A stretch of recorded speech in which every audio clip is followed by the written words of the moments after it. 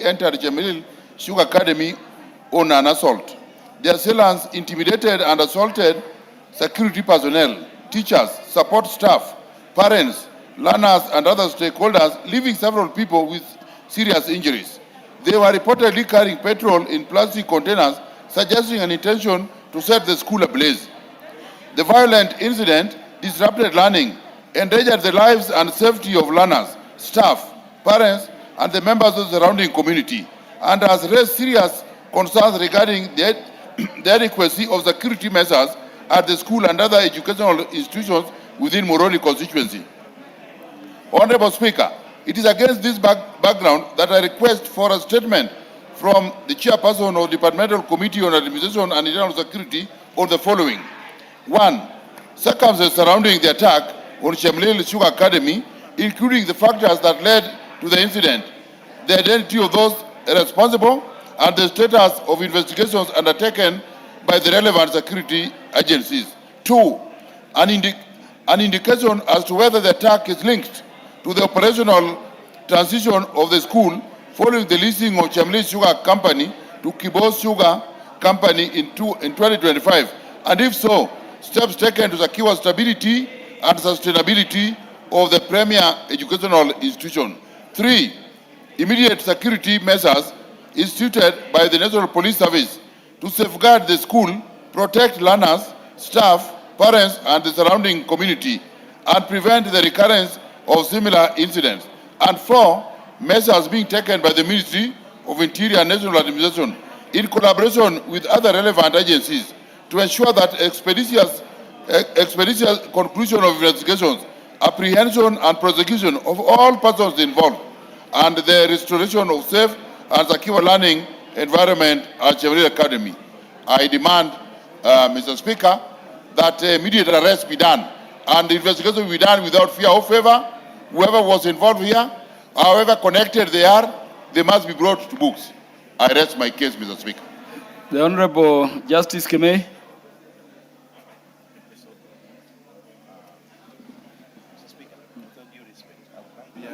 Yeah, thank you, Mr. Speaker, for the opportunity you've given me to comment on the request for statement by my good neighbor from Moroni constituency. Chemelil Sugar Academy, Honorable Speaker, is a premier institution, not just in Moroni, but in Nyanza as well as Rift Valley.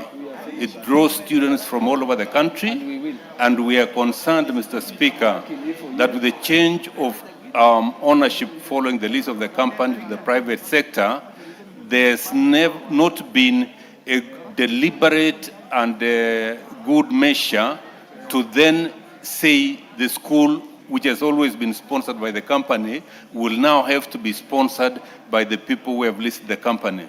Honorable Speaker, that has created insecurity along that region, and it spells danger to the students and members of the public who operate between Kisumu, Nandi, and Kericho. Honorable Speaker, that situation is so serious, it must be addressed with immediate effect so that we feel secure, and more importantly, Honorable Speaker, the students who are in that institution remain secure. Parents at this stage in time, Honorable Speaker, are worried about the developments in that premier institution, and action needs to be taken. Thank you, Honorable Speaker, for engaging me. Whatever is to be said can be said when the response comes to the House, honorable members. The chairperson, departmental committee in charge of administration and internal affairs, when are you getting us the response? Thank you, Honorable Speaker. Considering that, one, that this is a very sensitive matter that needs urgent attention, and considering that we may be proceeding for recess, let me try to get a preliminary report on Thursday, that is on 2nd, as we wait for a comprehensive report, which I can able to deliver the first Thursday on resumption from recess. It is so ordered, Honorable Koyo. The preliminary report will be on Thursday. Because of the sensitivity of the matter, the substantive report will come later on. Yes, the Honorable Ruth Odinga. Thank you, Mr. Speaker, for according me this to give my statement. Honorable Speaker, pursuant to the provision of Standing Order 44-2C, I rise to request for a statement from the chairperson of the Department Committee on Agriculture and Livestock regarding the escalating security and social economic crisis within the Sugar Belt region, Kisumu Sugar Belt. Honorable Speaker, on 18th of June 2026, Chairman of the Sugar Academy in Moroni sub-county was attacked by the armed gang of about 20 individuals, leaving several members of staff injured and learners in distress. This attack was not just an isolated incident, but a reflection of broader systemic issues affecting communities within the Kisumu Sugar Belt, particularly around Moroni, Chemelil, and Miwani sugar companies. Concerns have been raised regarding the management and operations of the sugar companies, including alleged violation of the Sugar Industry Transition Committee's guidelines by enforcing massive layoffs and prolonged delays in payment of terminal dues to former employees. For instance, workforce retention at Moroni Sugar Company is estimated to be 30 to 40%, which is below the 80% threshold, and outstanding terminal benefits across the mills have accumulated to approximately 8 billion. Further, trade unions are denied formal recognition and salaries have been cut up to 60% for the remaining workforce.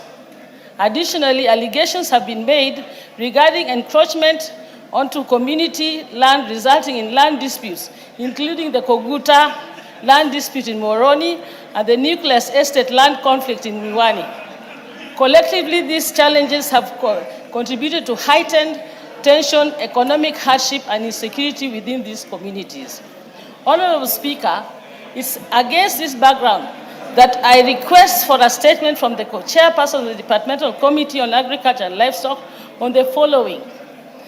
A, measures being taken by the Ministry of Agriculture and Livestock in collaboration with the Ministry of Interior and National Administration to guarantee security within the sugar belt, the Kisumu Sugar Belt, and providing psychological support to the staff and learners affected by the attacks, especially on the Chemelil Sugar Academy.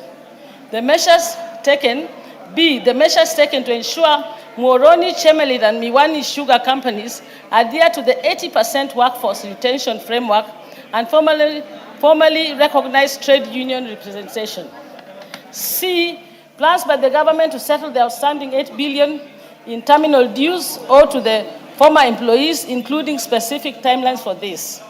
And D, finally, a report on the investigations into allegations of corporate encroachment, specifically the Koguta land dispute in Moroni and the Nucleus Estate conflict in Miwani.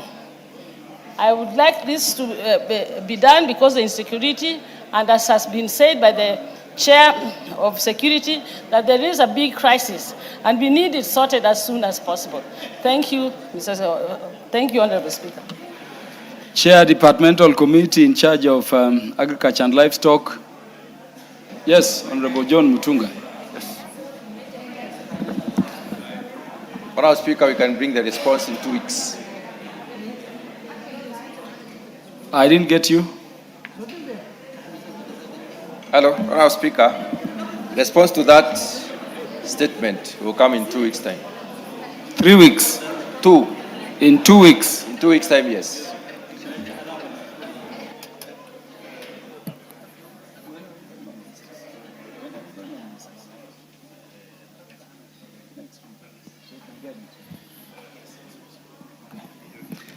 Yes, Honorable Ruth Odinga, it's proposed you get the response to your statement in 2 weeks. 2 weeks will be in recess. No, 2 weeks. Time will already be in recess. I don't know whether I've just consulted. The chairperson has said within 2 weeks. Yeah, then I'm saying that 2 weeks will be in recess, Mr. Speaker. No, Speaker. He has not said after 2 weeks. He has said within 2 weeks. So the report may be even ready on Tuesday. On Tuesday before the recess. Tuesday, Wednesday, Thursday before recess. I'd appreciate it. Yeah, so 2 weeks it is, Honorable John Mutunga. Get the report. The Honorable Joseph Oyula.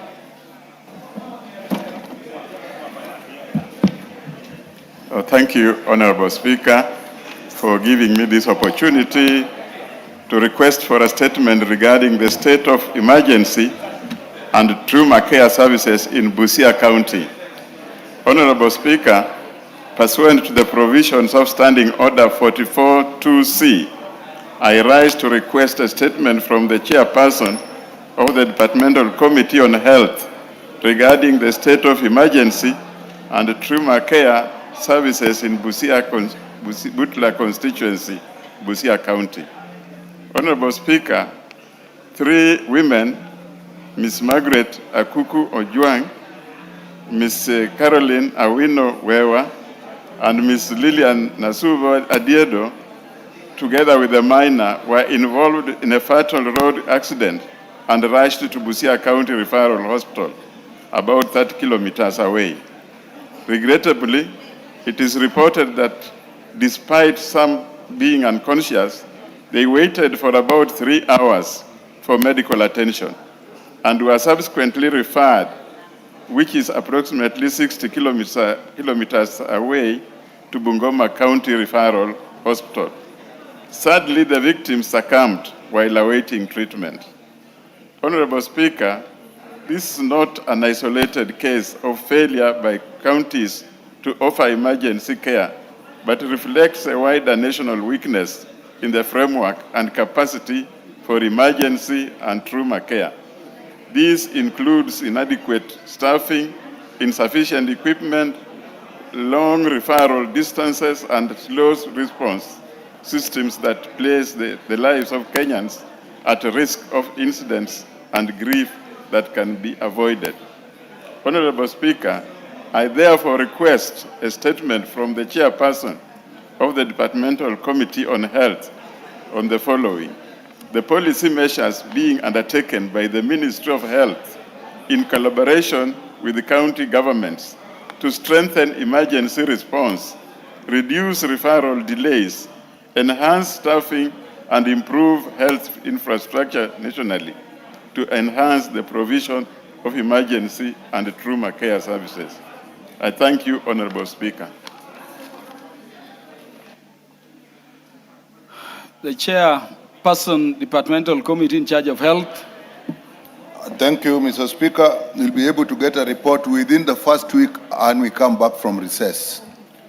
Honorable Yula, the first week after recess looks reasonable. That's okay. Yeah, so the report will be ready then and should be delivered, chairperson. The Honorable Daniel Carito, MP.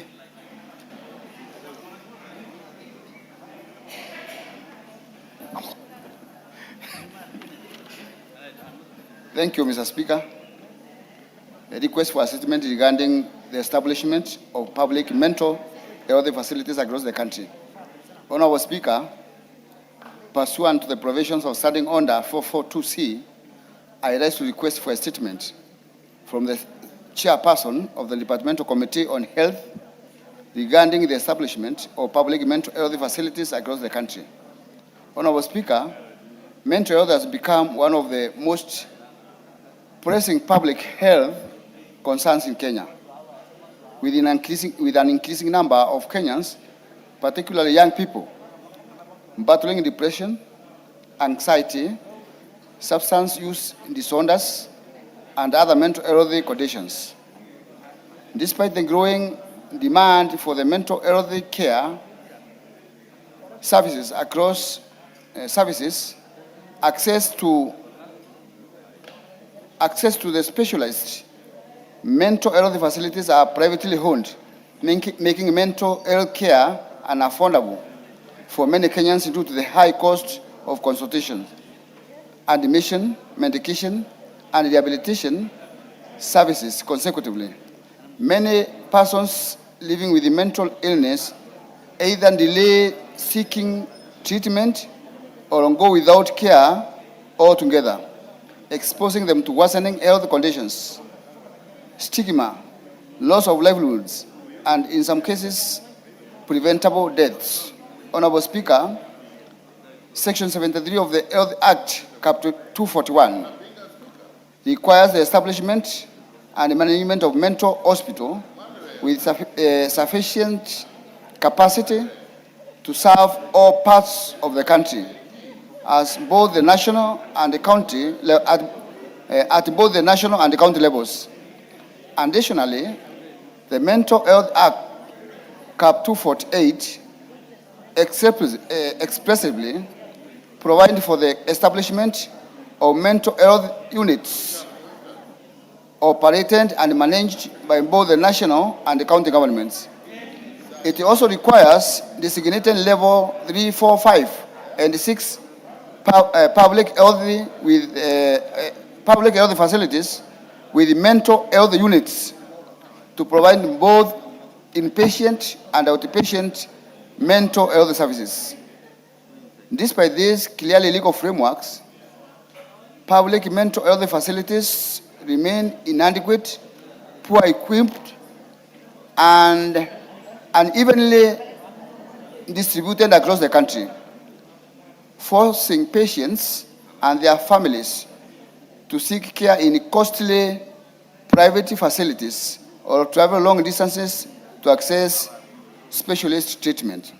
Honorable Speaker, it is against this background that I request the chairperson of the Departmental Committee on Health to provide a statement on the following: current status of the establishment of and operation of public mental health facilities and mental health units at the national referral hospitals, including the plans to establish additional facilities across the country to match the rising cases of mental health, and policy framework for collaboration between the national government and the county government to strengthen the capacity for provision of mental health care services, including infrastructure, personnel, financing, and awareness.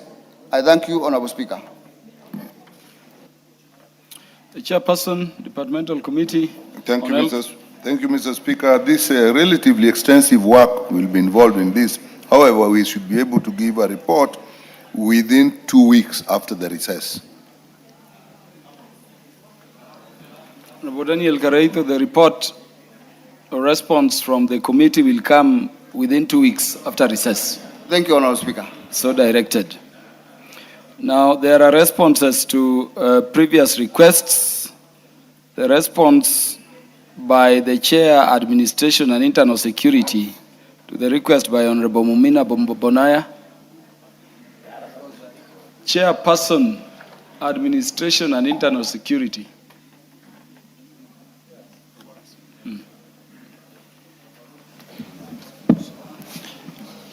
Thank you very much, Honorable Speaker.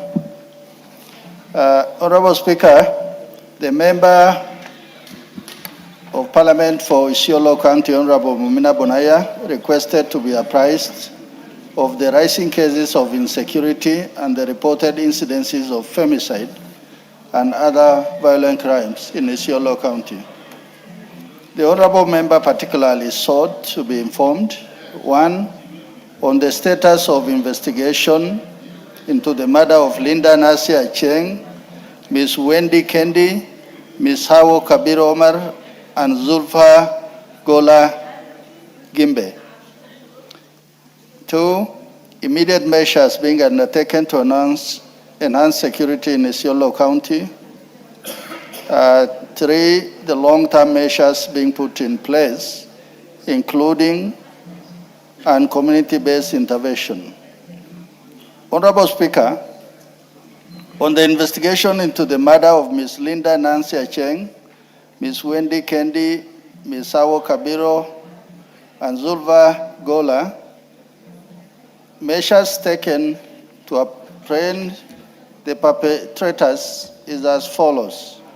Murder of Ms. Linda Nancy Acheng. On 27 November 2025, Ms. Linda Nancy Acheng was found murdered outside the GK prison farm in Isiolo County. The incident was reported in Isiolo Police Station, VIDO B 2327 11 2025, preliminary investigation established that the deceased had visible strangulation mark. Her husband, Mr. Peter Orwa Obaji, and Mr. Festo Omolo Opio, both of whom were the last persons seen with the deceased, were arrested. A search conducted at the residence of Peter led to the recovery of deceased identity card and mobile phone SIM card. On 28 November 2026, the two suspects were presented before the Isiolo law courts, where custodial orders were obtained to facilitate completion of investigation. A post-mortem examination conducted on 29 November 2025 established the cause of death as asphyxiation, secondary to manual strangulation. Upon completion of investigation, Mr. Peter Orwa Obaji was charged with the offense of murder, contrary to Section 203, as read together with Section 204 of the Penal Code. Mr. Festo Omolo Opio was recommended as a state witness. The matter is pending before court, Honorable Speaker. Honorable Speaker, the murder of Ms. Wendy Kendi. On 28 February 2026, Ms. Wendy Kendi was found fatally injured at Sokomjinga, Kulamawe, Isiolo town. The incident was reported via OB number 0828, 02-2026. Police officers found the victim bleeding profusely from injuries allegedly inflicted by a partner, Mr. Ezra Kidinji. The victim was rushed to Isiolo Level 4 Hospital, where she was pronounced dead on arrival. The suspect was immediately arrested, placed in police custody. A postmortem examination established the cause of death as hemorrhagic shock resulting from multiple stab and slash wound. Ezra Kidinji was charged with the offense of murder, contrary to Section 203 as read together with Section 204 of the Penal Code. The case is pending before court. Honorable Speaker, the murder of Misawo Kabiro Omar. On 3rd April 2026, Misawo Kabiro Omar, age 75, was found murdered near the GK Prison Farm in Isiolo town. The matter was reported to Isiolo Police Station. Investigation established that the deceased had been grazing goats when she was attacked by two individuals who subsequently stole her livestock. The deceased sustained severe head injuries and fracture. While police officers were processing the scene, members of the public tracked the suspect and subjected them to mob justice. The stolen goats were recovered and returned to the deceased family. The deceased postmortem examination established that death resulted from injuries inflicted by a blunt object. The two suspects, assailants, were later identified as Abbas Salom Onyango and Dennis Mwenda. Postmortem examination conducted on the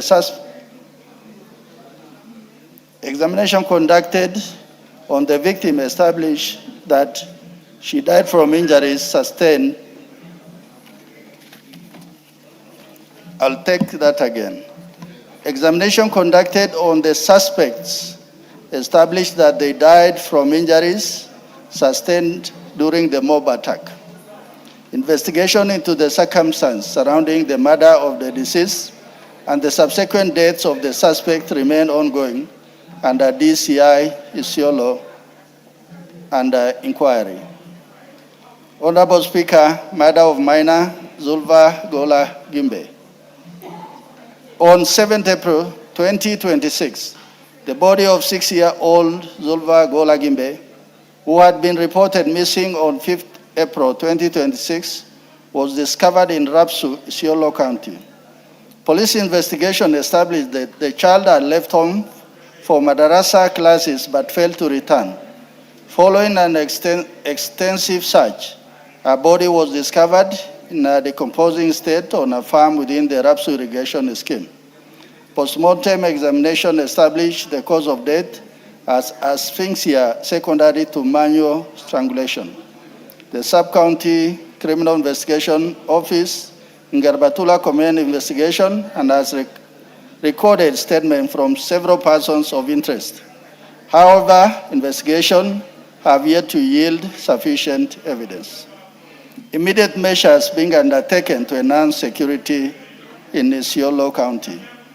Honorable Speaker, the following measures are being undertaken by the department in Isiolo: intensifying both mobile and foot patrols in identified hotspots, fast-tracking investigations through timely collection and analysis of evidence, conducting intelligence-led operation, and 4, increase public awareness and utilization of the toll-free Fichua Kwadisi hotline 0800 722 203. The long-term measures being put in place, including and community-based intervention. Honorable Speaker, the following measures are being undertaken: ongoing multi-agency intelligence-driven operation at dismantling criminal networks. 2, continued voluntary and enforcement-based disarmament exercise.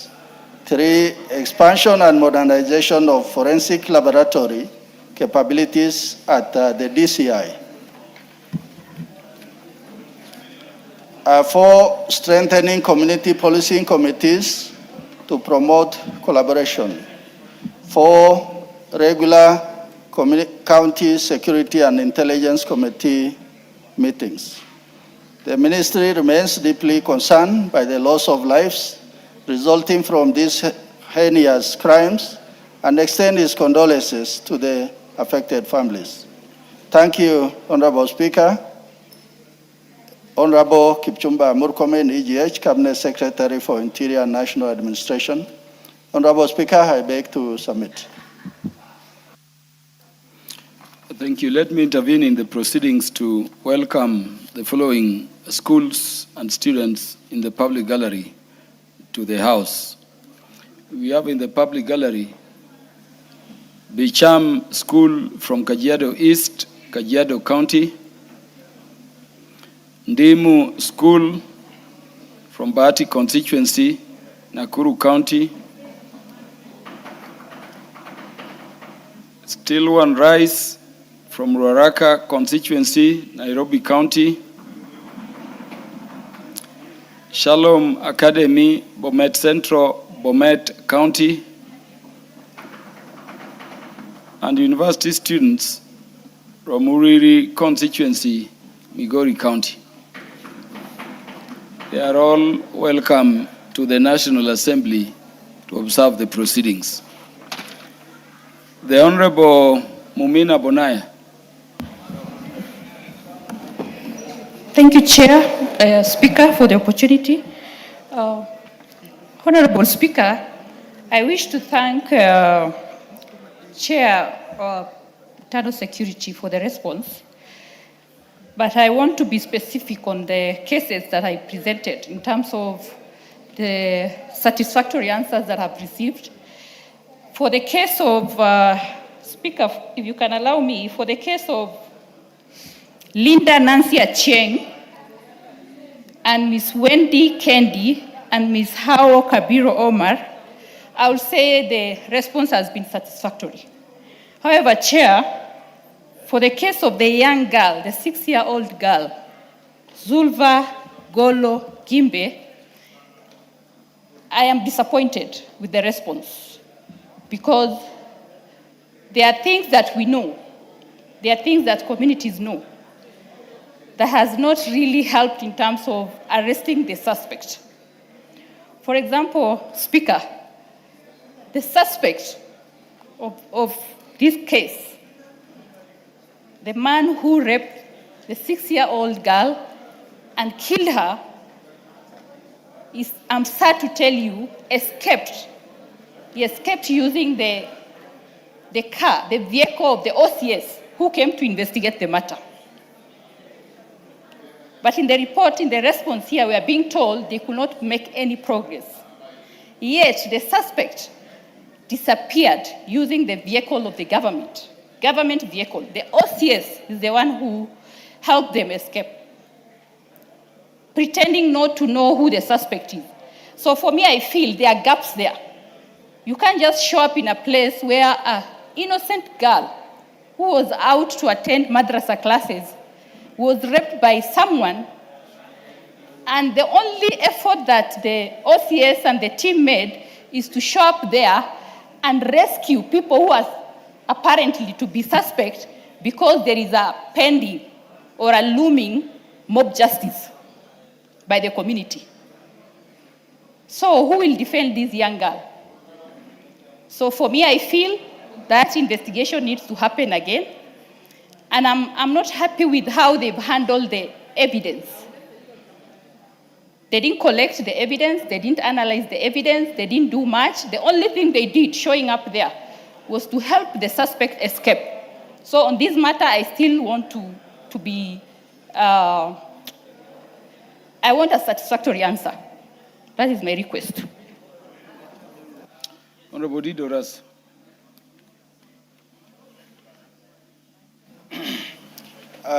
Thank you very much, Honorable Speaker. Honorable Speaker, I think what Honorable Mumina there is saying is very serious allegation. If the OCS himself is actually a part of this crime, and is supposed to be the first person who should be arresting criminals, then that is serious indeed. And Honorable Speaker, we come from the same community with Honorable Mumina Bonaya, and we take it very serious, issues to do with minors, people who have no strength to defend themselves. It is the society or the community that must protect them. I think she could be having evidence that she should share with us and will be able to share with DCI so that those individuals must be brought to justice. Thank you, Honorable Speaker. When do you want the honorable member to come before the committee for further interrogation of the matter? Honorable Speaker, next Tuesday, the minister will be coming before the committee, and Honorable Mumina is accordingly invited to make exactly the same allegation she is doing, because that is very serious as far as we are concerned. Honorable Mumina, because of the seriousness of the matter and the matters you raise, I will not have this one concluded before the House. I'm sending the matter to the committee for further investigations, and you'll be notified by the committee as and when they can sit over it. Thank you, Speaker. Yes. Speaker, just to add to what I shared earlier, on this case, the only people who have been interrogated so far on this matter are the family members of the young girl. Nobody else. That alone tells us that there is no seriousness on this case that is required. Yes. So you know the limitations of these responses as being a presidential system. It's the reason I'm using my discretion to remit the matter to the committee for in-depth interrogation, and do attend and give the information you have so that we do justice to those Kenyans affected by the subject matter. The Honorable Irene Mayaka, the response from the Chairperson, Agriculture and Livestock.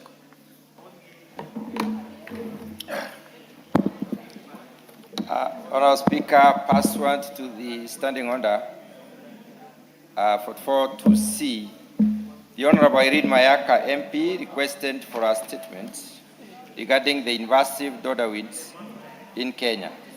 Honourable Speaker, I stand to respond to the request for a statement by the Honourable Member as per the response I've gotten from the Honourable, the CS Agriculture. Honourable Speaker, specifically, the Honourable Member wanted to know the immediate intervention that the Ministry of Agriculture has put in place to contain the spread of dodder weed, including the availability and approval of effective means of control, methods for affected farmers in Kenya. She also sought to know the measures undertaken to sensitize farmers and the general public on identification, prevention, and management of dodder weeds infestation, particularly in hotspot areas. And finally, she also sought to know the budgetary allocation that the ministry has made to Carefree, Cairo, and other relevant institutions for nationwide mapping of dodder weeds infestation, identification of hotspot areas, research on sustainable control measures, and implementation of urgent interventions. Honourable Speaker, the Cabinet Secretary for Agriculture and Livestock Development responded as follows to the issues raised in the statement. The spread of invasive winds has intensified due to climate change, rising global temperatures, and increased global movements.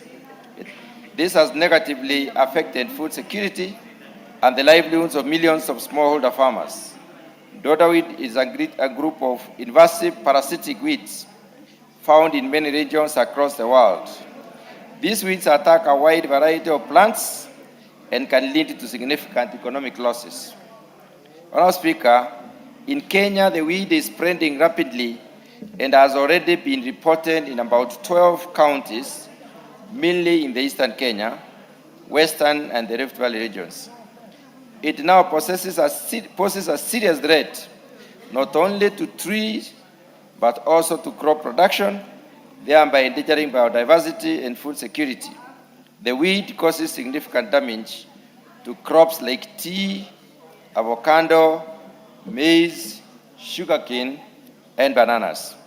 On avocado, Honourable Speaker, the weed has been observed in Murang'a, Nyamira, Bomet, Bungoma, Busia, Embu, Kakamega, Kajiado, Kiambu, Kirinyaga, Nakuru, Nandi, and Nyeri counties.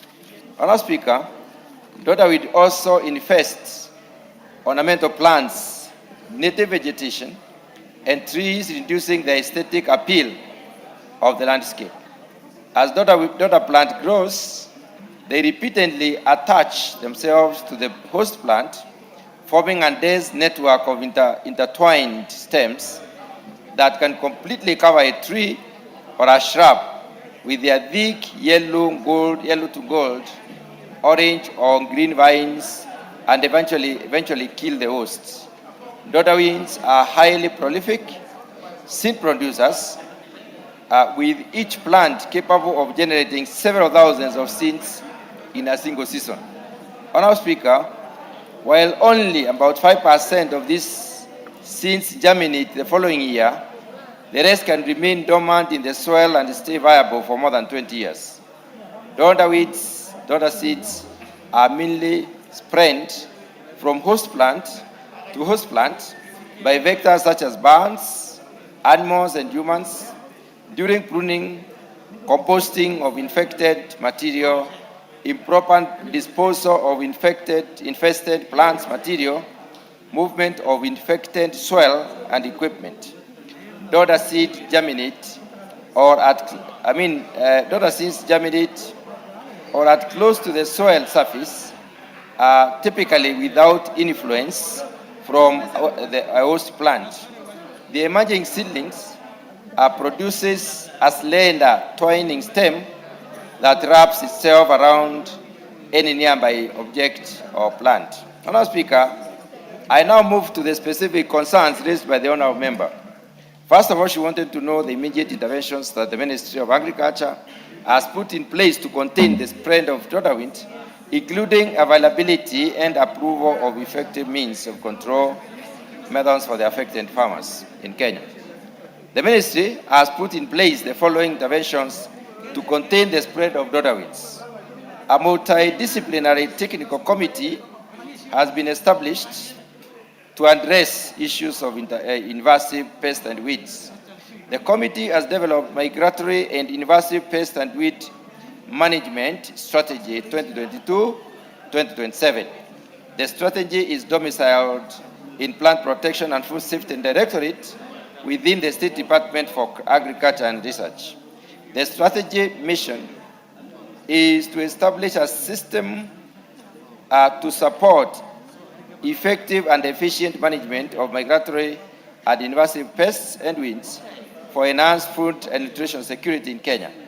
The multidisciplinary technical committee, Honorable Speaker, members that were involved during the strategy development were Kenya Agriculture and Livestock Research Organization, or KAURO, International Center for Insect Physiology and Ecology, ICIPE, International Maize and Wheat Improvement Center, which is CIMIT, regulatory agencies, Kenya Plant Health Inspectorate Service, Pest Control Products Board, universities, the University of Nairobi in this case, Kenyatta University, and private sector, who include the Agrochemical Association of Kenya, Real Integrated Pest Management, or IAPM, State Department for Agriculture Plant Protection Unit, county governments, NGOs like Center for Agriculture and Bioscience International, KABI, among others.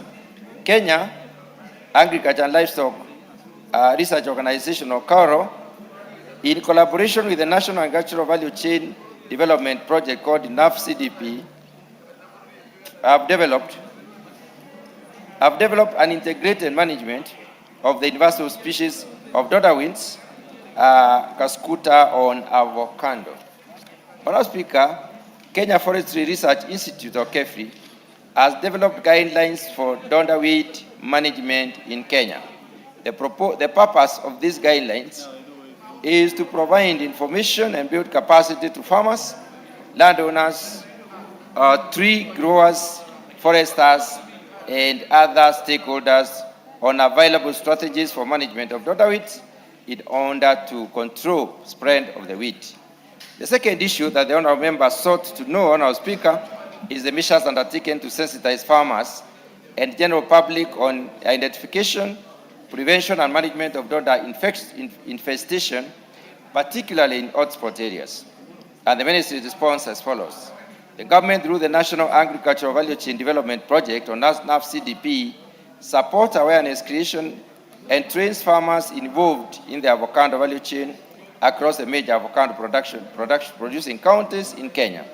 The project counties for the avocado are Bomet, Bungoma, Embu, Kakamega, Kiambu, Kericho, Kirinyaga, Kisii, Machakos, Meru, Murang'a, Nandi, Narok, Nyamira, Nyeri, Uasin Gishu, and Vihiga. And Honourable Speaker, realize these counties also map very closely to the targeted strategic, prevention or control counties.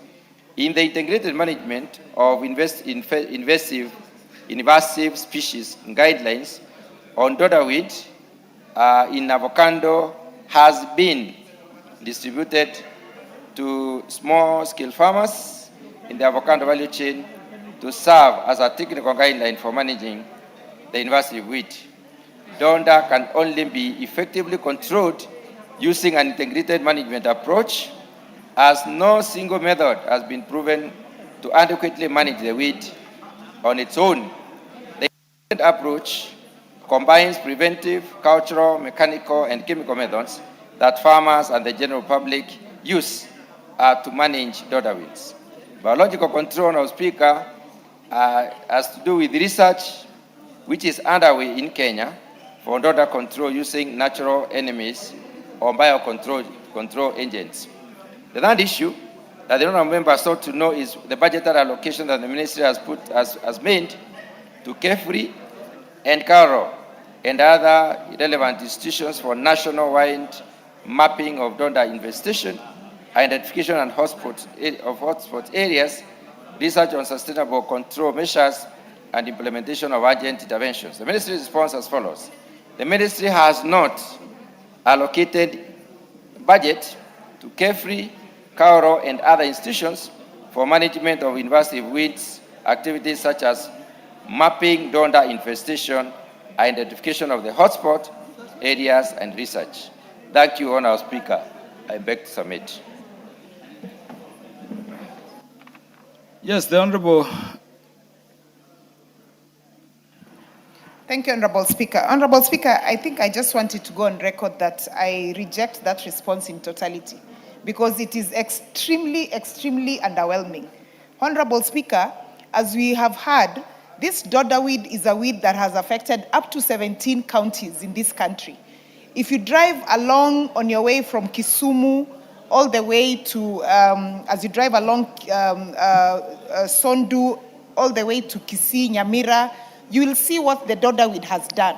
It has even affected the fences that people have put in their houses, as well as the fruits, especially the avocado fruit and the tea fruit. Honorable Speaker, in this response, the ministry is telling us that they have put in place extensive research personnel to undertake and find out what exactly is wrong with this weed. And then when it comes to budgetary allocation, they tell us that they have put no budgetary allocation for it. And yet, Honorable Speaker, especially where I come from, in Nyamira and in Kisii, the avocado fruit and tea are two extremely important cash crops. The same with the counties that have been mentioned. And Honorable Speaker, I just want to mention the counties once again so that honorable members can hear just how extraneous this particular weed is. It has affected the counties of Bomet, Bungoma, Embu, Kakamega, Kiambu, Kericho, Kirinyaga, Kisii, Machakos, Meru, Murang'a, Nandi, Narok, Nyamira, Nyeri, Uasin Gishu, and Vihiga. Out of all these counties, 17 counties, and some of these counties are the counties that are the food basket of this country. How can the ministry say that they have not allocated any budget towards control and prevention of this particular weed? So, Honorable Speaker, I just want to state that this response is unacceptable and the ministry needs to get back to us and give us a better response than this. Thank you.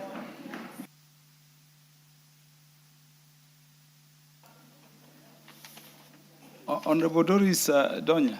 Yeah.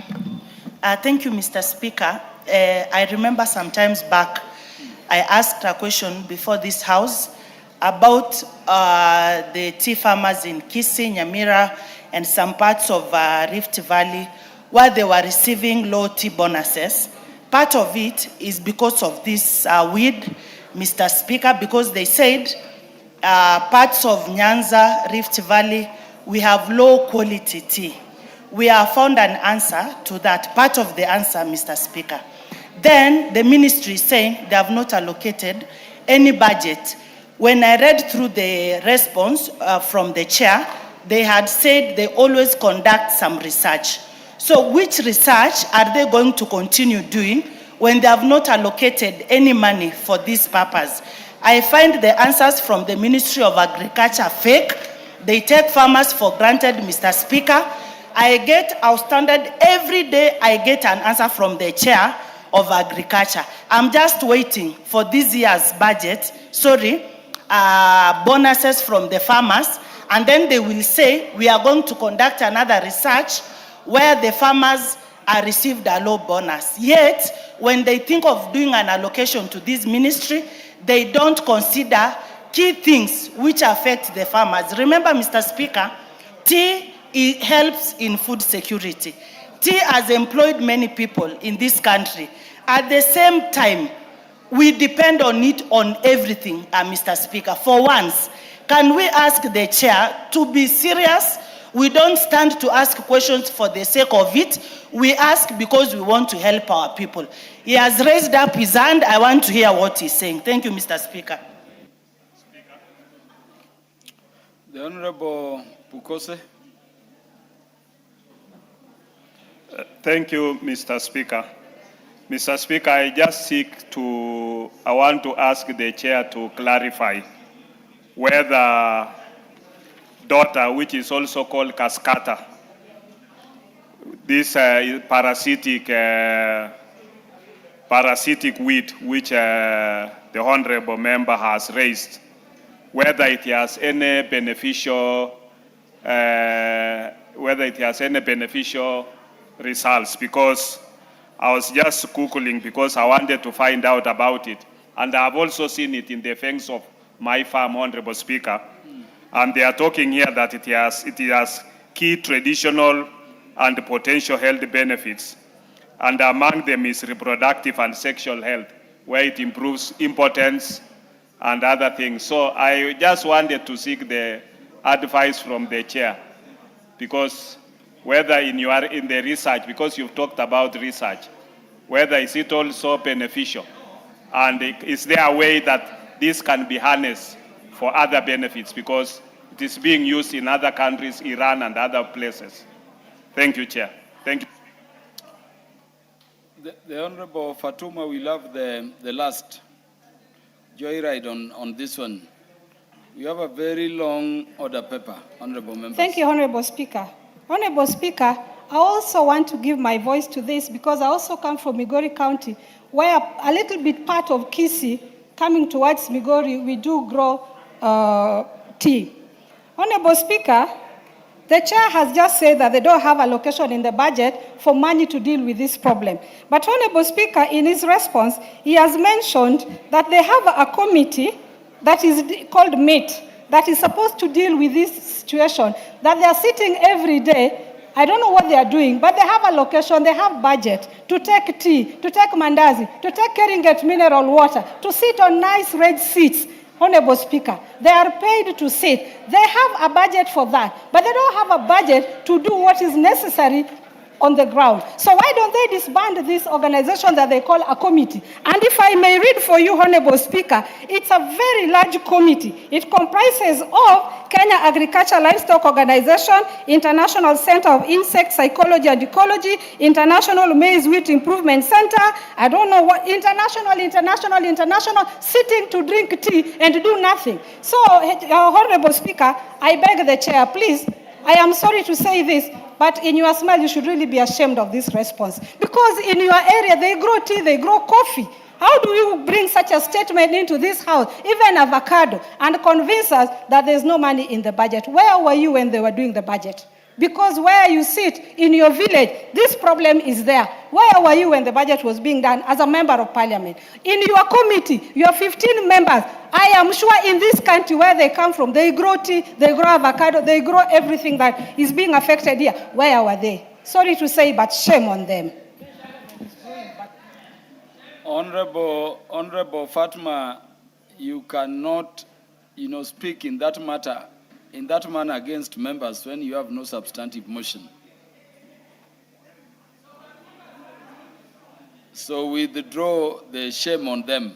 More so as a chair of a committee yourself. Honorable Speaker, yes, I withdraw. But Honorable Speaker, you will find that there were Munyoros who are against the budget who decided not to sit when this issue was being discussed. So once again, not shame on you, but I'm sorry for your ignorance. Now,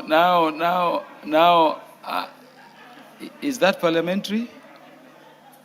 Yeah, your regret for the ignorance of any member is acceptable. So long as don't withdraw. That one I'm told is parliamentary. The Honorable John Mutunga, your response, or the response coming from the ministry is not sufficient. Honourable Speaker, I first of all would like to address my colleagues on the content of this response. Honourable Speaker, it is extremely wrong for Honourable Mayaka to rise and pick the list that is targeted at control as the one that is affected. Yet the report is here with her. Honourable Speaker, I refer to the point number 2, the first paragraph. She has read the counties that are targeted by the NAF CDP, or what we are calling the National Agricultural Value Chain Development Project. Those are the ones, the counties that are targeted by this particular project for control, not the affected. So that is the wrong premise. Honourable Speaker, on the other hand, I would like to respond to the Honourable Donya. Honourable John Donya likes speaking to the gallery. Honourable Speaker, in this house made a determination that our committee and anybody else, any other member who is interested in joining the committee to do the inquiry on the tea bonus amounts, or rather the determination of the bonus, joins that particular committee. We formed the committee, which was an expanded committee. We divided the members by 2. We agreed that those Honorable John Mutunga, are you still on the Doda weed? Yes, Honourable Speaker. Honorable Donya has brought up another issue, which I need to respond to because she is extremely ignorant. Don't go to issues which are not related to the matter. But, Honorable Speaker, when an honorable member stands here and brands another member ignorant, before they even know what the content is, and they have been involved in a process, and on the first day of outing, they were already convinced that they do the wrong things on their side. So who is ignorant here? It is the honorable member who actually on the second day of the outing was already convinced. She left the team. Honorable Speaker, let me go back to this report and it is respond to this lady. Honorable Speaker, the honorable member, you see what, Honorable Speaker, you see, let me respond to honorable. Order. Honorable John Mutunga, I cautioned you against going away from the subject matter. Take your seat, Honorable John Mutunga. Just take your seat, Honorable John Mutunga. The Honorable Doris Donya, what is out of order? Mr. Speaker, the chair has mentioned Donya 4 times, more than even taking that time to allocate the budget. I'm not the one who came up with the statement that there is no budget which has been allocated. I'm not the one who took the Doda weeds to Kisii. Facts, you don't have the budget. Where is Donya coming in? Yeah, the Honorable Fatuma. Honorable Speaker, may I kindly introduce myself to the honorable member because he referred to me as, may I respond to this? I'm not a this. My name is Miss Fatuma Zainab Mohammed, Chair of Special Funds Committee, a CBS. I am a first timer with a CBS, and I am a woman. And I represent 8 sub-counties. My dear brother, you represent one. Look at me with some respect. Order. I think that introduction is enough. Honorable John Mutunga, please keep to the sufficiency of your response and what you can do to seal any gaps. Honorable Speaker, I did not write this report. I'm reading the report from. Yeah, so what do you propose to do to address those additional issues? The contextual matters on the report, Honorable Speaker, cannot be misquoted in this House before us. We have to Honorable John Mutunga. Honorable Speaker, let me finish by saying this. Honorable John Mutunga. The members are saying that the response you've read on behalf of the ministry has gaps. How do you want to address them? That is why I've given you the mic. Honorable Speaker, I'm coming to that. The ministry on one hand has said they have a multi-agency control team, technical committee, which is addressing this. On the other hand, they say there is no What money. is out of order, Honorable John Kiari? Mr. Speaker, I want to thank you. And the issue being addressed here is a national issue that is a catastrophe for agriculture. However, Mr. Speaker, understanding this, I think it would be more in order and along our parliamentary procedures that this goes back to the ministry so that this burden is not occasioned upon the chairperson who himself is only just relaying a message to this House, Mr. Speaker. I know, Mr. Speaker, you can put it appropriately where it belongs. I thank you, Mr. Speaker, for this opportunity. The Honorable Dr. Otiende Amolo, Senior Counsel, what is out of order? Thank you, Mr. Speaker. Mr. Speaker, may I advise my colleague, Honorable John Mutunga, that as said, this is a national issue, but it appears to be a national issue that is of particular concern to our lady colleagues. And so, as you are getting the answer, please advise the ministry that you do not want to suffer the wrath of the women members of parliament. Yes. Honorable Mutunga, did you note the concerns of Honorable Pukose, which you've not addressed also? I'm addressing the concern of Honorable Pukose, Yeah, Speaker. so address the House in terms of how the responses which are not in the report will come to the House, or what you want to do to secure that the response is satisfactory. Thank you, Honorable Speaker. Honorable Speaker, I note that the report is insufficient, especially indicating that there is no budget. When already there is a committee formed that is doing some work, And we have research institutions, the National Research System, and the other centers which are international and helping Kenya. So, Honorable Speaker, I think that is a contradiction. On the issue that the Honorable Kose Are you raised, saying it is a contradiction, or you are going to seek clarification from the ministry? we will seek clarification, Honorable Speaker. Okay. Honorable Speaker, on the issue that the Honorable Kose raised, Donda wheat is also called Kaskuta, Honorable Speaker. And Kaskuta, Honorable Speaker, is important because it is used in the medical, for production of highly valued medical products like antioxidants, anti-inflammatory, and hepatoprotective, with hepatoprotective properties. Honorable Speaker, what I'm trying to say here is that it is also useful, and that is why we are conducting research. Honorable Speaker, research is not just about finding whether they are weeds or not. Research is finding whether these weeds are useful and whether they can be commercialized.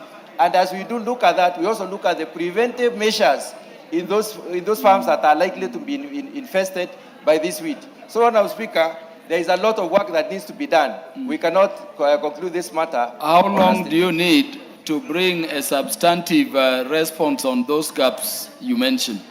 Honorable Speaker, may I propose that I bring the response on the second week after the recess? So, Honorable Member, second week after recess, there will be a more substantive response to those additional issues you've raised. Speaker, Honorable Speaker, Pukos. Honorable Speaker, there is an issue that an honorable member in this House indicated that we do not know how to allocate budget. Honorable Speaker, I would like to address that as the chair of the committee. Honorable John Mutunga, I took note of that. It is a non-issue. It's a non-issue. Let us go to the next response, which will be by the Chairperson, Defense, Intelligence and Foreign Relations Committee, to the statement request by Honorable Caroline Ngelichei. But before you do, Chairperson, I want to allow the Honorable Mark Ogola Nyamita to welcome the university students from Uriri, Migori County, together with all visiting students to the House to observe proceedings. Thank you, Chair. You'll allow me to break procedure a bit, Chair, on that issue, even as Mutunga goes to seek further engagement with the Ministry on Agriculture. Mr. Speaker, Dr. Pukose is just not a member of this House. He's a medical doctor. And I understand the concerns of the ladies, especially when Pukose says the particular weed can cause impotence in men. And you can see how our women colleagues are very concerned about this. So I want to urge, Mr. Speaker, that Honorable Pukose be given time. Honorable Mark Nyamita. Thank you, Mr. Speaker. The weed was not causing impotence. That's what that was. The weed, according to Dr. Pukose, is treating impotence. Oh, okay. So the excitement of the female members could be more positive than on the negative side. Oh, in that case, then they need to give feedback very quickly so that we can allay the fears of our female colleagues, Honorable Speaker. Mr. Speaker, let me take this opportunity to welcome a group of university students. Some of them are graduates in agriculture and they might help in that particular research. To this particular House, I am indeed honored that they are here. Mr. Speaker, as you might be aware, in this coming election of next year, I will not be seeking votes to come back here, but to go to a higher seat. So I did invite the young men, some of them who have graduated and some who are still in school, to come and see where I sit, because maybe one of them might be here the next time, Mr. Speaker. And also for them to witness that members of parliament here, do a great job. So I take this opportunity to welcome all the students and those who are in school and those who are not there. Karibuni sana to the 13th parliament. Thank you. Thank you very much, Mr. Speaker.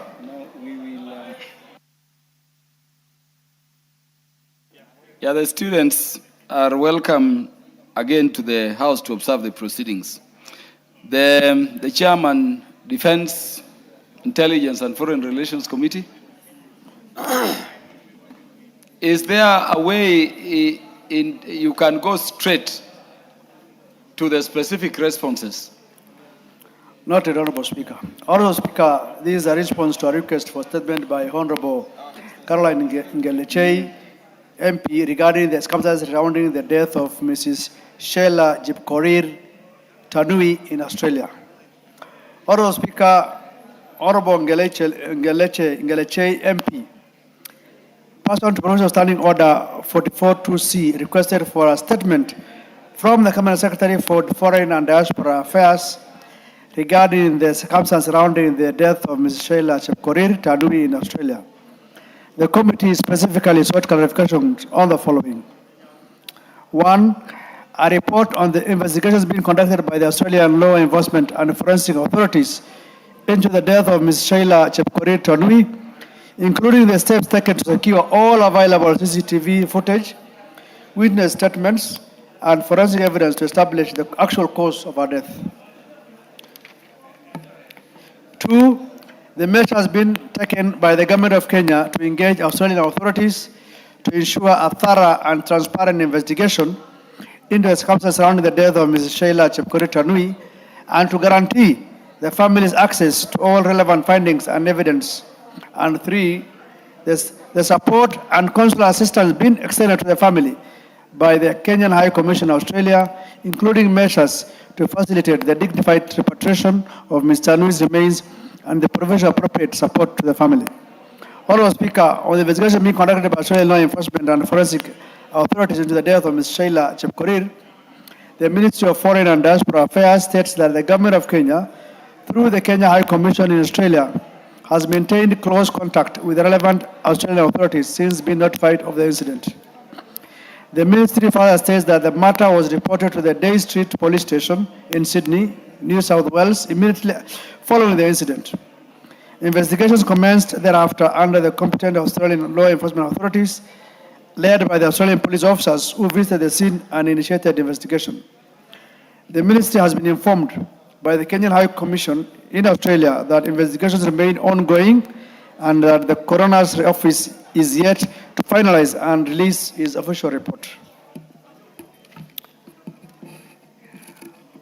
The Australian authorities have assured the Kenyan High Commission that all relevant investigation procedures are being undertaken in accordance with the Australian law, including collection and examination of relevant forensic evidence, retrieval and examination of available CCTV footage, recording and assessment of witness statements, and analysis of all relevant information necessary to establish the circumstances and cause of death.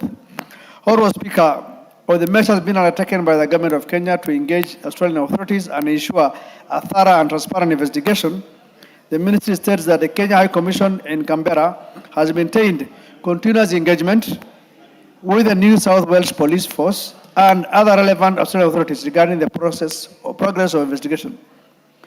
The Ministry further states that the Ministry, through the State Department for Diaspora Affairs and the Kenyan High Commission, continues to monitor the developments and follow up with the relevant authorities to ensure that the family receives timely updates regarding the progress of investigation.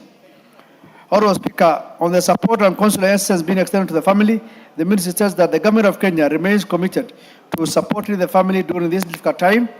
Key interventions undertaken include maintaining regular communication with the family and keeping them informed of verified developments concerning the case, and issuing a support letter to facilitate the visa processing for the deceased brother to travel to Australia and assist the family during this difficult period, and providing counseling and psychological support services to the family members through the State Department of Diaspora Affairs. I submit and thank you, Honorable Speaker.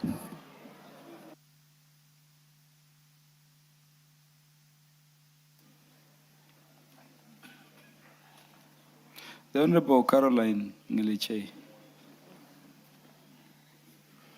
Thank you so much, Mr. Speaker. I want to, first of all, appreciate the member for the response, albeit very late. Mr. Speaker, they have taken more than 3 weeks to respond to this particular question. Nonetheless, Mr. Speaker, there is no committal in the part of the government. What the statement is saying is it's not committal, neither is it giving any substantial information about anything. It's just we will continue to engage. Until when are they going to continue engaging, Mr. Speaker? Number two, the government, for your information, the ministry has been relying on family members to give them the information. The family members made their own effort and sent one of their own to Australia to do a follow-up with the authorities of the Australian government. And the Ministry of Foreign Affairs shamelessly has been reaching out on the family members to update them on how far they are going with it. I was expecting to get the statement, and I would wish, Mr. Speaker, to get your attention. I was hoping that there was a follow-up. I was expecting the government to say we have engaged a legal, we have given the family legal assistance, we have done statements from the hotel or such things. But when the statement simply says that we are engaging, how are you engaging? Is it by phone? Has the ambassador even reached out to the family members? Mr. Speaker, it is a very ambiguous statement which is not committing to anything. And I would wish, to me, if you ask me to rate the response from the ministry out of 10, I'll give it 0.5 out of 10. I'll just give the effort of taking time, 3 weeks, to just write such a flimsy statement. Mr. Speaker, the Kenyans in diaspora really suffer. As I said last week, these are people who contribute much to the economy of this country. Whenever they face challenges outside there, Mr. Speaker, the government should also give them special attention, and they should know that these are people who are far away. I'm made to understand that the hotel, Mr. Speaker, is a 5-star hotel where the lady who had just worked for 2 weeks. The post-mortem report indicates that there was a planned trauma behind her head, and then she fell. But we are being told, initial report said that she fell from 19th floor to 4th floor. Right now, they have reduced the number of floors. They are saying she fell from 14th floor to 4th floor. Maybe by next week, she will have fell from 2nd floor to 1st floor. Mr. Speaker, issues of people should be taken seriously by the Ministry of Diaspora. Number two, I would also was expecting that because of the number of deaths that have happened out of the country, especially to these young students in the university, Mr. Speaker, the ministry should even go ahead and maybe come up with a policy, a welfare or an insurance policy. You know, this girl was just in Australia for 6 weeks. She worked for 2 weeks, and then she had been, the parents had contributed a lot of money for her to go to university because she was going there to do a master's program. Now they had to do another fundraiser. They did about 3 or 4 fundraisers to repatriate her body back to the country after suffering the loss of having paid the school fees, the air ticket, and now to repatriate the body back. I think, Mr. Speaker, I'll still need... I know the cabinet secretary, the prime cabinet secretary had been away with the president, and maybe this report was just developed because of the pressure from this house. I just need another new report when we come back from recess, a comprehensive one that will be indicating how far that the investigations are, what the Kenyan mission in Australia is doing, and also the report from the authorities and the investigators in Australia. I thank you, Mr. Speaker. Chairperson.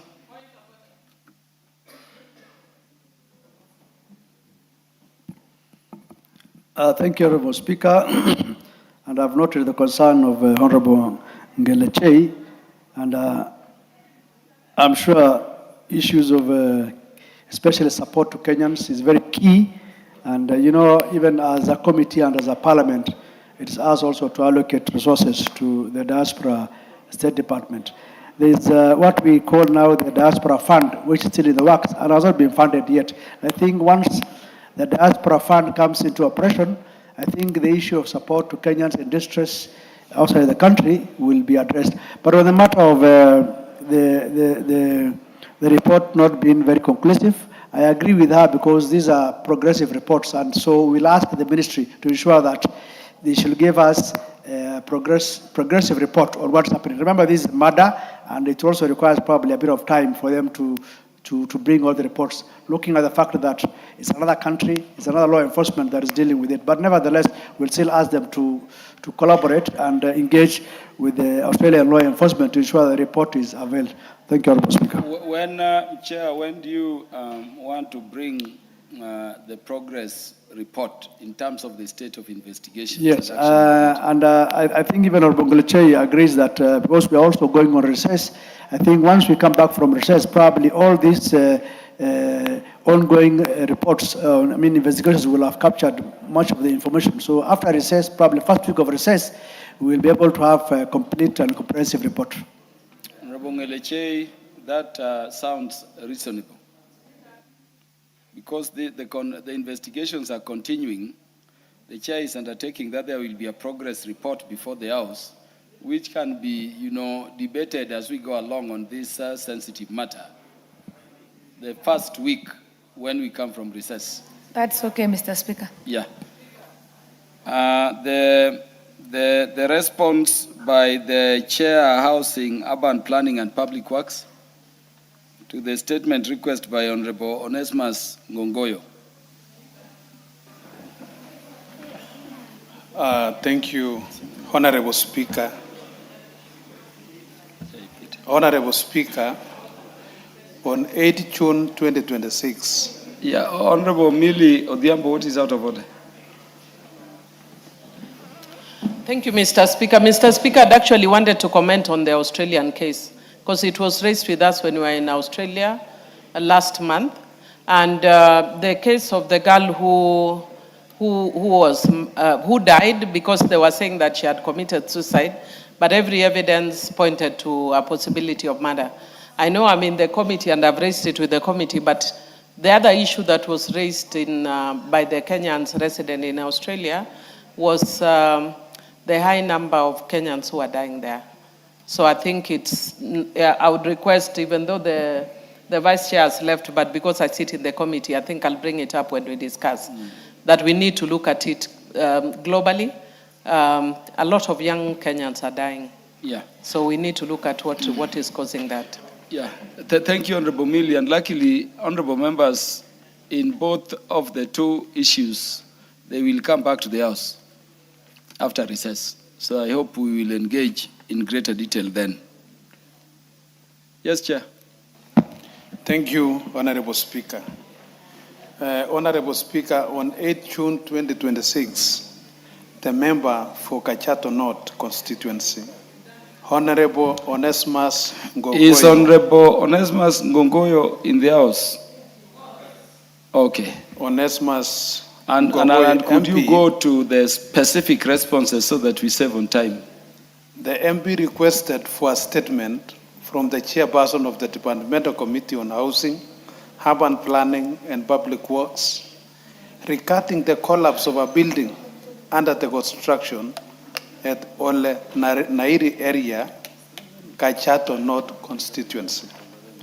Honorable Speaker, in the statement, the own member sought to establish, among other things, number one, a report on the circumstances that led to the collapse of the 8-story building at Ole Naira area on 8 May 2026, including the copies of approvals granted for the project, whether MS Coastlink Building Works Limited was registered at the time of the collapse of the building, and whether the construction complied with the approvals and the NCA standard. Number two, an explanation on how the collapsed building had risen as high as 8 stories at the time of collapse, yet the area is within a flight path zone restricted to 4 stories, and actions taken for violation. Number three, the steps taken to resettle tenants and homeowners who moved as a result of the collapse, and support being extended to families of the deceased workers. Number four, the measures being taken to restore the access roads in Ole Nairi destroyed during the clearance of rubble from the site of the collapsed building. Number five, the measures in place to ensure that construction workers across Kenya are covered by adequate occupational safety and health protections and compensation frameworks. Honorable Speaker, the committee received a response from the Ministry of Lands, Public Works, Housing and Urban Development, through the Clerk of the National Assembly, which I now wish to convey as follows. Regarding a report on the circumstances that led to the collapse of the 8-story building at Olenaira area on 8 May 2026, including copies of approvals granted for the project, whether MS Coastling Building Works Limited was registered at the time of the collapse of the building, and whether the construction complied with the approvals and NCS standards, the State Department informed the committee that it received reports of the collapse of a residential building under construction located in Ololua area on the outskirts of Ngong on the morning of 9 May 2026. The State Department further informed the committee that the developer had submitted an application to the county government of Kachato on 20th February 2025. An approval was subsequently granted via form PLUBATC/8 under registered application number PKN 044/25 on 26th February 2025. In addition, NEMA file license number NEMA EIA/PSL/39046 dated 10th April 2025 approved the construction of an 8-story building comprising a basement and ground floor parking area with the first to 8 floors each containing 5 3-bedroom units and associated amenities on plot RN number Ngong/Ngong/107078 Ngong Municipality. The project was also registered by the National Construction Authority under the project registration number 4618315711767, valid from 25th April 2025 to 25th April 2027. The State Department established that the parties involved in the project were Mr. Matthew Kipkoech Keter as the developer or client, and Force Designs and Building Solutions Limited as the contractor, and not Coastlink Building Works Limited, as indicated in the request for the statement. The contractor was registered with the National Construction Authority under registration number 830585/B/0324, category Building Works NCA3 with a valid license.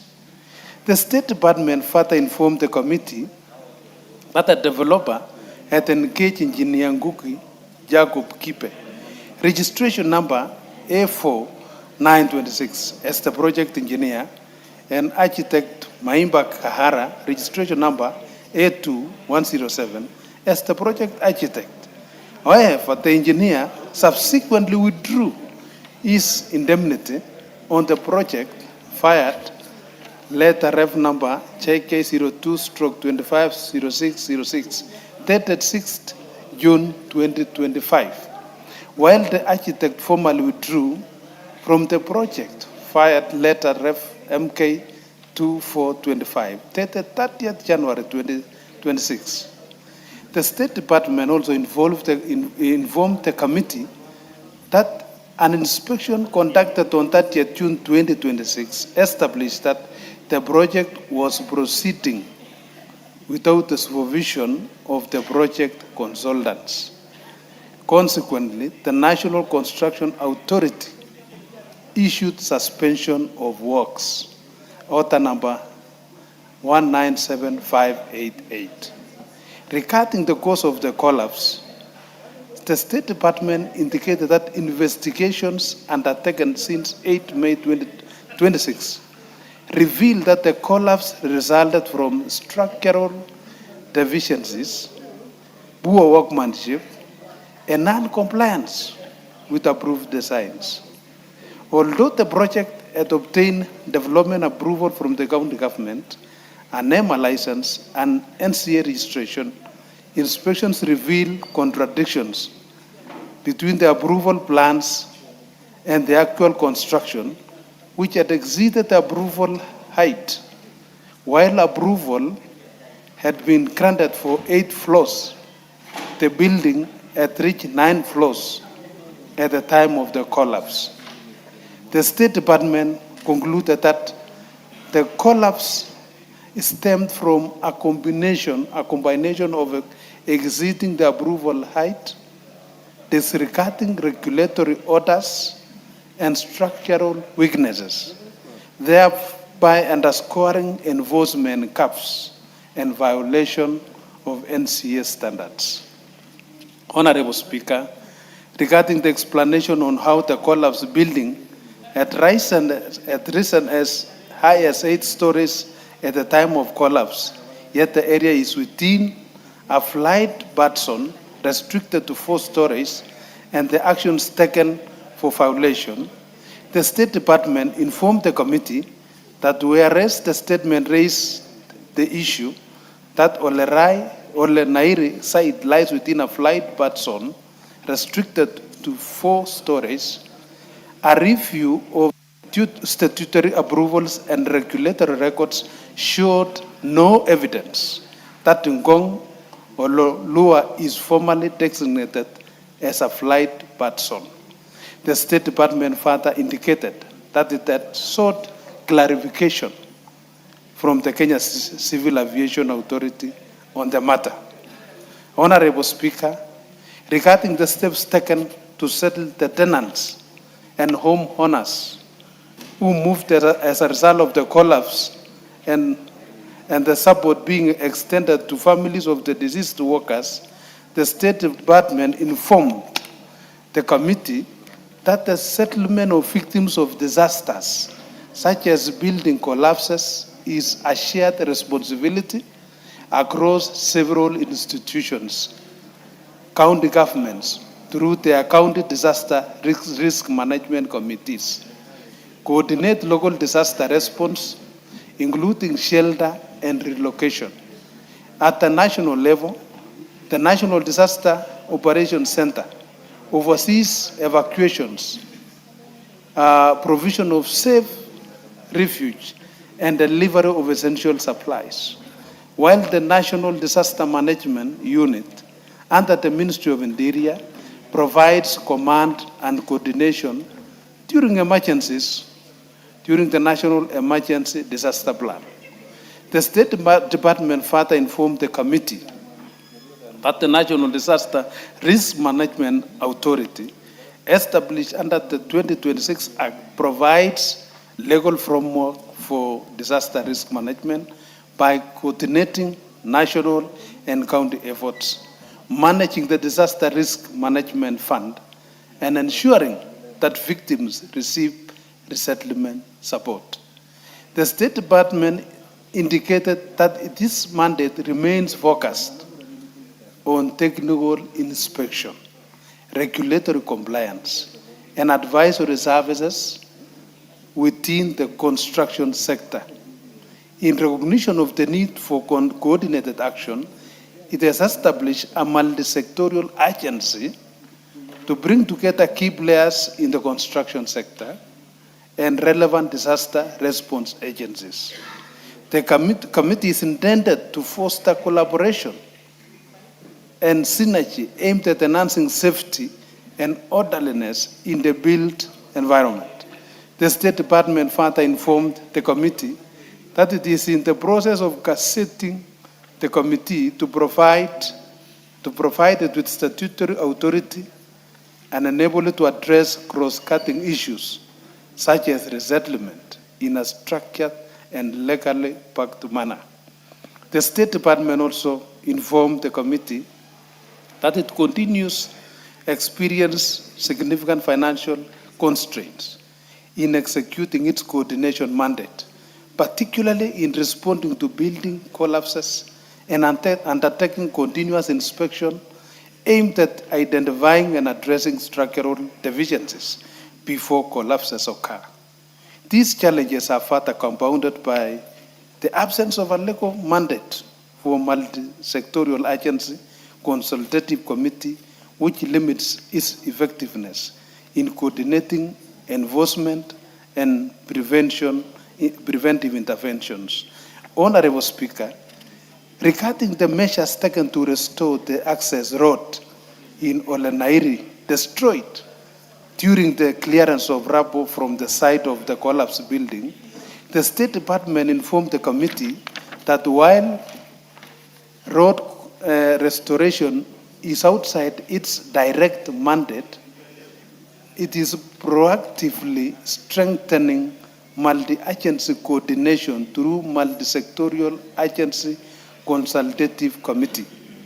The State Department indicated that this framework will ensure that future responses to disasters, whether involving access roads, structural safety, or resettlement, are handled collaboratively with clear accountability and enhanced efficiency. Honorable Speaker, regarding the measures in place to ensure that construction workers across Kenya are covered by adequate occupational safety and health protection and compensation frameworks, the State Department informed the committee that Occupational Safety and Health Act, Cap 236A, provides the legal foundation for workers' protection in Kenya, and it is enforced by Directorate of Occupational Safety and Health Services under the Ministry of Labor. Employers are legally required to register workplaces, implement safety measures, and provide compensation for injuries sustained at work. The Work Injury Benefits Act complements OSHA by ensuring that injured workers... Order, Chairperson. What is out of order, Honorable? Speaker, you see, there seems to be general consensus on the agreement of that answer. And because the Honorable Ngogoyo is here, and probably the only one interested in that matter, because I can see everybody else is on his phone and doing other things, you could actually give the response, because it is lengthy and long, of course detailed, and we thank whoever prepared it for it. We give it to the Honorable Ngogoyo. He reads, if he has issues, he can raise with him, and then we move on. We seem to be stuck. Honorable Chairperson, how long do you have to go? Almost. And all these are very critical points, Mr. Speaker. Very critical points. I'm almost proceed. Yeah, maybe two. Yeah, thank you. Honorable Mbaya, your concern. So together with this framework established, there's a statutory obligations for worker safety and compensation. The State Department further informed the committee that the National Construction Authority plays a complementary role by accrediting and certifying skilled construction workers and its supervisors, thereby ensuring that only qualified personnel are engaged in the project. The accreditation reduces risk and enhances safety standards on construction sites. The State Department indicated that responsibility for worker safety is shared with employers, contractors required to comply with Occupational Safety Health Act provision, provide protection equipment and maintain safety working conditions, while Director of Occupational Safety and Health Services enforces compliance, and NCA strengthens safety through accreditation. Honorable Speaker, in conclusion, the State Department informed the committee that it remains committed to strengthening regulatory oversight, enhancing coordination among relevant agencies, and promoting safety within the built environment. The State Department indicated that it has requested additional budgetary allocation through its submission to the National Assembly to support timely emergency response, routine inspections, forensic inspections, and improve interagency coordination thereby enabling more effective prevention of building collapses and other construction-related disasters. The State Department further stated that it remains committed to implementing the recommendation arising from its investigation and taking all necessary measures to safeguard lives and property. Thank you, Honorable Speaker. I submit and attached to what I have just read is submission from the State Department for Public Works. A copy of the same was availed to the Honorable Member in advance, Honorable Member Ngogoyo. Thank you, Honorable Onesmus Ngogoyo. Thank you very much, Mr. Speaker. I also want to thank the Chair. Mr. Speaker, with your indulgence, as I appreciate the good response and detailed response, and thank you for intervening so that this detailed response, the public, even those in Nairobi and other counties, can know from the State Department that the construction of this particular building, there are a number of things that have come out to be very clear. Mr. Speaker, with your indulgence, I want to ask the chair of the committee. They have detected 3 abnormalities that were present in that building. Number 1, it did not have an architect. He had withdrawn last year, June. So the construction was ongoing without an architect. The resident engineer, Ngugi, resigned this year, January, but the building was ongoing. Now that there is either an omission or a commission, there is an error that has happened. What is the State Department doing to prosecute whoever was ongoing without an engineer as required by law and an architect as required by law? What is the State Department doing? Because the DCI say they are waiting for a report from Public Works. Have you forwarded the same to DCI so that they can go on with this? I also want to register my appreciation that even on a number of issues that were not in the State Department for Public Works, like disaster management, you have said that the co-shared responsibilities, you have deficiencies in mitigating some of the problems that have come there, and that one I have noted very well. In this case, because the response is detailed, I just want to know from you, have you forwarded the same information to DCI? And anybody who doubts that statements provide answers in this parliament or in the public, this statement is an example of what a good working committee can do. And I want to thank the new chair for bringing in this good response on time. On that one answer, I'd request, Mr. Speaker, you allow him to respond to me. The Honorable Chair. Thank you, Honorable Speaker. I want to say that I have noted the concerns of Honorable Ngogoyo, and his concern, I want to say, is very genuine, very genuine.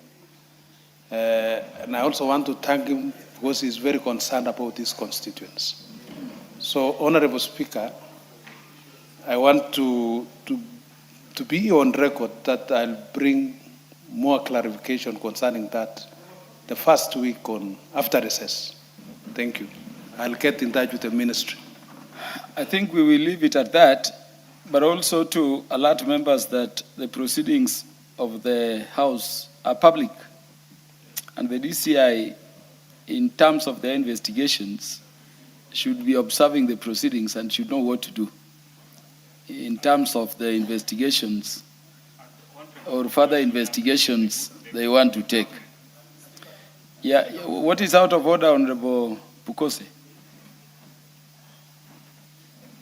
You know, Honorable Speaker, Honorable Ngogoyo thanked the committee. This report has also come from the ministry. He should also thank the ministry and the government by extension that is doing a good work. Yeah, that one goes under what Honorable Tiendamolo would call judicial notice, as the report has come from a government ministry. Yeah, so let us go to the next response. Yes, Honorable Ngogoyo.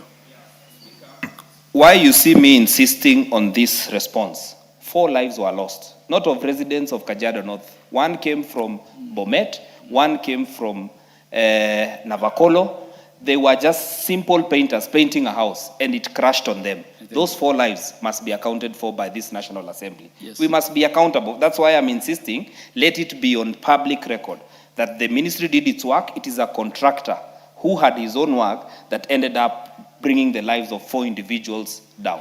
Yeah, it is already on record. And the chair also informed that you already have a copy of the report. So there are some things you can do to help with the investigations without, being publicly on record, really. Yeah, the response by the chair, Transport and Infrastructure Committee to the statement request by Honorable Peter Masara. Thank you, Chair. Honorable Speaker, I'm Is wondering whether Honorable Peter Masara is Masara in the House? And if he is not,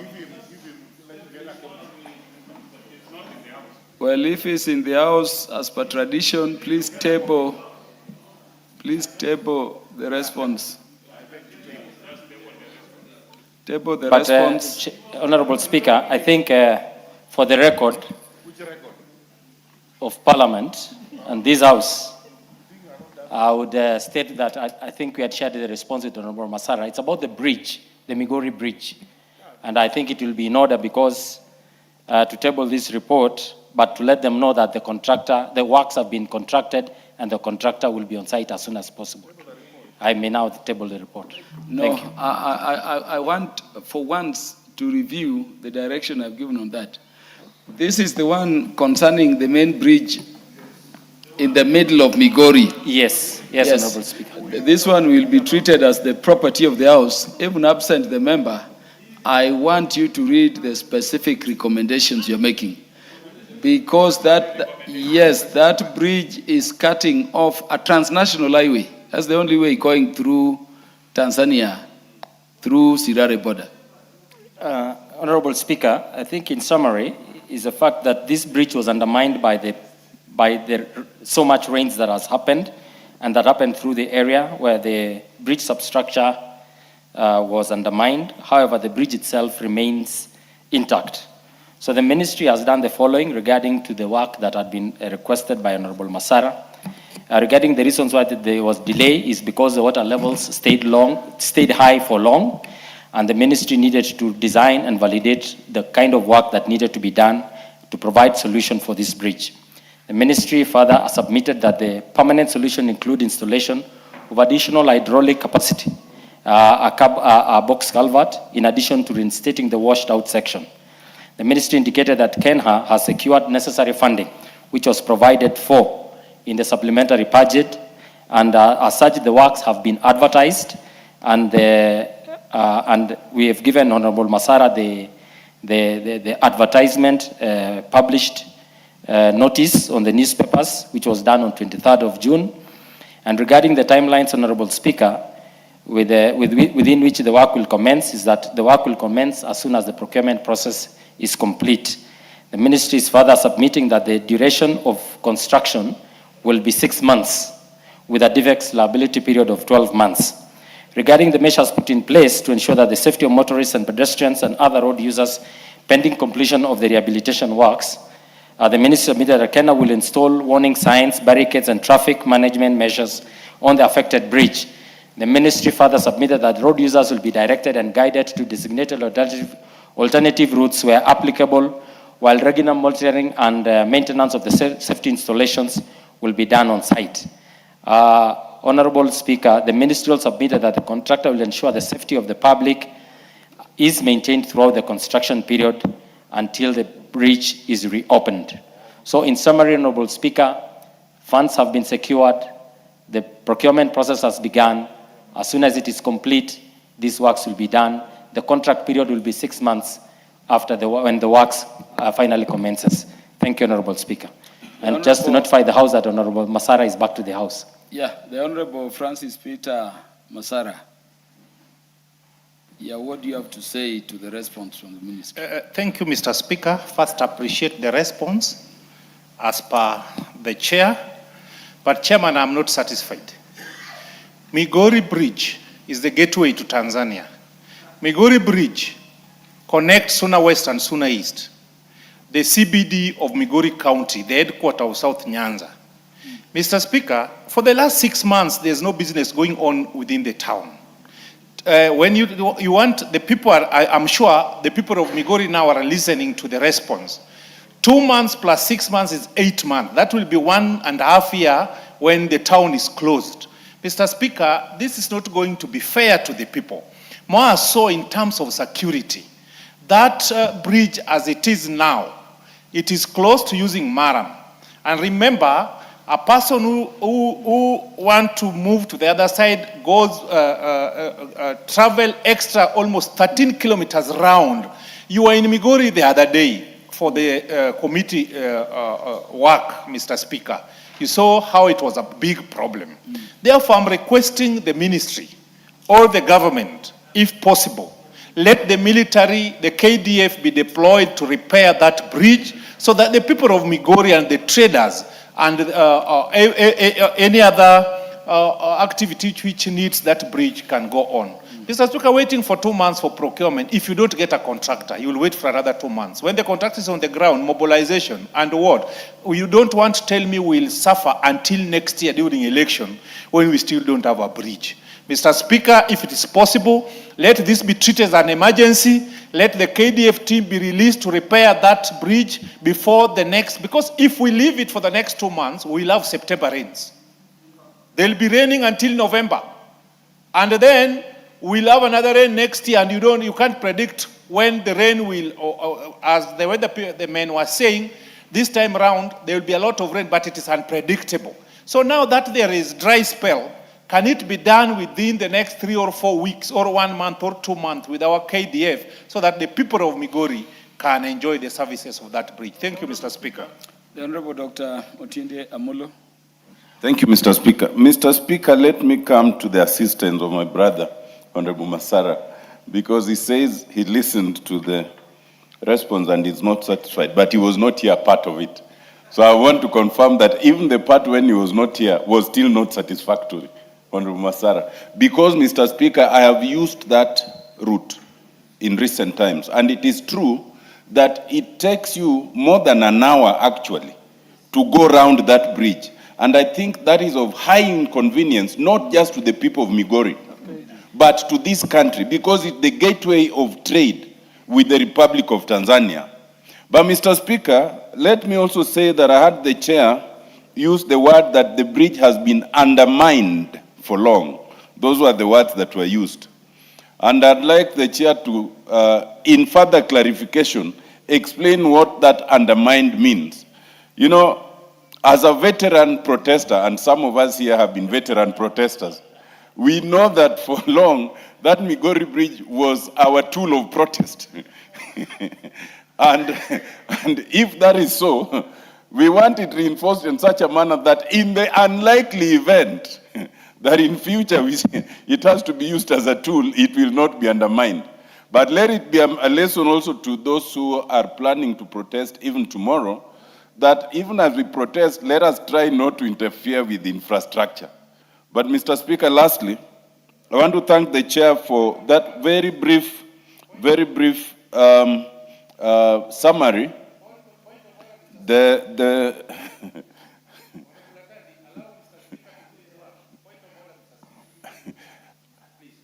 Mr. Speaker, may you inform Honorable Masara I'm on a point of order. Never doubt. So he can't be on a point of order on a point of order. Yes. Yes. All I'm saying, Mr. Speaker, is that even in the process of managing protests, no one should undermine any infrastructure, whether it is the police, whether it is the citizens, whether it is government or anyone else. But I support the idea of having very quick works on that bridge. But, Mr. Speaker, may I lastly urge that as you retire as the Speaker's panel, we review the time it takes to answer individual questions. The chair has done very well here, but there are chairs who take almost an hour for an answer that has been given to a member, so that there should be some direction that once you have given the response, yours should be a summary, and then the member comments. Otherwise, we take the whole day listening to 2 or 3 questions, Mr. Speaker. Thank you. Honorable Otiende Amolo, the point you are raising is already picked by the Rules Committee and is under deep consideration. in terms of possible amendments to the standing order provisions. The Honorable Namuar. Chair, I want to thank Honorable Masara for this statement and the response given by the committee. Honorable Chair, having worked in Migori for 3.5 years, I want to support that this bridge get the attention, the utmost attention required. But joyriding on the same, Honorable Speaker, allow me to mention that in Loima, for example, you have to come all the way from Lorgum, which is the headquarters of Loima constituency, to Lodwa, and then get to another part of the constituency. You will spend more than 1.5 hours. But if you cross, you will spend less than 30 minutes or even 20 minutes. Meaning, there is need for us to see if we can have a crossing, an immediate crossing for the whole constituency or sub-county to be served adequately within the required timeline. Again, in my constituency, Turkana Central, Honorable Speaker, I am trying to construct a new road across River Kerio, where we have a totally forgotten community in the Loriu ranges. And it has taken long for the ministry. And I think the chair for budget and appropriation is listening. We have more than 10 polling stations in that part of the world.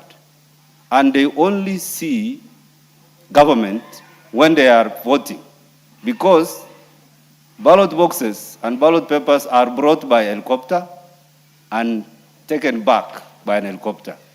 I think for this time, we will request if we can be able to curtail the use of helicopter and then use that, make that bridge, we will serve the 10 polling stations very, very, very adequately, and then we will also be able to serve the residents in those places, because currently they don't have schools, they don't have dispensaries, they don't have water, because we can't access them adequately. I've raised this several with the ministry, and it is good if it gets the required attention. Thank you, Speaker. Honorable members, you know, we need to go to other business. Honorable Karoli. 1 minute. Honorable Speaker, I also have deep interests in Migori. So thank you for the opportunity. What I was wondering, I mean, why the broad-based brigade is not asking for a bypass for Migori town. Because we are planning to give them one sometime next year when Linda Mwananchi takes over. Honorable Karoli, because that bridge... This is a House of Representatives, and you speak for the entire nation. It's not for a section of people to ask questions concerning any part of the country. Any MP indeed, as Honorable Namuar has done, can raise an issue of concern within any part of the country. Honorable Speaker, with your guidance, may I, on behalf of the broad-based brigade who acquired, ask that the government immediately takes the necessary action to design and implement a bypass road network for Migori town. Honorable Karoli, you are undermining Honorable Peter Masara without a substantive motion, because he has made that request. Honorable Masara, I have not given you the mic so that we may go to other business. Honorable Chair, this is the bridge in the middle of Migori town, if you don't know it. To the west side of that bridge is Suna West. To the east is Suna East. Is there a way in which there can be a procurement process that secures that those works, start immediately? Honorable Speaker, the procurement of the work has commenced. So the only thing that we can do is what to do in the matter of its urgency. Number two, Honorable Speaker, the suggestion by Honorable Masara that this be moved to defense will subsequently remove this idea from Transport and Roads and Transport Committee to probably defense. So I do not know how we'd want to go forward with it, but the commitment that the ministry gave is that the works have been advertised. As soon as the bids are received, it will be prioritized for evaluation for works to commence as soon as possible. Honorable Peter And- Masara. and funding has been provided. Yes. You know the minister concerned, the CS Chirchir. He's a man of his word and is a man of expedition and efficiency.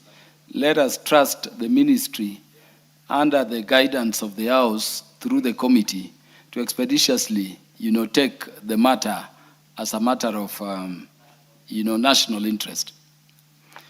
Next order.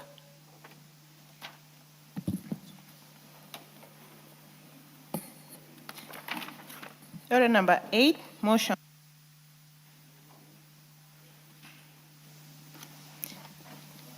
Order number 8, motion. Report of the Committee of the Whole House on the Fisheries Management and Development Bill, National Assembly Bill number 29 of 2023. Question to be proposed. Yeah, honorable members, I now put the question that this House do agree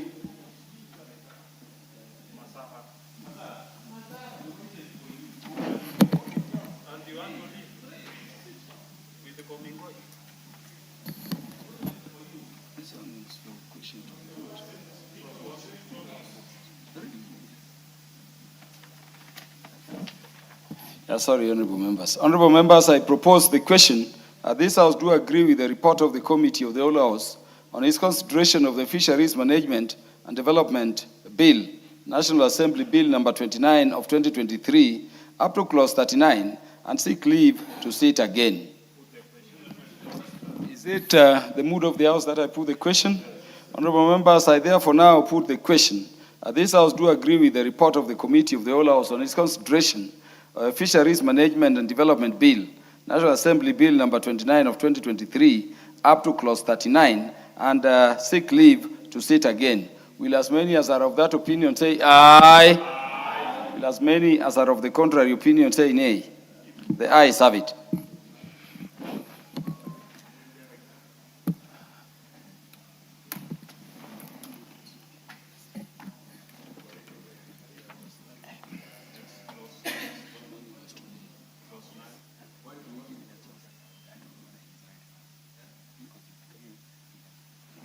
Would Honorable Kimani Kuria Kimani approach the Speaker?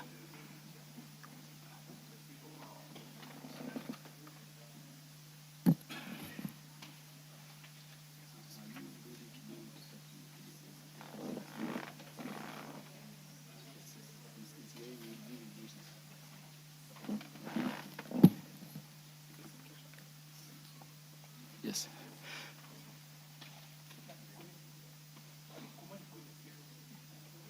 Yeah, Honorable Kimani Kuria.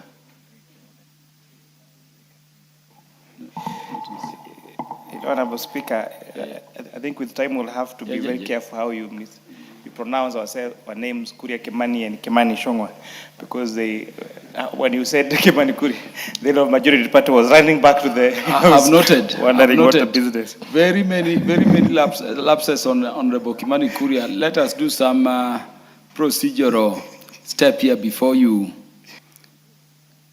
Can you read? Can you go back to order number 5? Order number 5, papers. Yes, Honorable Kimani Kuria.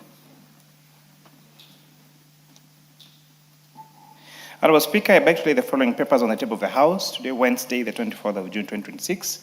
Reports of the Departmental Committee on Finance and National Planning on its consideration of the following. 1, the Central Bank of Kenya Amendment Bill, National Assembly Bill number 27 of 2026. And 2, the Sovereign Wealth Fund Bill, National Assembly Bill number 7 of 2026. I thank you, Honorable Speaker. Thank you very much, Lei. Next order. Order number 9, the County Allocation of Revenue Bill, Senate Bill number 10 of 2026, second reading. The Chairperson, Budget and Appropriations Committee, the Honorable Samuel Atande. Thank you, Honorable Speaker. Honorable Speaker, I would like to move that the County Allocation of Revenue Bill, Senate Bill number 10 of 2026, be now read a second time.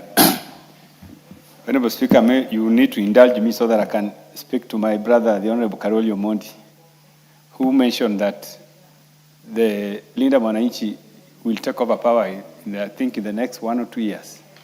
I wanted to remind him that this presidential candidate was suspended by the ODM party and is currently partyless. He's gone back to court to seek for justice. I don't know how he's planning to, how that outfit is planning to take over power from us when their candidate has no political party anyway.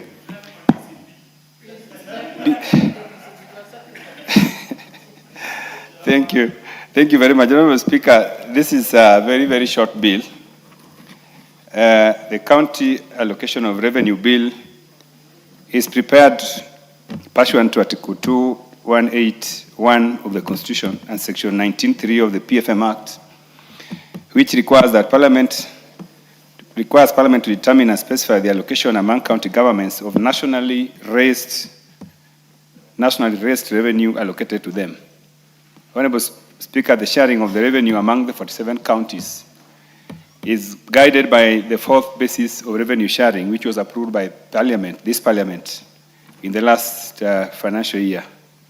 Honorable Speaker, this bill was published on 30th April 2026 and passed by the Senate with amendments on Wednesday, 17th June 2026. The bill was transmitted to this House for concurrence in accordance with Article 1110(4) of the Constitution. Honorable Speaker, we need to timely pass this bill to enable county governments to be able to access the resources that we have already allocated to them under Division Revenue Act, which was recently passed. Honorable Speaker, the bill, as passed by the Senate, provides that the allocation of 428 billion to country governments as the equitable share of nationally raised revenue for the financial year 2026-2027. Honorable Speaker, this, as I have said, this was the money which was allocated under the Division Revenue Act, which we just passed. And Honorable Speaker, if you would remember, in the last financial year, the share of allocations to counties was 415 billion. In this financial year, it was raised by 13 billion to 428 billion. Honorable Speaker, the sharing of these revenues among counties is guided by the fourth basis for revenue sharing, which comprises three components. The first component is the baseline allocation. The second one is the affirmative allocation, and the third one is the county allocation index. Honorable, the baseline allocation is the allocations which were given to counties in the financial year 2024-2025, which was 387.425 billion. The affirmative allocation, Honorable Speaker, is to take care of about 12 counties which are basically disadvantaged because of three fundamental factors. One, they are either very small, and therefore they will not be able to benefit from the geographical index factor. Also, their population is also small, so they will not also able to benefit from the population index factor, which is a factor for sharing of the county revenues. And thirdly, also in terms of the county allocation index, which I've just mentioned, they were not favored with that allocation as well. So the affirmative action allocation for the purpose of this bill is 4.46 billion, which will be shared among the 12 counties that I've mentioned. The small counties. Honorable Speaker, this bill also guides and gives the specific allocations based on the approved fourth basis of revenue sharing. The first schedule of the bill, Honorable Speaker, sets out the distribution of the equitable share among the 47 counties under the three allocations I've mentioned. The baseline allocation of 387.425 is reflected in column 6 if you have the bill, while the affirmative allocation is reflected in column D.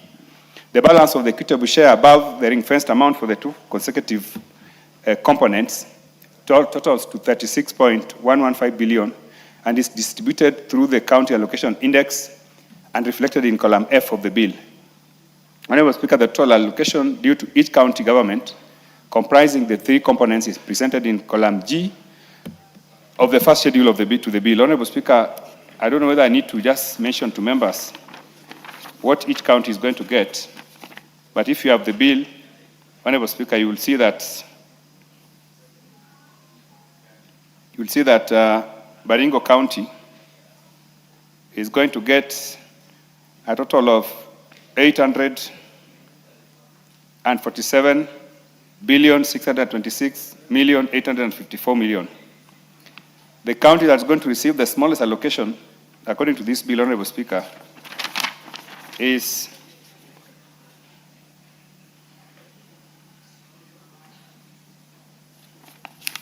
sorry, Honorable Speaker, I'm reading the wrong figure.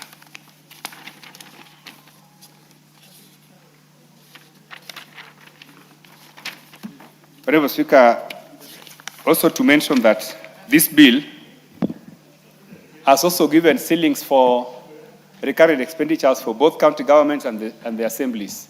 Honorable Speaker, in the past it was realized that some countries spend more resources on recurrent expenditures or post-development. And therefore this bill has also given specifications on how much you can spend on recurrent expenditure as well as development. Because the focus needs to be more on development, Honorable Speaker. This has also been reflected in the expenditures for the county assemblies. In the past, some county governments were undermining county assemblies. As part of giving them independence to be able to oversight county governments, we have also been able to, in this bill, given them an outline of what they need to spend on development as well as on their recurrent expenditures.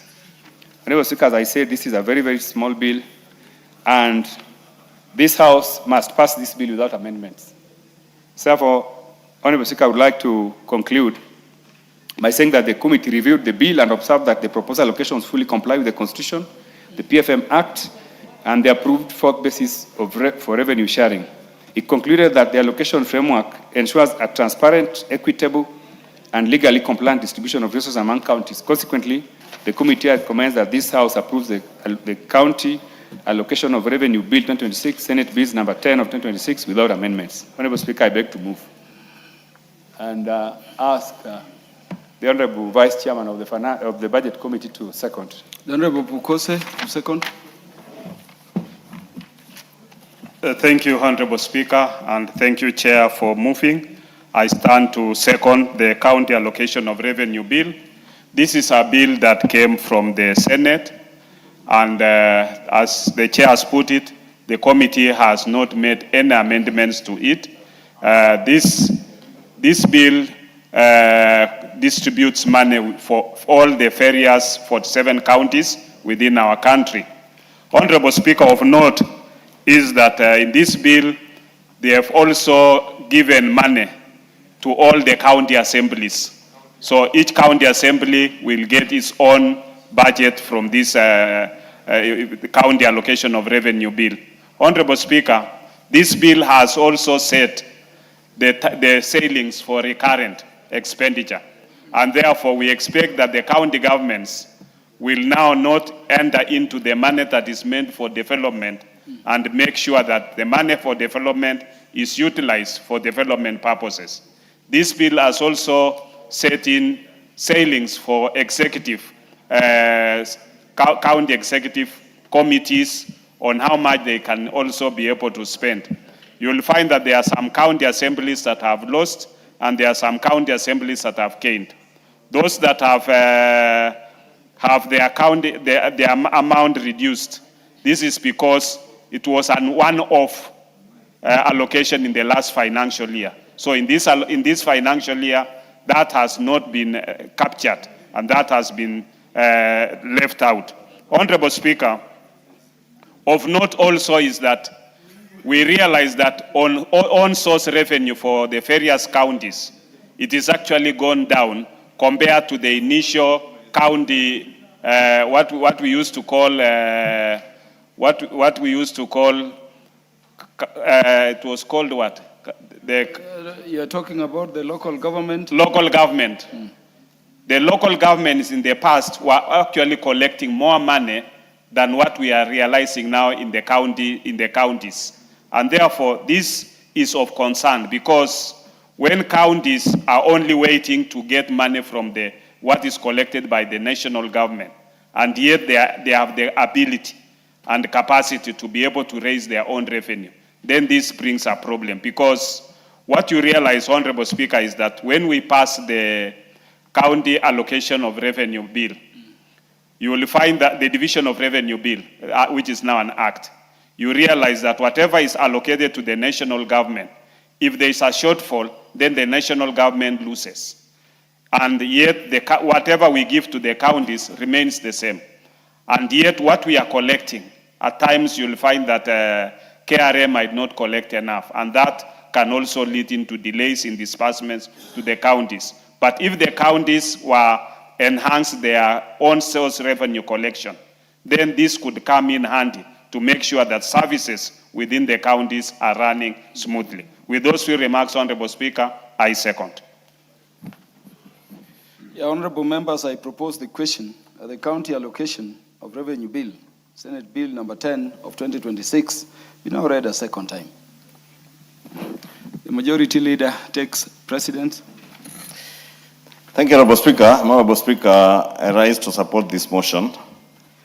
And allow me to thank the Chair and the Budget and Appropriations Committee for consideration of this bill that came from the Senate.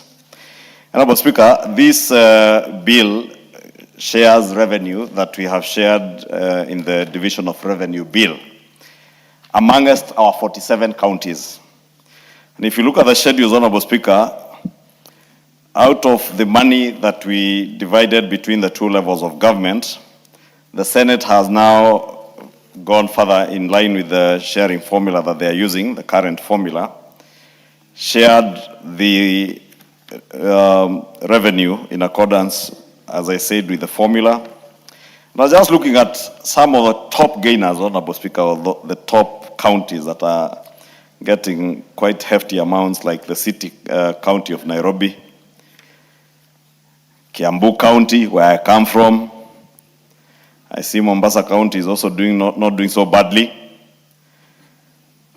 And therefore, Honorable Speaker, I pause and ask myself,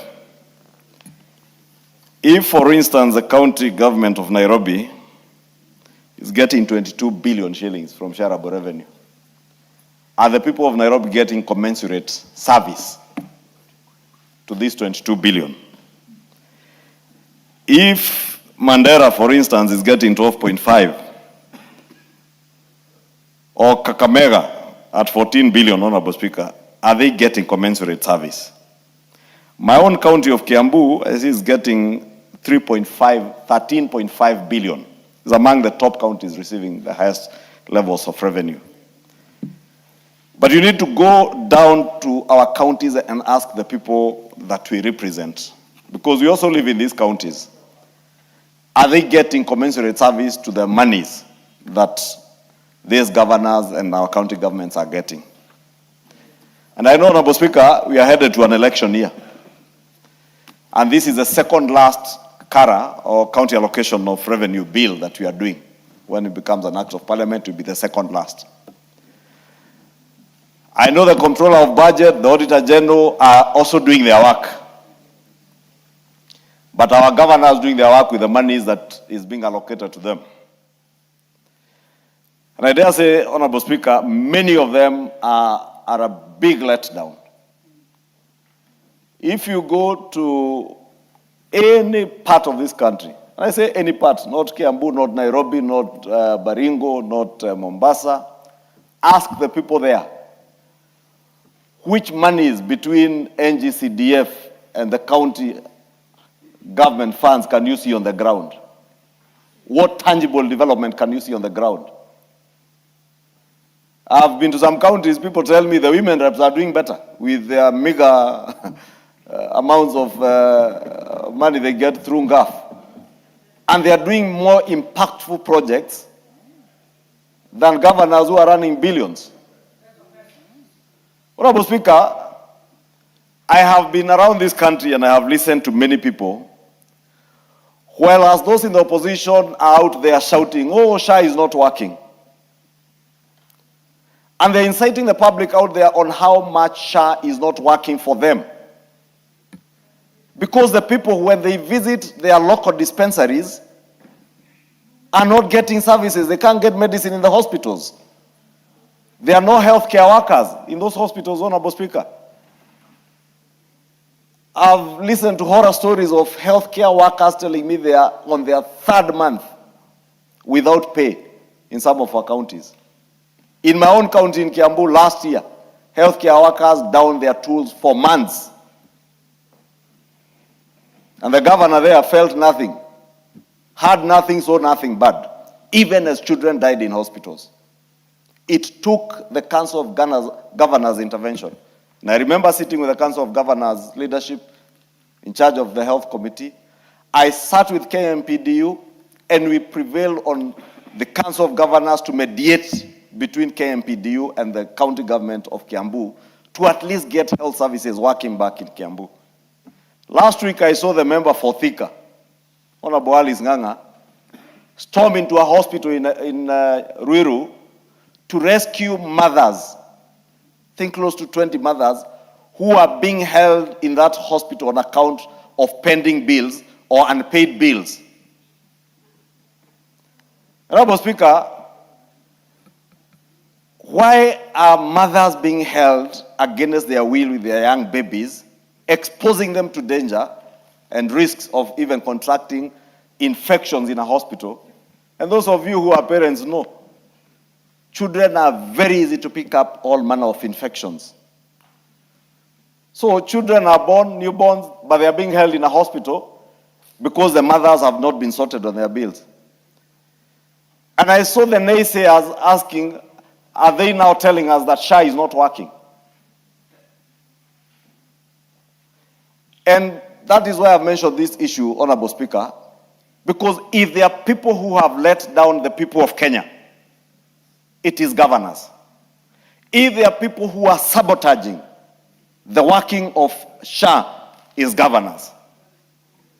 Honorable Speaker, when we crafted the 4 health laws under the Social Health Insurance Authority, we had a facility improvement fund.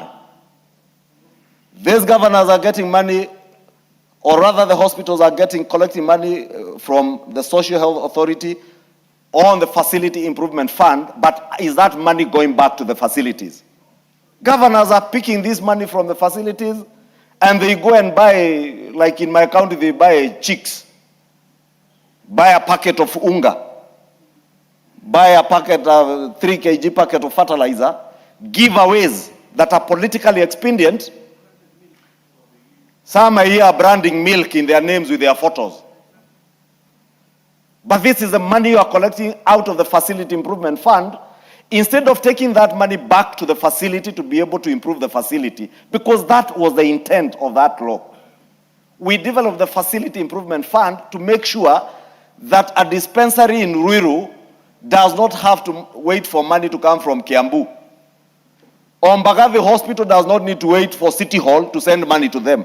They should have the money at that local level, so that if there are bandages that have run out of the facility, or Panadols, paracetamols, they simply procure at the local level, and there are guidelines in the regulations up to what amounts you can procure at the local level. And we made sure that there were regulations that have been done pursuant to that facility improvement fund, Honorable Speaker. Look at the procurement. In our last estimates this year, we have just allocated to KEMSA 21 billion shillings. To make sure that KEMSA is adequately capitalized for these county governments and all other hospitals to be able to procure medicine from KEMSA. Are counties procuring and paying? Talk to KEMSA. They don't. Do they have money? Have they collected money from the Social Health Authority? Yes, they have. Are they offering health care services to the people of Kenya? They are not. And therefore, when people cry and say, SHA is not working for me because first I visit a hospital, the primary health care fund, and I wish Dr. Nyikal was here, but the chair budget is here. He will tell you the primary health care fund now has 19.1 billion shillings. For what purpose, Honorable Speaker? Why are we allocating from our national revenues 19.1 billion shillings to primary health care facilities? So that, Honorable Speaker, pursuant to the provisions of Article 43 of our Constitution, any Kenyan who falls sick in any part of the country can visit a primary health care facility, a dispensary, a level 1, level 2, level 3 facility, get treated and so long as that facility is SHA enlisted, and the patient is also enlisted in SHA and has paid his premiums, you get free treatment and you don't need to pay anything. But where I say governors are letting us down in the county governments, they never inform the public. They do not want the public to know. They do not want the public to know that the government has allocated 19 billion shillings to pay health care for them, because they also want to steal from the same public by charging them again. Honorable Speaker, this is the most evil thing any human being can do to another. When you take your child who has high fever at night to your local dispensary, and you are being told without 700 shillings for consultation, then another 900 shillings for drugs that are not even available, you are being told to go and buy outside the hospital in a pharmacy that belongs to the pharmacist or to the county executive or the chief officer in charge of healthcare. We are doing very unjust things to our people, Honorable Speaker. Then the same people go and tell the people out there, oh, SHA is not working. It is not SHA that is not working. It is your theft that we can't satisfy. It is their greed we can't satisfy, Honorable Speaker. If we allocate 19 billion shillings to the primary healthcare fund, that money must go to ensure that the people of Kenya access healthcare at the primary level without payment. And it is not just in public hospitals, Honorable Speaker, even in private care hospitals, private hospitals that are SHA enlisted. And it is good we tell the people of Kenya that so long as you are enlisted and registered with SHA, and the hospital that you visit is also enlisted, so first make sure you are registered, you have paid your premiums in SHA, then the hospital that you visit is SHA enlisted. You should get care for primary care without payment, because we have provided for that. And when we did the Primary Health Care Act, Honorable Speaker, you remember, we said that it would be compulsory for us as a house that represents people in our constituencies, in our counties, to allocate money to the Primary Health Care Fund. We have done that as members of the National Assembly. We must now ask our senators. It is not enough to just call governors to the Public Accounts Committee in Senate and harass them at the gate, chasing them, I don't know to do what with them, and throwing punches. That is not the work of any senator. It's actually unbecoming for any senator to be chasing a governor on the road there, like, let me... Whether you are senator for Nairobi or for Kwale or for wherever or for Kiambu, your work is to oversight and make sure that the primary health care fund monies are being utilized to treat people in your county for free, especially in those county hospitals. Make sure that the facility improvement fund is being utilized to improve the facilities down at the local level, Honorable Speaker. Because the facility improvement fund is for all those county hospitals, Honorable Speaker. We have allocated money, shareable revenue here, which is being shared. More money is going for healthcare under the Facility Improvement Fund. More money is going under the Primary Healthcare Fund, and the reimbursements they get, Honorable Speaker. And therefore, the people of Kenya should not be crying about healthcare, Honorable Speaker. If I had my way, Honorable Speaker, and I know I speak for very many Kenyans, very many, and I know Senior Counsel Otiende Omolo and Karoli Omondi would not agree with me. I will not do away with the governors. I would take back the healthcare function back to the national government, at least from level 2, 3, and 4, all the way to 5. If only I had my Honorable Speaker. And I know many Kenyans associate with those sentiments. In fact, I am surprised even my brother Karoli Omondi is saying he has said it before. Because we are all agreed. I see Honorable Otiende Omolo maybe may also be supporting me on that. But whether or not Honorable Otiende Omolo, Karoli Omondi, or any other member supports me. Dr. Otiende Omolo. Thank you, Mr. Speaker. Mr. Speaker, I have listened, as I usually do, very carefully to the leader of majority, as he's spewing a lot of wisdom, much of which I agree with, But there are 2 points to be made, Mr. Speaker, and I rise under Standing Order number 87. But before I do that, if you allow me, is to tell the Honorable Leader of Majority that the point he makes is not even a point of recommending an amendment to the Constitution. I am on record as saying that a careful scrutiny of the Constitution leads to the conclusion that when the decision was made to devolve health in its generality, it was the mistake. Because the schedule, the kind of health facilities that are covered by the county is not health generally. It is only certain health facilities that previously were run under the local government department, and not everything generally. So I would actually agree with you that that mistake was made several years ago. And if it is sought to be corrected, I would not be the one standing on the path of correction. But having said that, Mr. Speaker, and I agree again with the Leader of Majority that the CDF, NGAF does a lot that is visible, and many counties do not do a lot that is visible. But however, for our own benefit, Mr. Speaker, I want to invite you to this without inviting you to rule immediately, that we carefully look at Standing Order 87. And Standing Order 87, in terms of the discussion of conduct of any head of government. And the first question would be, is a governor considered a head of government at the county? And if that is so, then we must refrain from use of certain adverse terminologies without a substantive motion. That is number one. Number two is in reference to the senators. Now, I have no idea who's running after who and for whatever purposes, and there are people who might know this better than me as I look at them, but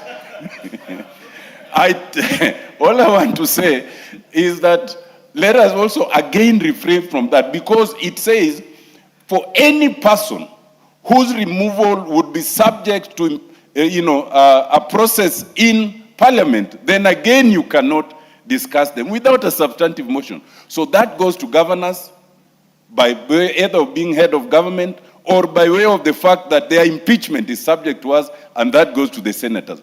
Just so that they do not also get an opportunity to discuss as carelessly as sometimes they do in Senate proceedings. I urge, Mr. Speaker, that when you retire, you will consider that without interrupting the Leader of Majority. Thank you. No doubt, point taken. The Honorable Dr. Otienda Molo. The Honorable Majority Leader will... Thank you, Honorable Speaker. Honorable Speaker, let me thank Dr. Omolo first for spewing great wisdom on the question of the healthcare functions.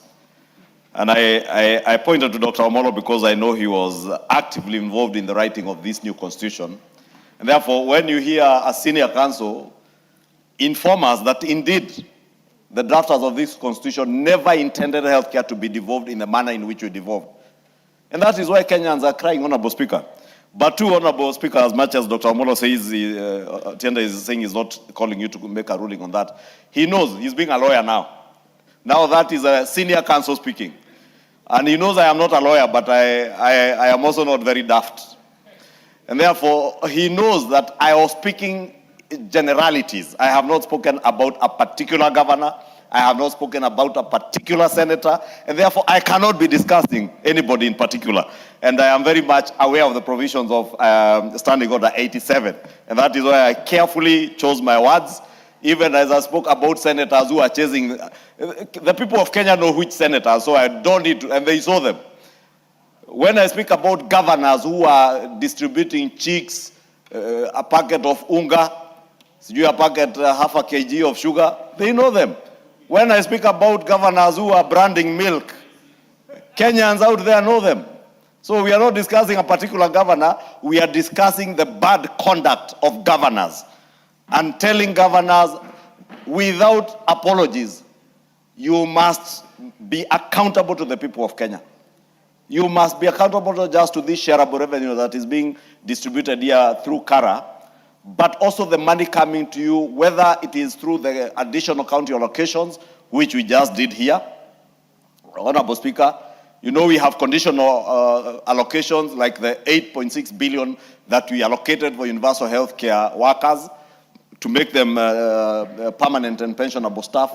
We must inform the people of Kenya, because if we do not tell the people of Kenya from this space that there is money that has been given to universal health care workers to convert them to permanent and pensionable, governors out there will go and start pointing fingers at the national government and at parliament. And that is why parliament stays vilified by everybody, because they imagine it is us who have not done our work. We must tell the people of Kenya that we have done our work. We have given money for universal health care workers, and Dr. Nyikal is here, he knows the 8.6 billion. We must tell the people of Kenya there is an additional 19.1 billion shillings for the primary health care fund, so that when a governor who is seeking to place cheap politics tells the people of Kenya, oh, SHA is not working here, at times they even slow down, I'm told, the activation of SHA in their hospitals so that people do not claim from SHA.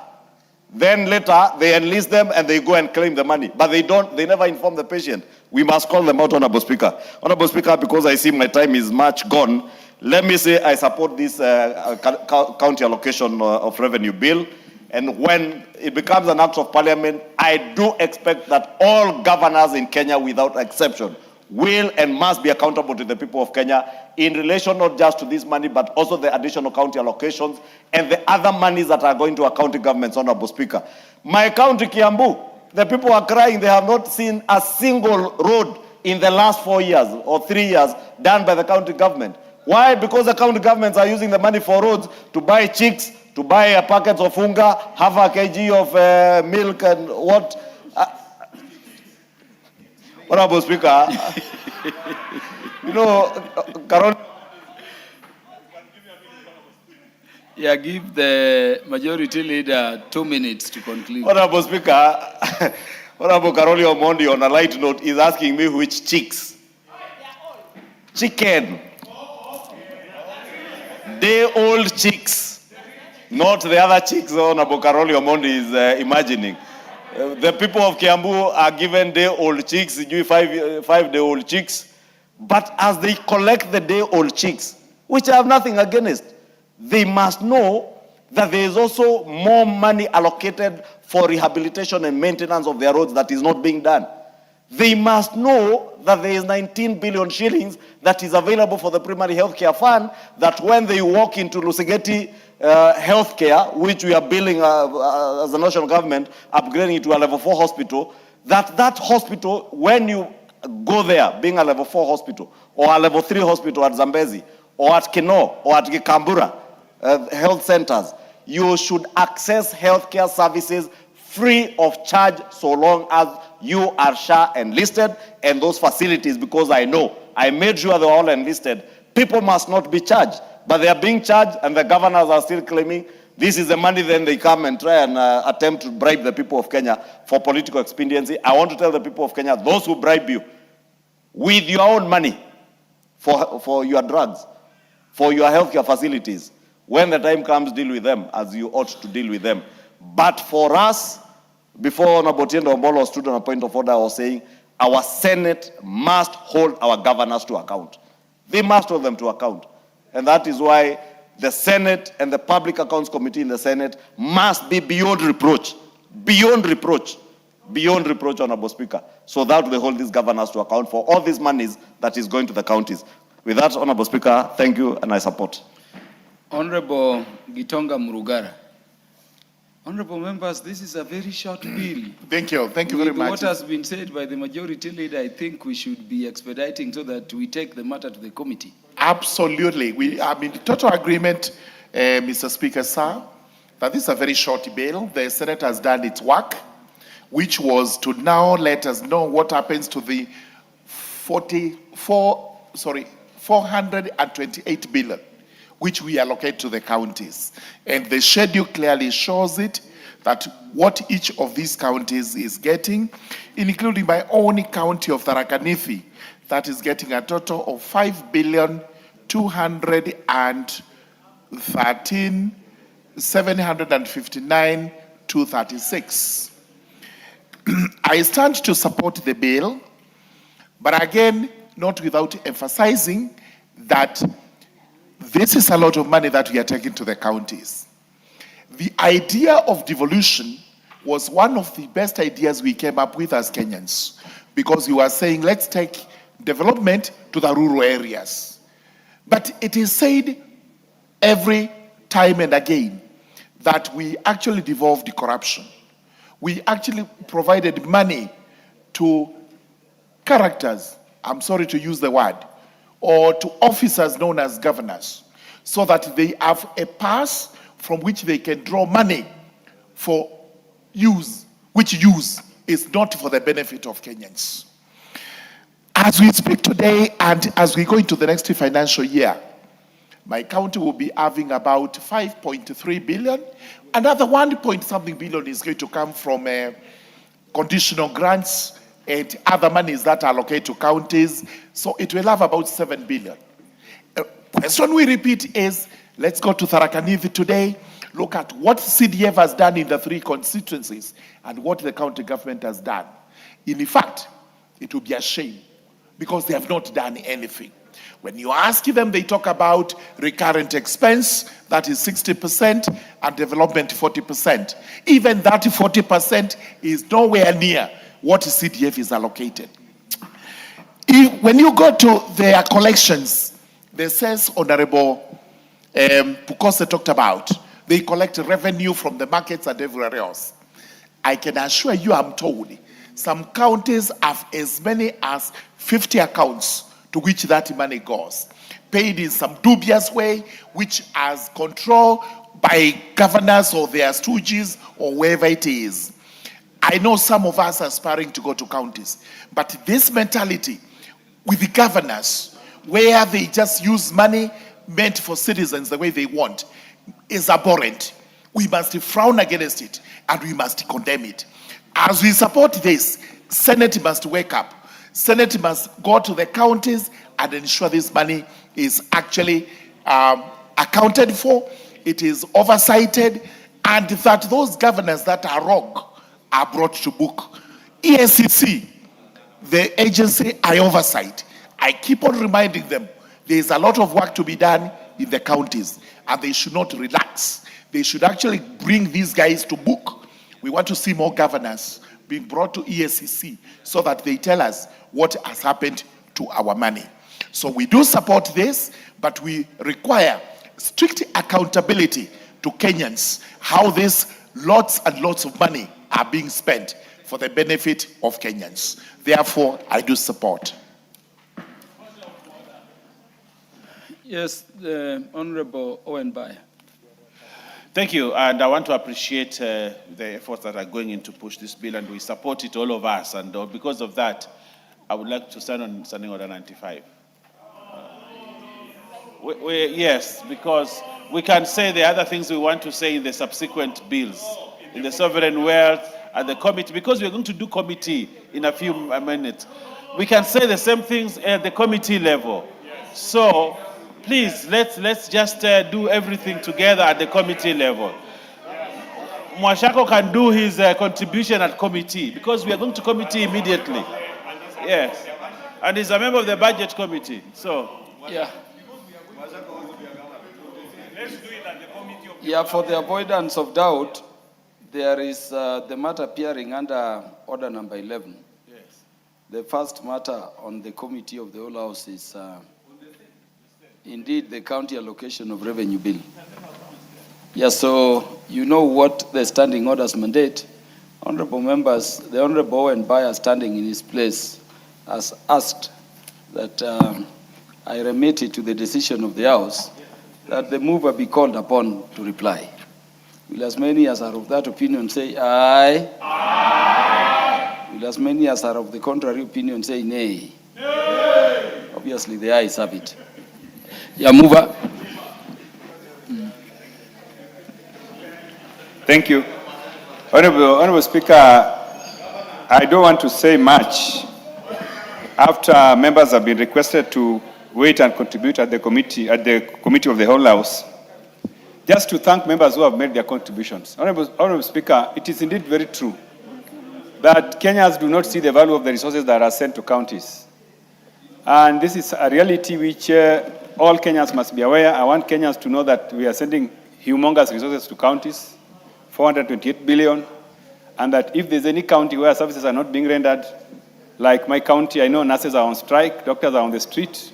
I want to inform them that funds have been sent to their counties, and therefore they should be prepared to demand for services from their governors. Honorable Speaker, with those many remarks, I beg to reply.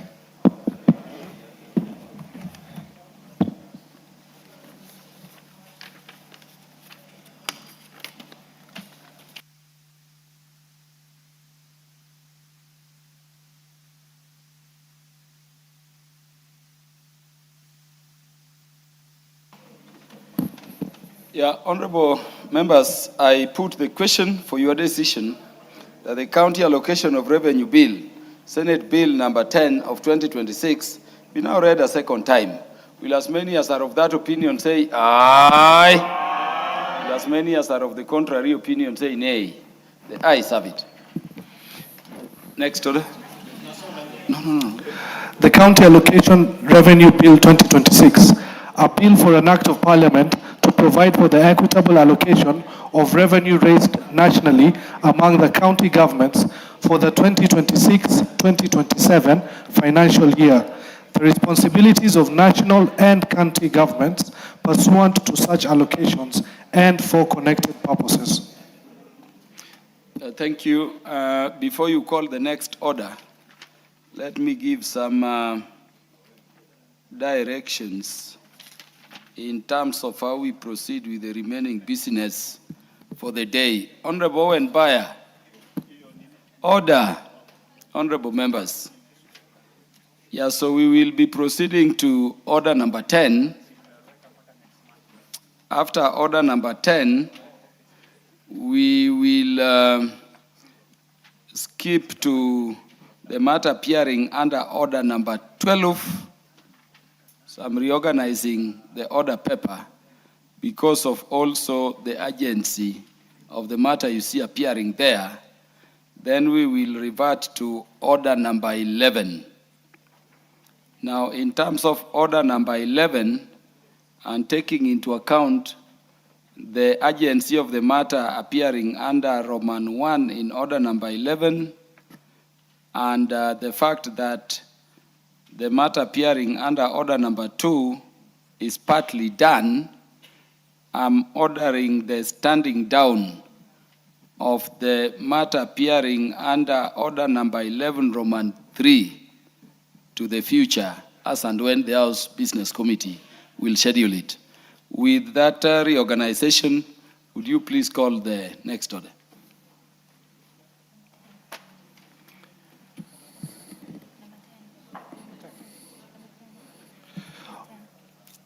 Order number 10, motion.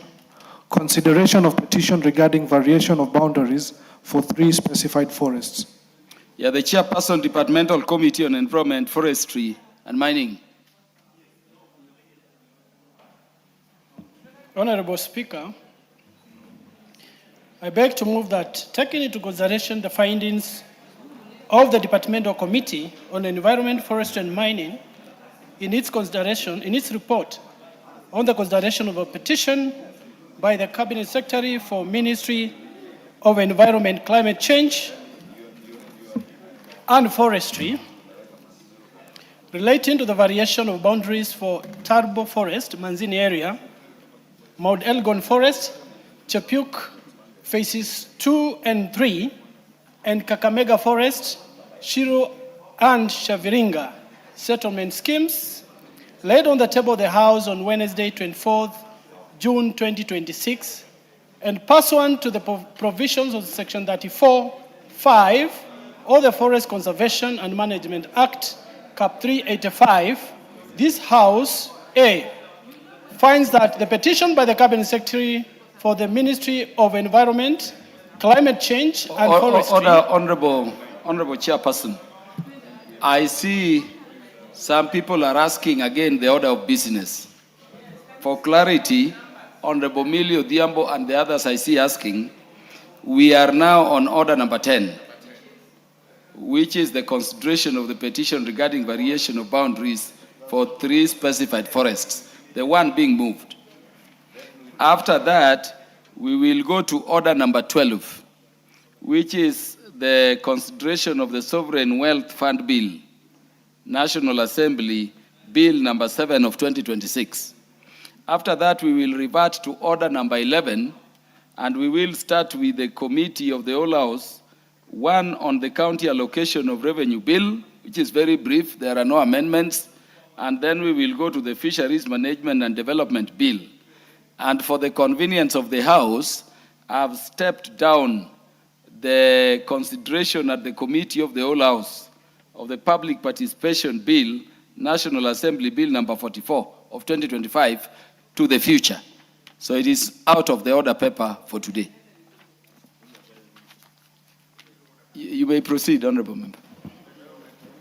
Thank you, Honorable Speaker. I will resume. Let me just repeat. A finds that this House, A finds that the petition by the CS for the Ministry of Environment, Climate Change and Forestry relating to the variation of boundaries for Tarbo, Manzini area, Mount Elgon, Chepuk, phases 1, 2, and 3, and Kakamega Forest, Shiru, and Shavringa settlement schemes provide sufficient grounds for the variation of the boundaries of the specified public forests. And B, approves, 1, that the boundaries of Tarbo forests be varied by excluding 1,241.5 hectares in the Manzini area from the original boundaries of the forests for the settlement of the landless quarters in Manzini Forest Block. 2, that the boundaries of Mount Elgon Forest be varied by excluding 4,647 hectares in Chepuk area from the original boundaries of the forests for the settlement of landless quarters in Chepuk Phase 2 and Phase 3, and 3, that the boundaries of Kakamega Forest be varied by excluding 94.99 hectares at Shiru and 36 hectares at Shaviringa from the original boundaries of the forest as compensation for beneficiaries who surrendered land to government to establish public institutions and government offices. Honorable Speaker, this particular petition is of great consequence and importance because it really serves justice to many of the people who have been waiting to be settled. For your information, Honorable Speaker, some of the people who are supposed to be beneficiaries of this particular petition surrendered their own private lands to government. And 50 years down the line, the areas where they were settled, they are yet to own legal documents to show ownership. And this has become very, very difficult, Honorable Speaker, to these people because they can't transact, they can't get loans, they need land ownership documents. Honorable Speaker, this petition was submitted to this House by the CS for the Ministry of Environment, Climate Change and Forestry, pursuant to Article 37, 62, and 119 of the Constitution, and Section 34 of the Forest Conservation and Management Act, Cap 385. Honorable Speaker, the petition relates to 3 parcels, initially related to 4 parcels: South Nandi, Chepkumia area, which is about 989 hectares, Tarbo Forest, Manzini area, which is 1241.5 hectares, Mount Elgon, Chepuk, phases 2 and 3, which is 47 hectares, and Kakamega Forest, Shiro and Shavringa, measuring 94.99 and 36 hectares respectively.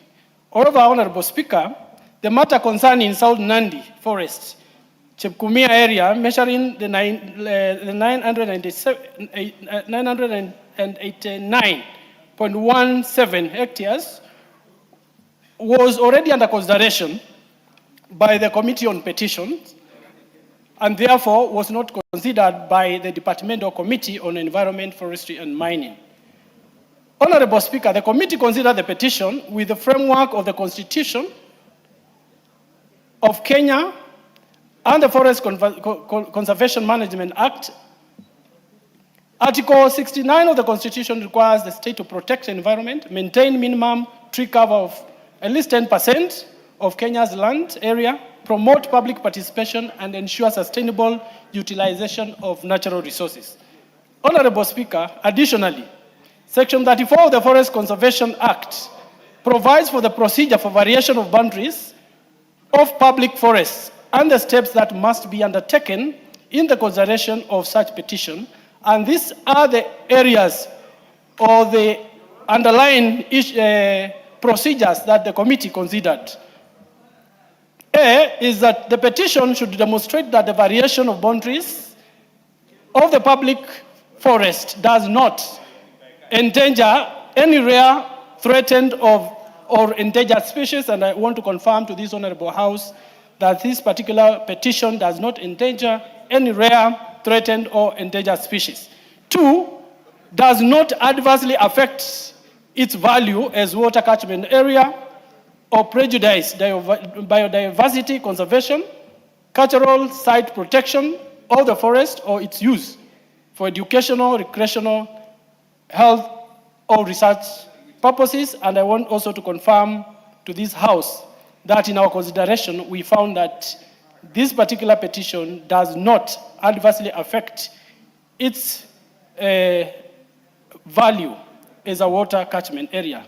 B, the petition should only be forwarded to the National Assembly by the recommendation of KFS. And I want to confirm to this House that we attached in the report the recommendation of the Kenya Forest Service. C, upon committal of the petition to the committee, the Cabinet Secretary responsible for matters relating to the forestry is required within 30 days to submit a recommendation on whether the petition should be approved, subject to an independent environmental impact assessment and public consultation being undertaken in accordance to the second schedule of the Act. And I want to confirm to this House that this was done, and in our report, we also attached the independent environmental impact assessment and approval to proceed by the Cabinet Secretary. Number 6, Honorable Speaker, in the consideration of this petition, the committee undertook stakeholder engagements and inspection visits to establish the facts on the ground. The committee engaged with the Ministry of Environment, Climate Change and Forestry, the National Land Commission, and the State Department for Lands and Physical Planning. Further, the committee undertook inspection visits in Chepuk Phase 2 and 3 of Mount Elgon, Manzini Block of Tarbo Forest, and also Shiru and Shavringa areas of Kakamega. Honorable Speaker, having considered the petition and the stakeholders' comments, the committee made the following observations. That 1, public forests are constitutionally protected and any variation of boundaries must comply with environmental laws, public participation requirements, and sustainable development principles, ensuring that remaining forests are protected. 2, that the affected areas arose from government-led settlement initiatives aimed at addressing landless squatters, settlements, resettlement of former forest workers, historical land challenges, etc. Although allocations were undertaken through official processes, Honorable Speaker, many beneficiaries remain without formal title documents due to absence of formal degazettement. 3, that Honorable Speaker, the affected areas are largely occupied already by original settlers and their families. Population growth has increased pressure on land, creating challenges relating to tenure, security, and administration.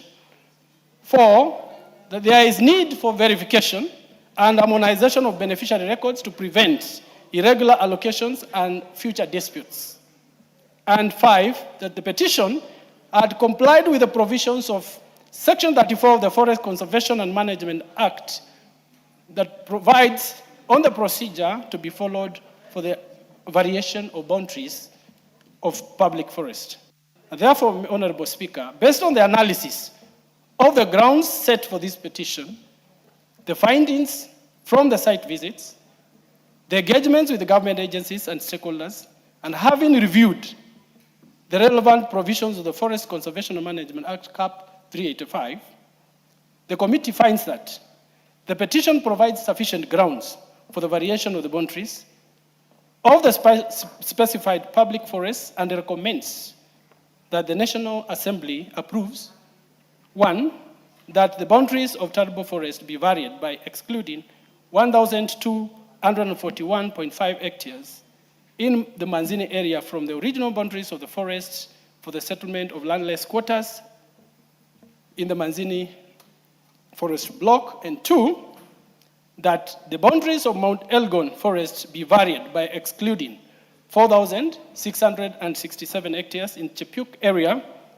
from the original boundaries of the forest settlement and landless quarters in Chepuk phase 2 and phase 3, and 3, that the boundaries of Kakamega forest be varied by excluding 94.99 hectares at Shiru and 36 hectares at Shaviringa from the original boundaries of the forest as compensation of beneficiaries who surrendered land to government to establish public institutions and government offices. And as I conclude, Honorable Speaker, I really must thank this administration. We have had many administrations. This is the first kind of petition before this committee. And many administrations have shied away from this emotive matter of settling our landless quarters. I want to commend this administration for taking this direction so that we can settle these people, and also urge that because we still have quite a number of pending similar issues or petitions that are 50 years down the line not yet been considered, that these other petitions also be considered actually, so that we have a holistic approach to settle all the affected people in the country. With those many remarks, Honorable Speaker, I beg to move and request the Honorable Emathe to second. Honorable Emathe.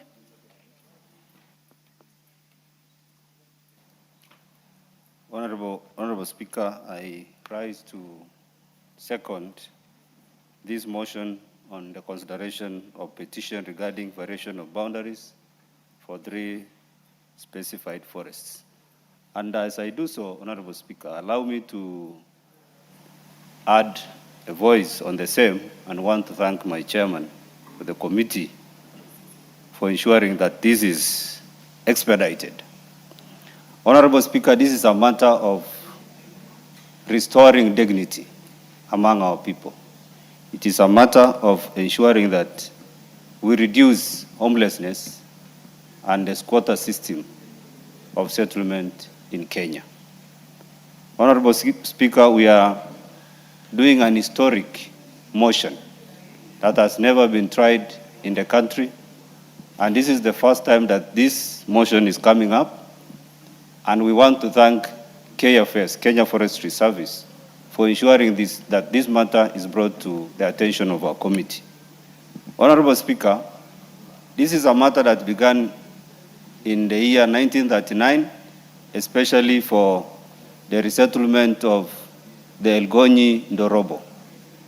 And then there's a matter that happened in the 1960s that was to resettle workers of the East Africa Tanning and Extraction Company, and another company called West Kings. So the workers needed to be resettled in the Turbo or Manzini forest. Honorable Speaker, the other matter came up in the year 1992, which was relatively a compensation or a movement of persons from their good neighbors and relatives to another place called Shiru or Shafringa forest. Honorable Speaker, as we discuss all these matters, I want to agree that these areas be gazetted because of the reasons that these areas, as we visited, are fully occupied. There is permanent settlement in these areas. Second, we have government projects, schools, water, hospitals, and even administration offices. In these areas also, Honorable Speaker, you will find that we have government installations, meaning that if we can be able to assess when this matter began, we will be defeated to say these people are refused to have titles. Number three, Honorable Speaker, these people, because they don't have titles, they could not be able to get or to construct decent housing. They could not even be able to access financial services. All those years, meaning, Honorable Speaker, that if the titles are issued to these people, development of our country will be able to be ignited or accelerated in one way or another, even as we look at moving everyone to Singapore. Therefore, Honorable Speaker, as I second, I want to say that this move goes in tandem with our mantra as Parliament that we are working for the welfare of society and the just government of the people. I second, Honorable Speaker. Thanks. Honorable members, I now propose the question, which is that taking into consideration the findings of the Departmental Committee on Environment, Forestry and Mining in its report on the consideration of a petition by the Cabinet Secretary for Mining, Secretary for the Ministry of Environment, Climate Change,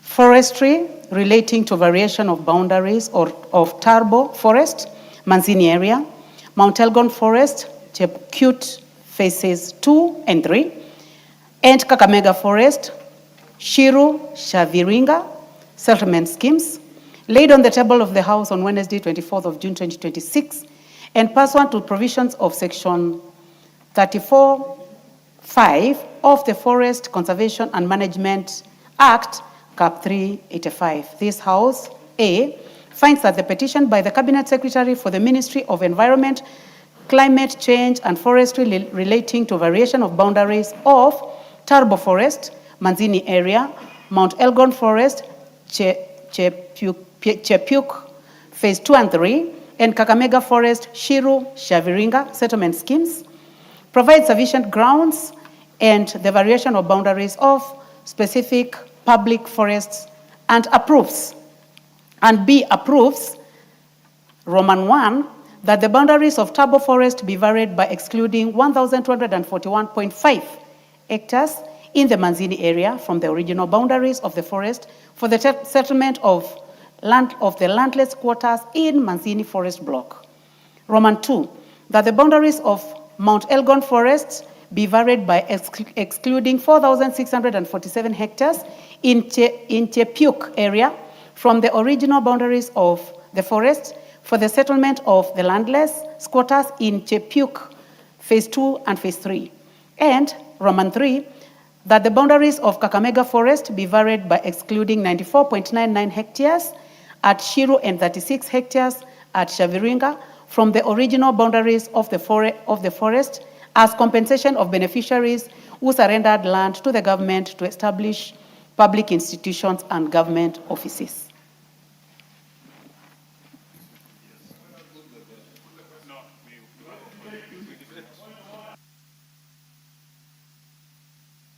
Yes, I'll give you a chance to make some comments, honorable members, and I will start with the Honorable Dr. Okose.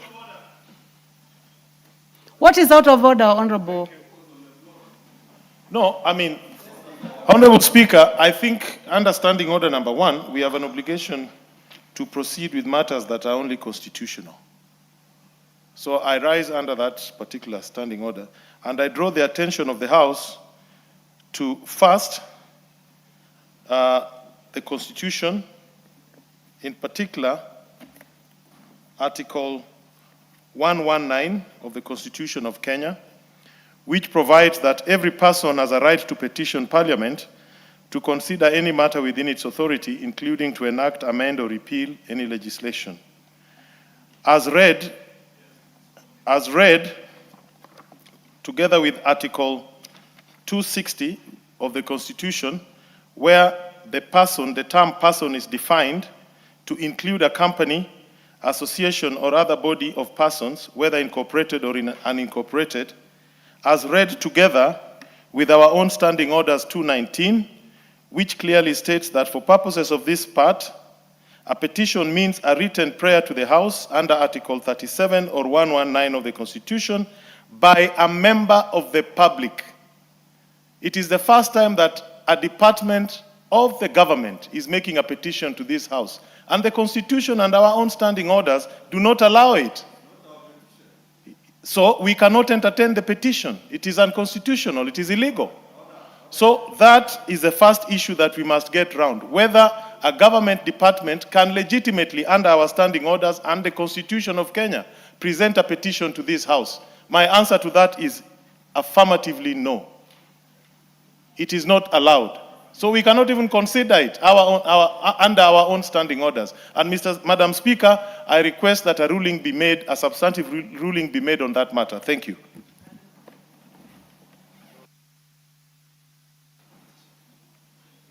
Well, yes, Honorable Eshongwa, Majority Leader. Honorable Speaker, I know I was keenly listening to the member for Suba South to hear what is unconstitutional. There is nothing I've heard that he said is that he has said that is unconstitutional, because this petition is properly before the House, Honorable Speaker. Order, Honorable Karoli. You raised your point of order. I allowed you to speak, and I have the ability to give any other person in this House to also air their opinion. So, Majority Leader, proceed. Thank you, Honorable Speaker. You know, I don't know who told the members for Suba South that he has a monopoly of knowledge in this House, that when he speaks, we should all align and say, yes, sir. That can only happen in your house, not this House. Honorable Speaker, this House considers petitions, and this is not the first time we are considering such a petition. That petition came from members of the public who petitioned the relevant line ministry. The ministry considered, and because they did not have the authority that constitutionally is given to this House, the petition was relayed to the House and came to the office of the Speaker, who, if he knew it was unconstitutional, would never have found itself here to even be considered by the committee. Therefore, unless the Honorable Karoli Omondi is questioning your decision as the Speaker or the substantive Speaker, you know, Honorable Speaker, you need to protect me from this heckling from Karoli Omondi. And I don't know what has happened to him of late. He sits in his place and only heckles. Maybe it's a company he keeps nowadays, I don't know. But, you know, as you age, we expect to age gracefully with a bit of wisdom and allow youngsters to be the ones to be shouting. Honorable Karoli Omondi is much older, so I'll just ask him to relax. Just relax. Stop heckling. You have had your say. We have heard you. We are now debating and answering, contributing to what you have asked the Speaker to consider. And the Speaker cannot just consider what Karoli Omondi has said, unless you want to tell us and tell the country you have a monopoly of knowledge that what you say must be. You know, people of Suba South, they should know Honorable Karoli Omondi is a lawyer. But he has no monopoly of knowledge. This is a house of debate. You must allow debate. We were all quiet and listening to you. So also, just have the temerity to listen to us. Because the people who brought this petition,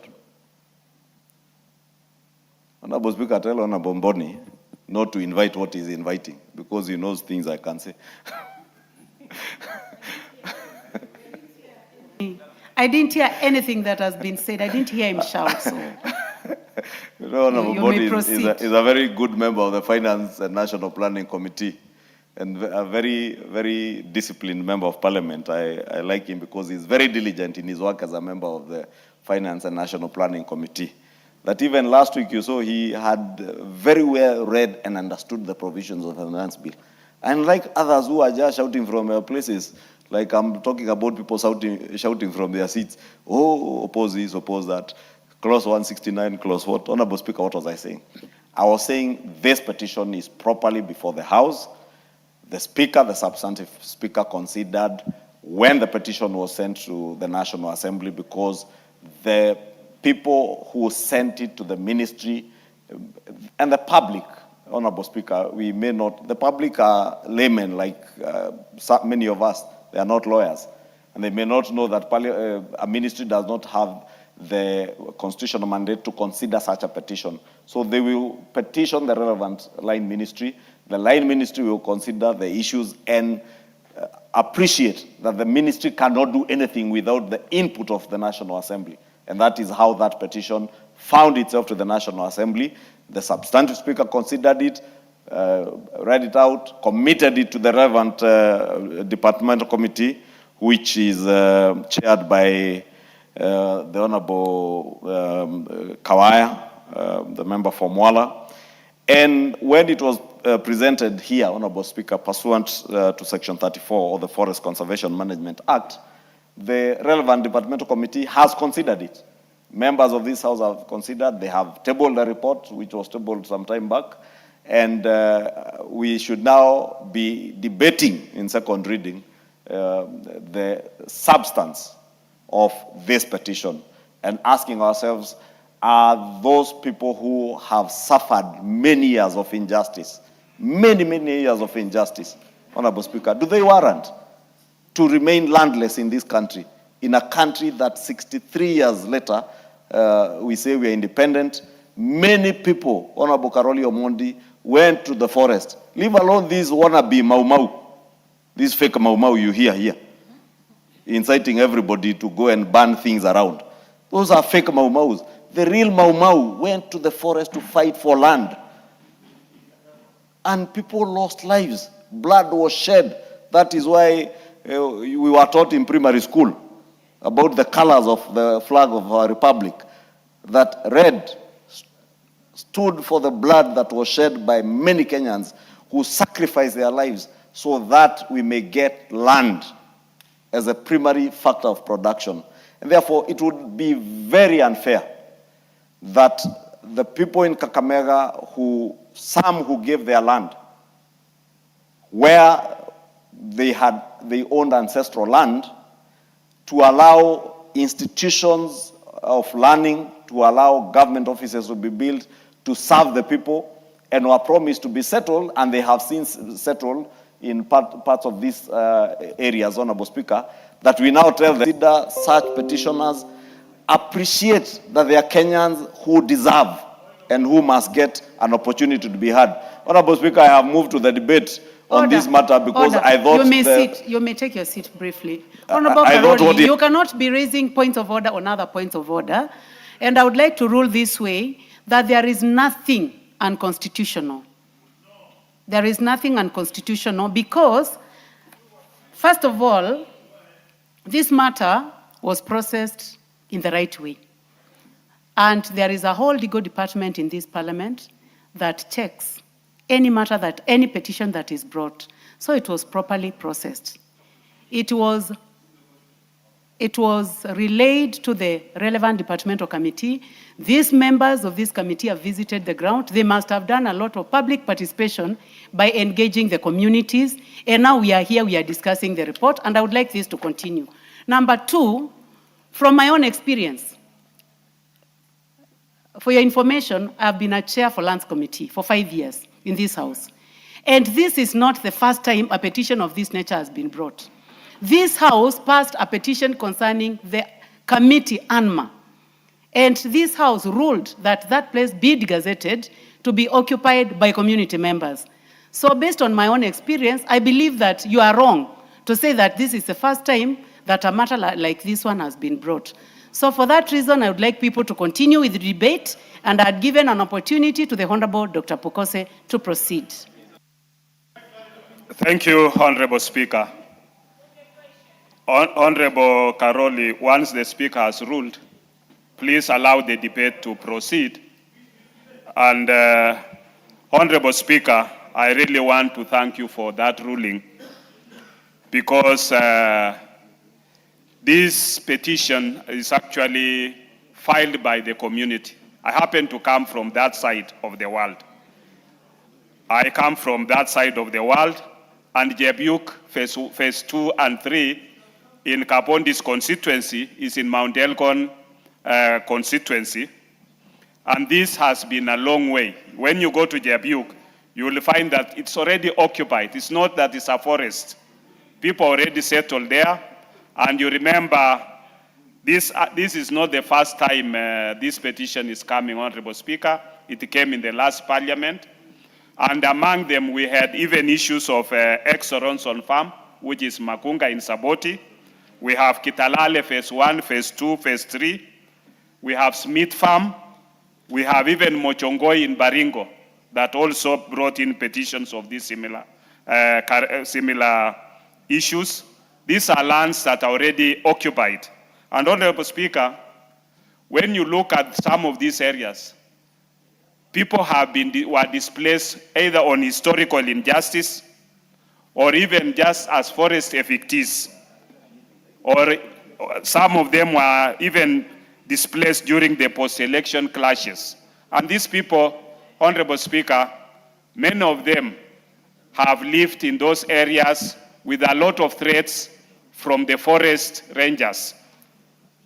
When you go to Exoronson Farm now, as we speak today, those people have no peace. Because every year, and it's not a forest, this is land that has an IR number, it has an LR number. It was a white man's land, and the community members came together to purchase that land. And the Ministry of Lands had a transaction with them, and they were allocated that land. But unfortunately, 2013 January, when we were transitioning, you find that the cabinet secretary by then, called Noah Wekesa, illegally gazetted some of those lands to unjustifiably have those people, the communities who are living there, to be evicted. And these people have continued to suffer up to today, Honorable Speaker. So when such a petition comes, it's not just out of a petition that is out of the blues. It's out of the suffering of those people and out of the frustrations they have undergone, whereby their houses are destroyed, their families are even, some of them end up being killed.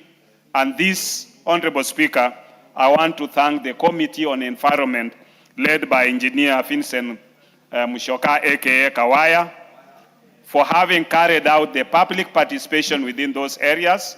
And Honorable Speaker, we are aware that this is a petition that was forwarded by the Cabinet Secretary.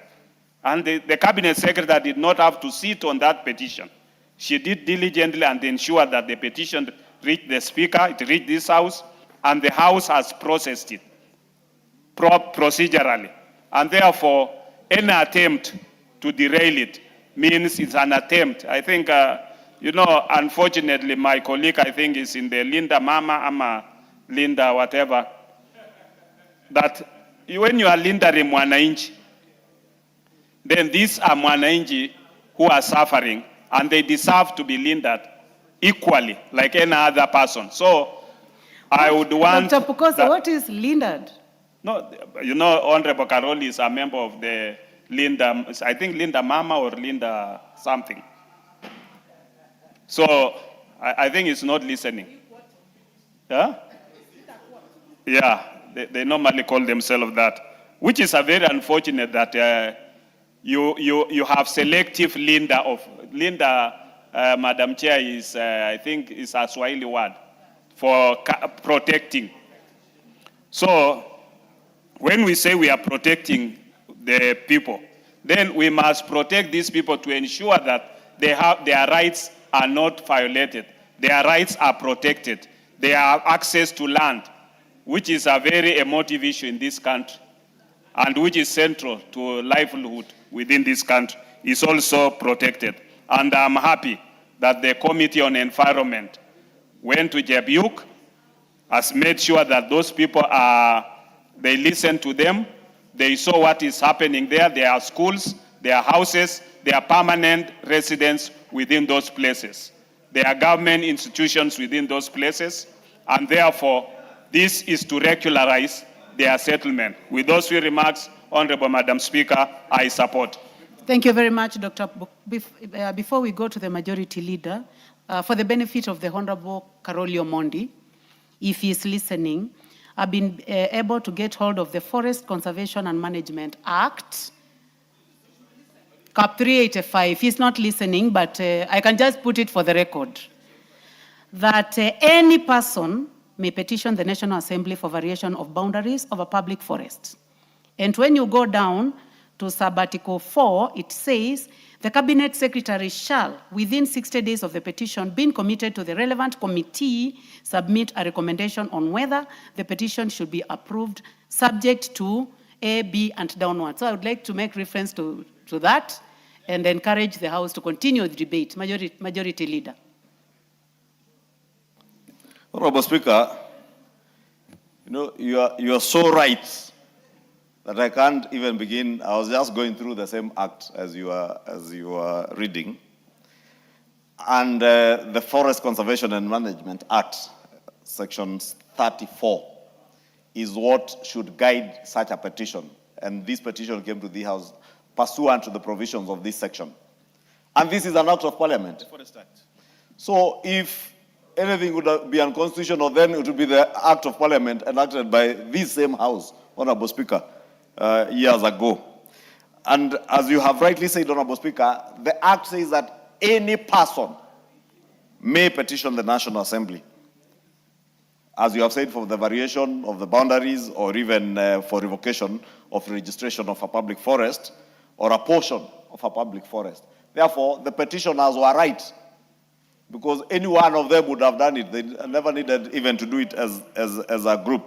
Honorable Speaker, 2 is what you have pointed out in subsection 4, and even before subsection 4, he says that the petition under subsection 2A says that such a petition under subsection 1 shall only be forwarded to the National Assembly on the recommendation of the service, and that is the Kenya Forest Service, Honorable Speaker, which falls under the Ministry of Forest and Environmental Conservation, Honorable Speaker. The petition made under this subsection will be considered in accordance with the provision of the Petitions to Parliament Procedure Act and our standing orders of the National Assembly. That is what the committee has done pursuant to these provisions of the law. Subsection 4, Honorable Speaker, which you have alluded to, is that the Cabinet Secretary shall within 30 days, did the Cabinet Secretary conform with that? Yes, the Cabinet Secretary did that. Within 30 days of the petition being committed to the relevant committee, submit a recommendation on whether the petition should be approved or not.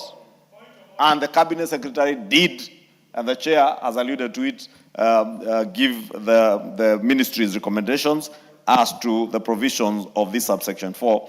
And what is made subjective by that subsection 4 is, 1, whether the petition being subjected to an independent environmental impact assessment, which the committee's report ably captures. 2, whether public consultation had been done in line with what we were debating 2 weeks ago, public participation, because is a mandatory provision in our constitution that there must be public consultation being undertaken in accordance with the second schedule. That has been done, Honorable Speaker. Honorable Speaker, going to the substance of what the petitioners say. For those who know Manzini, for instance, and the Chair had alluded to it, it is a town. There's no forest. It is a town where people have settled. So unless you are telling us, just like Honorable Speaker, you remember in the 11th Parliament, this House considered such a petition from the people of Kamite Anima. Unfortunately, yours truly, the Speaker, was the chair of the Lands Committee in this House. And Honorable Speaker, you remember, you tabled a report in this House which was adopted. And in fact, we should be now asking the Ministry and KFS why they are yet to act on Kamite Anima, because this is a place where people have settled, where there are public institutions, public schools, public government offices, administrative offices. People have built their homes, but the land was still classified to have been part of what was then Kamite Forest, which no longer exists, Honorable Speaker. And therefore, this petition, Honorable Speaker, that's why I say, speak to certain rights that Kenyans have. The right to own property. And we cannot deny the people of Kenya the right to own property, Honorable Speaker.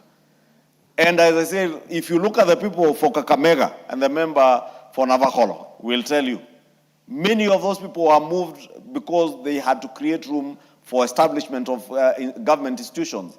Are we then telling them that they cannot be settled anywhere else, Honorable Speaker, where they have settled now around Shiva, it's called Shivan, Shavilinga. These Western names, Honorable Speaker, are a bit difficult.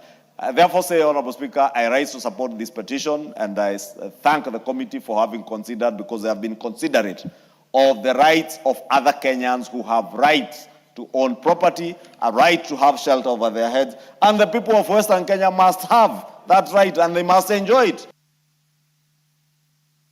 Give him a minute, please. Give the majority leader 1 minute. Honorable Speaker, I was just finishing by saying the people of Kakamega have a right like all other Kenyans, and we must protect the people of Kakamega. We must protect the people of Uasin Gishu in Manzini there to own and be able to have shelter over their heads and be able to live decent livelihoods like the people of Kikuyu do, like the people of Suba South do. And we must live in a country where we feel each other's pain. When the people in Western Kenya live in pain, I must be able to feel that pain. Somebody from Suba South must be able to feel the pain of the people of Western Kenya, the people of Kakamega who are living without shelter today, Honorable Speaker. You must feel the pain of people of Manzini, Honorable Speaker, who cannot take bank loans today because they have no title deeds. I associate myself and fully support the committee, and I rise to support this motion, Honorable Speaker. The Honorable Janet Citiene. Thank you, Honorable Speaker, for giving me this opportunity to be able to add my voice to this debate, because I come from Manzini.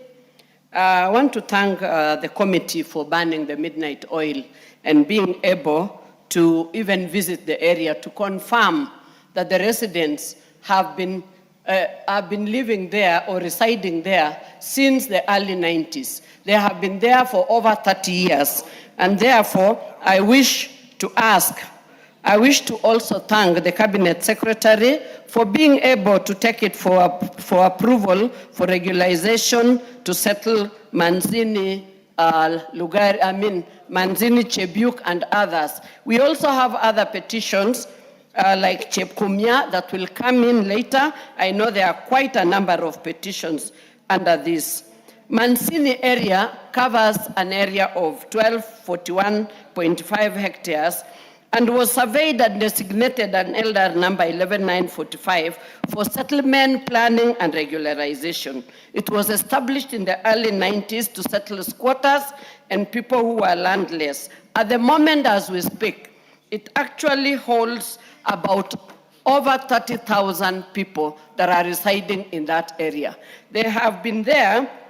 We have over 16. It hosts over 15 institutions, that is schools, secondary schools, and primary schools.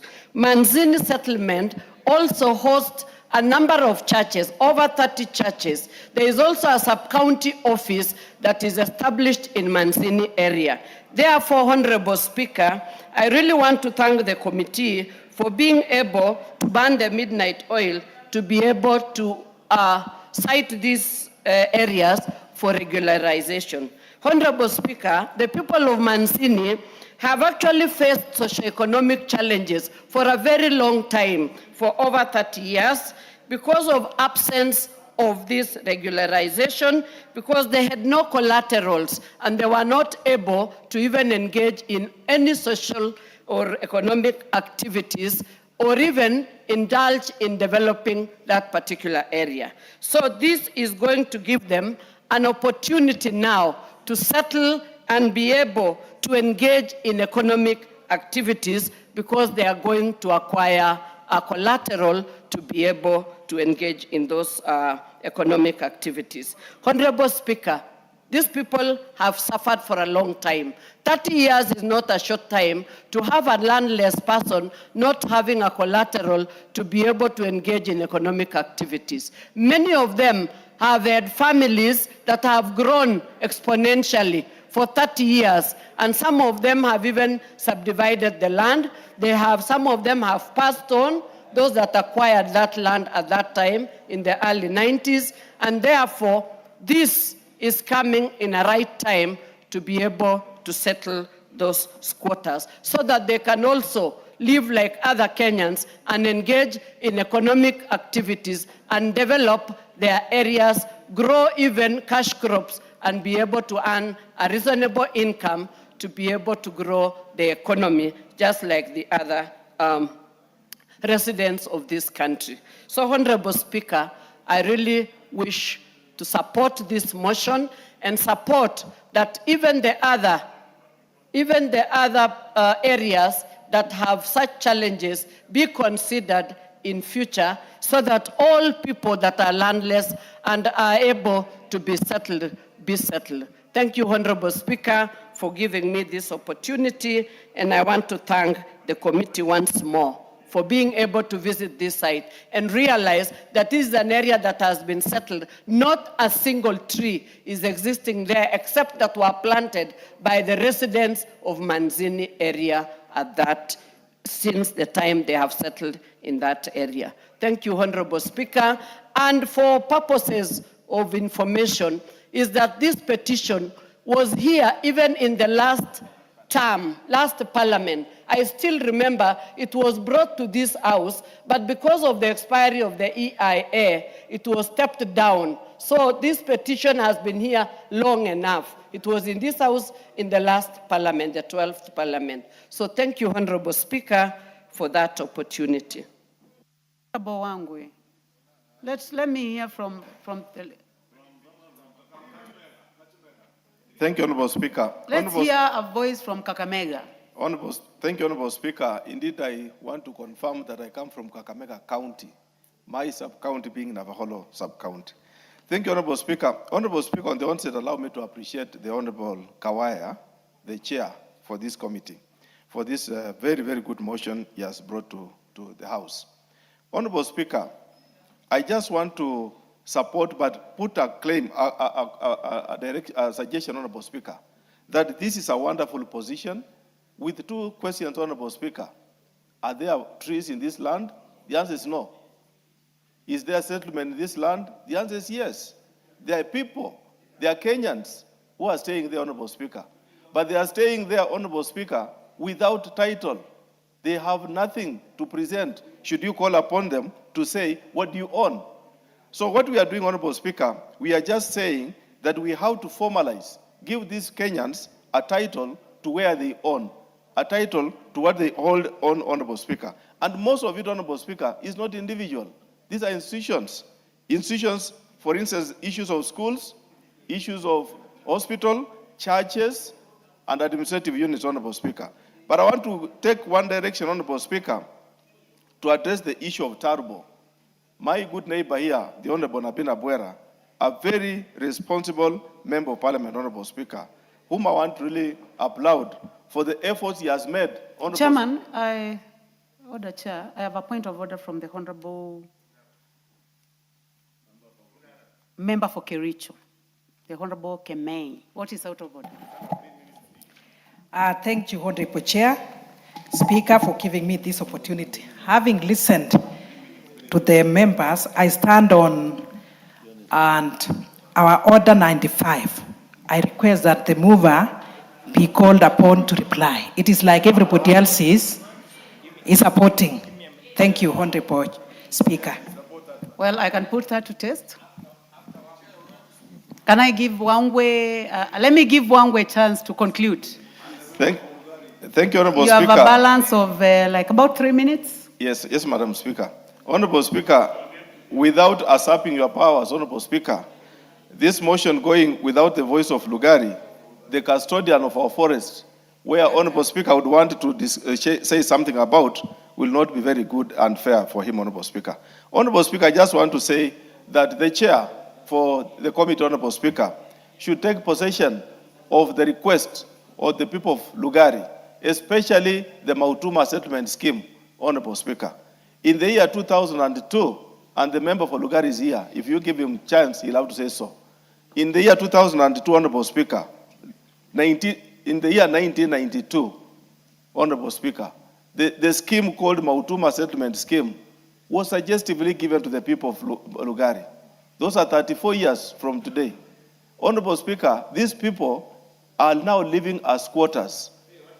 The institution, the schools there, Honorable Speaker, we have about several number of schools, and the member can count for us. We have several churches, administrative units. There is no forest, Honorable Speaker, in Mautuma today.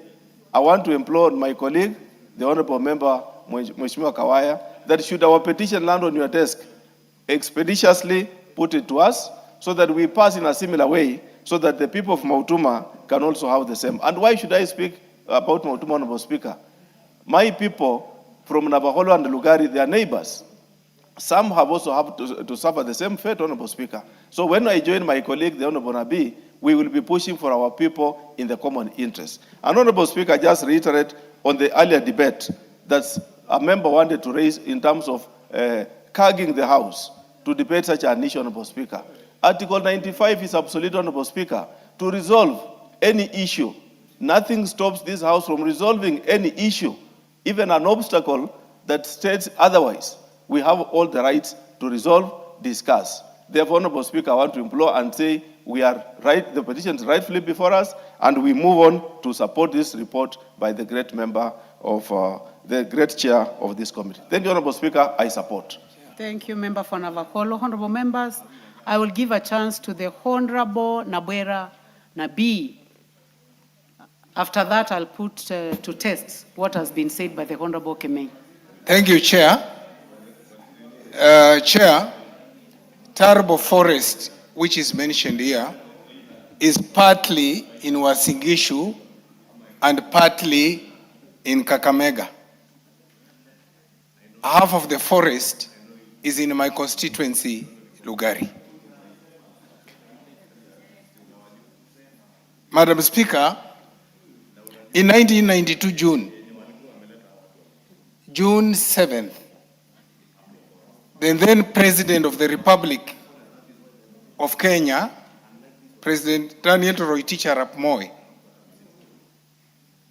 using the powers given to him by the Constitution by that time, having been a trustee of all the land, gave land to people of Manzini and gave land to people of Mautuma in Lugari constituency the same day. Honorable Speaker,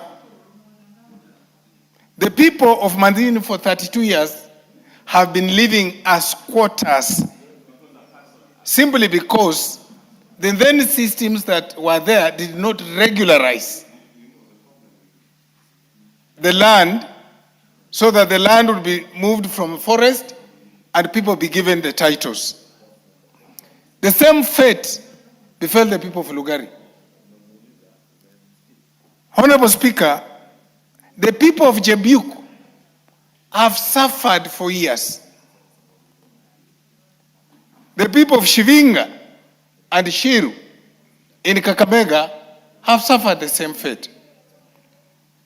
Madam Speaker, as we debate this issue, as I support this issue wholeheartedly, I'm putting it to the chair, and I've spoken to him personally, that he processes the petition of the people of Mautuma Central, which houses 7 primary schools, 2 secondary schools. It houses Amin Stadium. It houses our KMTC. It houses 2 markets and a township. 27 churches that he considers the same. Honorable Speaker, one of the things that the broad-based government promised the people of Kenya is to treat people equitably. And it is on that basis that I support this petition and request the chairman of the committee to look at all the petitions so that people are treated equally before going into the next election. Thank you, Honorable Speaker. The Honorable Kapondi. Madam Speaker, I want to thank you for this opportunity to add my voice. This debate wouldn't have been concluded without the voice of Mount Elgon.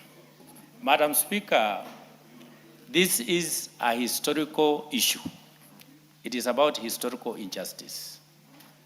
And what we need to understand, if I may put you to the historical context, the people who resided in Kitale before the colonialists, when they were displaced in 7 different directions. There are those ones who left to Uganda, there are those ones who left to West Pokot, there are those ones who left to Narok. And Madam Speaker, the Elgonji Dorobo were displaced to what is currently known as Chepkitale. Madam Speaker, the government of Kenya in 1971, the reason why I'm saying it's a historical issue, from 1971, when this settlement was created, the settlement has not been done. It was partially done in 1989, which considered only phase 1. But phase 2 and phase 3, Madam Speaker, to date, has remained an eyesore. Madam Speaker, one reason why Mount Elgon is what it is in terms of failure to realize the necessary development is because Chebiuk remains an integral part of Mount Elgon. It has remained a sore wound. Without it being sorted out, the entire Mount Elgon has witnessed the conflicts that it has witnessed because the issue of Chebiuk phase 2 and phase 3 has not been resolved. I wish, Madam Speaker, that my friend Karoli Omondi was part of this committee on environment to have visited. I wish he was part of that committee that went for public participation.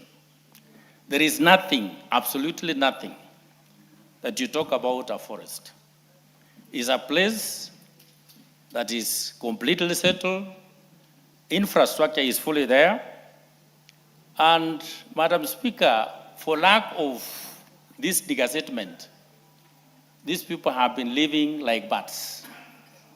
So, Madam Speaker, I want to thank this government that after successive governments tried and failed to make the necessary move so that these people get the rightful share. Madam Speaker, it is only this government that has moved forward courageously. And I want to applaud our president for taking the lead.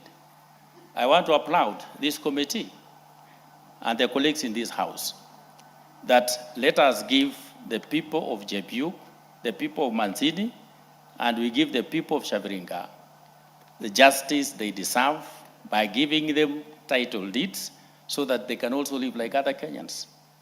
Otherwise, my friend Karoli, nobody doubts your intellect as one of the finest lawyers in this country, but also have a human heart and have time at least to go through reports. I remember during the finance bill, one of our colleagues talked about what is a non-existent clause. So in this report, it is clear, Madam Speaker, that there were 100 petitions that came to this house, which the ministry took over and consolidated. And that is why we have this motion before the House in the right way. So, Madam Speaker, I wish to conclude by saying that there are other areas, like in Mautuma. Talk of other areas like Kaptega, like Kiboro, where Kenyans are still suffering. They have not gotten their rights. So, Madam Speaker, as we conclude this matter, for people of Chebiuk, Manzini, and Shaviringa to get what is rightful theirs, let us also consider those ones that the petition is yet to come to this house so that we can expeditiously sort out. Thank you. The Honorable Member for the 'Raka. You're the last one on this. Thank you very much, Madam Speaker. Madam Speaker, before you put the question, I would wish to first and foremost support this motion. I think it's timely because it is doing justice to people who have suffered injustice for quite some time. And number two, it's good we have some legal discussion with Honorable Karoli Omondi because he seemed to challenge the constitutionality of the motion on the basis that he read a constitutional provision. That provision deals with the constitutional petitions. What we are dealing with here is a petition under the Forest Management and Conservation Act. And it's not the only one that has provision for petitions. Under the Environmental Management and Coordination Act, there are various provisions for petitions to be taken to the High Court, to be brought to Parliament, and to be taken to the Ministry. Number three, even under the Marriage Act and the marriage laws, we have a provision for petitions. And those are totally different from public petitions under the Constitution. And finally, remember a petition brought by a cabinet secretary is also a public petition because it is brought on behalf of the people. Just the way we have public funds, public lands, and whatever else we have to have. So your ruling is correct, and we will be going with Karoli Omondi once in a while later to discuss how these petitions are constitutional and how they are supposed to be brought. I do support. Thank you, Member for Tharaka. Honorable members, the member for Kericho County rose on a point of order and stated Standing Order 95, that the mover be called upon to reply, and I would like to put this to test on whether the mover be called upon to reply. Will as many as of that opinion say aye? Aye. Will as many as of a contrary opinion say nay? The ayes have it. Mover.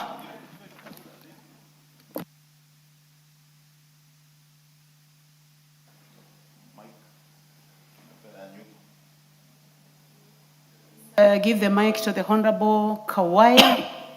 All right, Vincent thank you. Musyoka. Honorable Speaker, allow me to donate just 1 minute to Honorable Kimani Kuria, then I will do reply in 1 minute. You can't. When the mover has been called to reply, The mover cannot donate a minute. Yes, you cannot. So when someone raises Understanding Order 95, you do not have the... I know you want to be kind to your colleague, but really the wanted to standing be kind orders to do him. not allow you to do that. Just go ahead and Honorable reply. Speaker, thank you, and I want to appreciate members for the contributions and in support of what is actually right. Honorable Speaker, we should never make it a habit of trivializing everything, especially on small issues that the law knows no cure. And for this particular matter, Honorable Speaker, the most important thing is the content. It is important to note that the people of Shaviringa, these are people who donated their very, very own land to government. And they have been frustrated over years after donating their own land that they owned. This is not government donating land to them. They surrendered their own land. They have been frustrated over the years because where they were settled, because government, for instance, on this particular case, wanted to build public facilities. It is right, because we have taken their property to settle these people and give them the relevant documents. Honorable Speaker, the matter of other petitions or other pending similar matters has also been raised. And let me also say that during the consideration of this particular petition, this is a fairly emotive matter. And there are so many similar petitions that are yet to be considered. And we've been in discussions with also the relevant other stakeholders to see how we can expedite the other petitions so that other Kenyans and consolidate them. For instance, the Mautuma case that has just been mentioned, this ought actually to have been together with the Manzini because it is the same area. And we regret the omission, and we will expedite as soon as this petition comes before the House, because the Forest Conservation and Management Act, as it is, sets out clearly the procedures of disgazettement on any public land, and that and other petitions that some of which have also been actually considered by the cabinet will be expedited as soon as they come before the committee. And with those many remarks, Honorable Speaker, allow me to reply. I beg to reply. Honorable members, I now put the question that taking into consideration the findings of the Departmental Committee on Environment, Forestry and Mining in its report of the consideration of a petition by the Cabinet Secretary for the Ministry of Environment, Climate Change and Forestry relating to variation of boundaries of Turbo Forest, Manzini area, Mount Elgon Forest, Chepuk phases 2 and 3, and Kakamega Forest, Shiru, Shifaringa settlement schemes laid on the table of this House on Wednesday, 24th June 2026, and pursuant to provisions of Section 34(5) of the Forest Conservation and Management Act, Cap 385, this House, A, finds that the petition by the Cabinet Secretary for the Ministry of Environment, Climate Change and Forestry relating to variation of boundaries of Turbo Forest, Manzini area, Mount Elgon Forest, Chepuk phases 2 and 3, and Kakamega Forest, Shiru, Shaviranga settlement schemes provide sufficient grounds for the variation of the boundaries of specified public forest, and B, approves, Roman 1, that the boundaries of Turbo Forest be varied by excluding 1,241.5 hectares in the Manzini area from the original boundaries of the forest for the settlement of the landless quarters in Manzini Forest Block. Roman 2, that the boundaries of Mount Elgon Forest be varied by excluding 6,000, I take that again, by excluding 4,647 hectares in the Manzini area from the original boundaries of the forest for the settlement of the landless quarters in the Manzini Forest Block.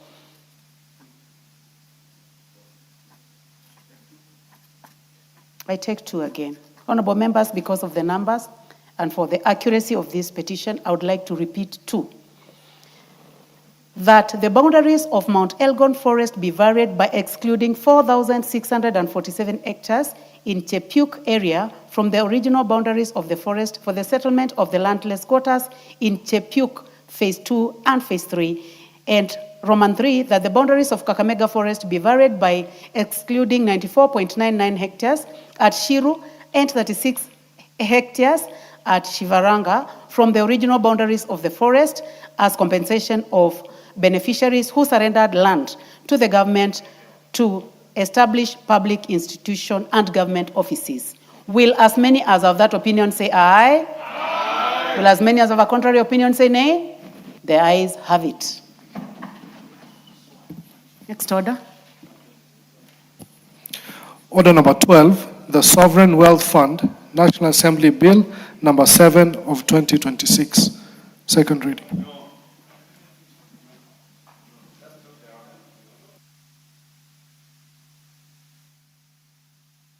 Chair budget, I heard you, but that is as per the reorganized order paper by the Speaker. Thank you, Honorable Speaker. Honorable Speaker, I rise to move that the Sovereign Wealth Fund Bill, National Assembly Bill number 7 of 2026 be now read for a second time. Honorable Speaker, allow me first to thank the Chair and the members of the Committee of Finance and National Planning who took this this bill through the public participation phase, and they engaged the public last month when many of us were on recess, and the Finance Committee took a lot of their time to consider this bill and take it to the public through public participation. Honorable Speaker, the Finance and National Planning Committee, having conducted this very extensive public participation, received memoranda from at least 12 key institutional stakeholders, and held physical hearings across the many counties that they visited, as they also considered the finance bill.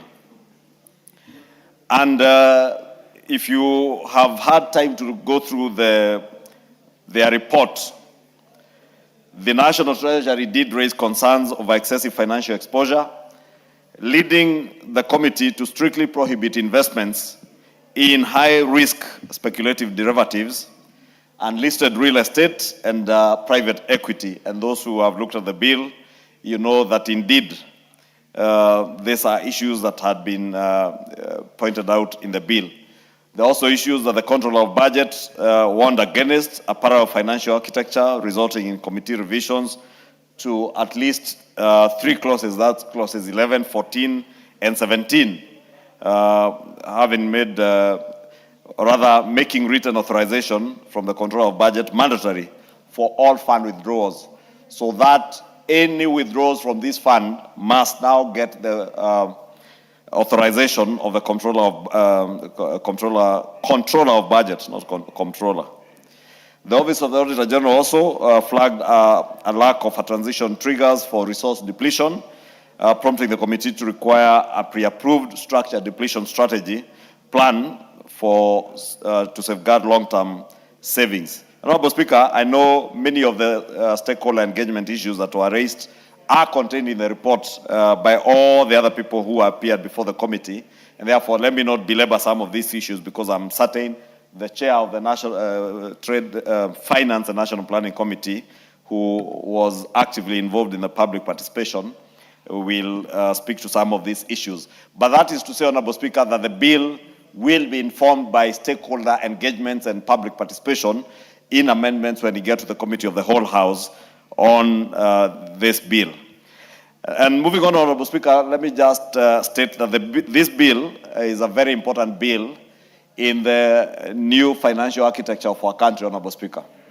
And I say the new thinking and in the new financial architecture of our country because when we went to the public to seek for their votes 3 years ago, we did promise the people of Kenya that we shall re-engineer how we manage public resources and ensure that we do not overburden the people of Kenya with taxation.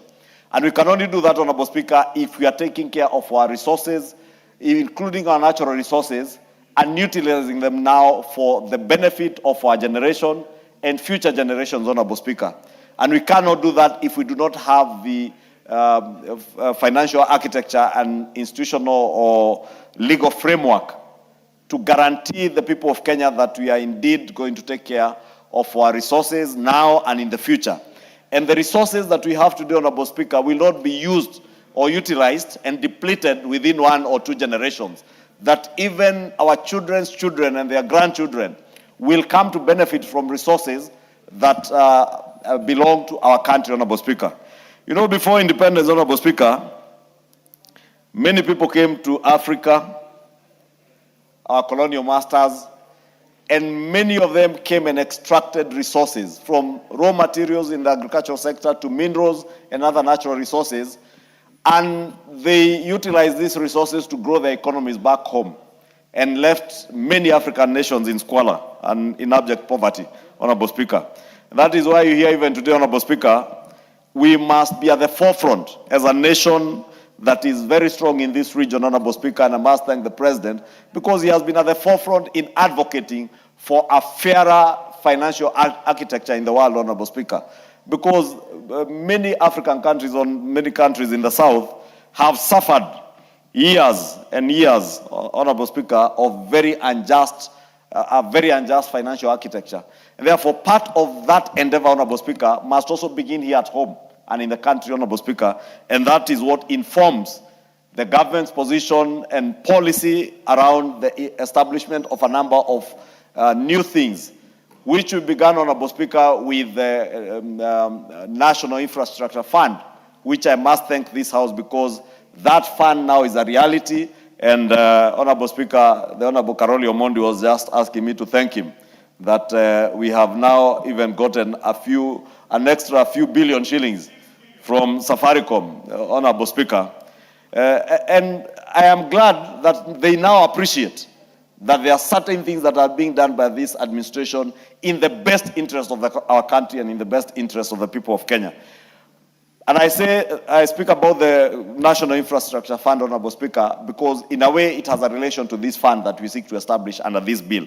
Because this bill seeks to establish the Kenya Sovereign Wealth Fund as a structured financial instrument that will be designed to safeguard our long-term economic stability and also ensure the benefits of our natural resources are preserved for the present generation, ourselves, and future generations, our children and their children, Honorable Speaker.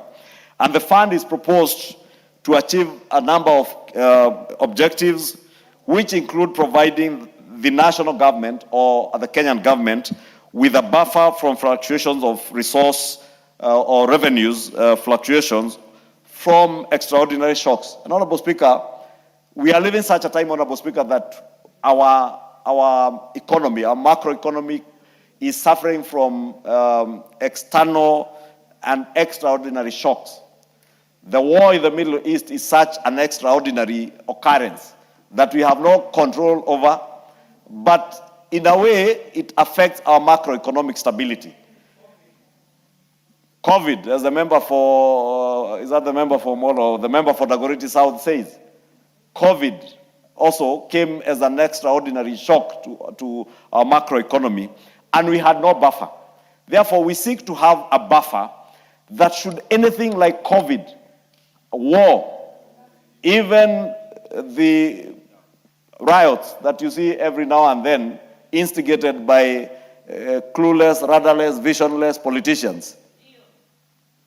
Those are also shocks to the economy, Honorable Speaker, that affect our revenue mobilization and our revenue resources. And therefore, should such occurrences occur, we must always have a buffer, and this is one of the objectives of this bill. Two, the bill also seeks to provide finance for strategic infrastructural investment priorities that will foster growth, economic growth, that is inclusive and growth and development of our economy that will transcend one generation. And therefore, this bill also seeks to provide finance for such strategic infrastructure investments that are commercially viable. And therefore, no funds will come out of this fund to go and be utilized for investments that are not commercially viable.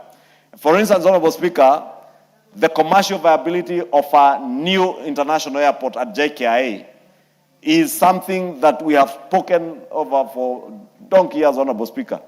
And whereas we know it is a commercially viable investment for our country, we may not have the immediate resources to do that. But if we had developed such a sovereign wealth fund years ago, we would probably have resources that we can borrow from that fund, invest in a commercially viable investment that will help grow our economy and be able to repay the money back into the fund that will benefit even future generations. The third objective, Honorable Speaker, is to build a savings base for future generations.